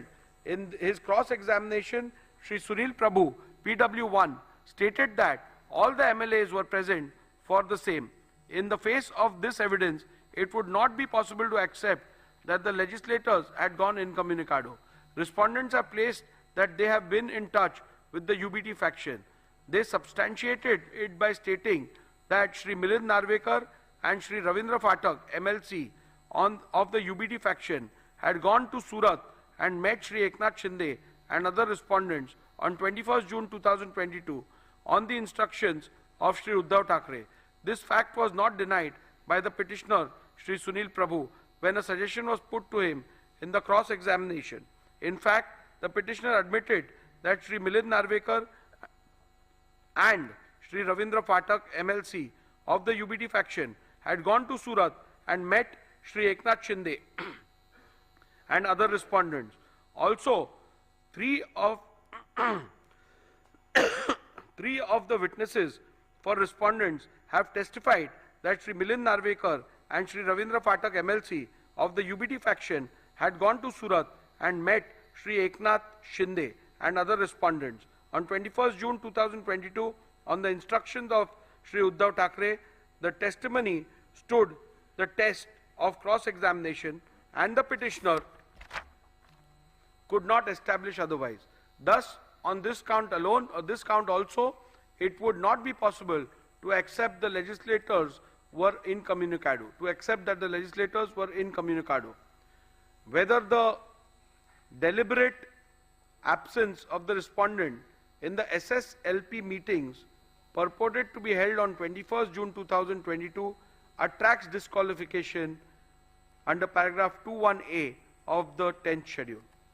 The second ground on which the disqualification is sought is that the respondent deliberately remained absent in the SSLP meeting held on 21st June 2022. Petitioners relied on the attendance sheet register of the meeting dated 21st June 2022. After having considered the submission advanced on this ground, I hold that respondents cannot be held to be disqualified on this ground. In view of my conclusion that 1. The Shinde faction was the real political party when factions emerged, and 2. Shri Sunil Prabhu ceased to reflect the will of the political party from the moment the faction emerged. Thus, it would not be correct to say that Shri Sunil Prabhu had any authority to call any meeting of the SSLP. Hence, on this ground alone, petitioner's case that the respondents were liable to be disqualified for non-attendance of the meeting dated 21st June 2022 is liable to be rejected. Irrespective of the conclusion that may be reached about which faction was the real political party, respondents could not be held to be disqualified on the ground that they deliberately remained absent in the SSLP meeting held on 21st June 2022. This is because of the following reasons. Petitioner relied upon the attendance sheet of the 21st of June 2022 to claim that all those MLAs who were signed the said attendance sheet were present in the meeting, while those who did not sign were not present. Based on this document, the UBT faction claimed that respondents remained deliberately absent. A comparison of the original attendance sheet produced along with the affidavit in lieu of chief examination of the petitioner Shri Sunil Prabhu, PW1, with the copy of the attendance sheet produced and verified as a true copy along with the petition, reveals that the two do not match. There are glaring discrepancies. The copy claimed to be the original of the said attendance sheet has a handwritten date of 21st June 2022, whereas the copy verified as the true copy of the original produced along with the petition does not have it. Further, Shri Sunil Prabhu stated in his cross-examination that the documents relied as the attendance sheet was in fact a register of MLAs to whom the whip of 21st June 2022 was served and received. So, facts show: 1. There are glaring discrepancies in the said attendance sheet. 2.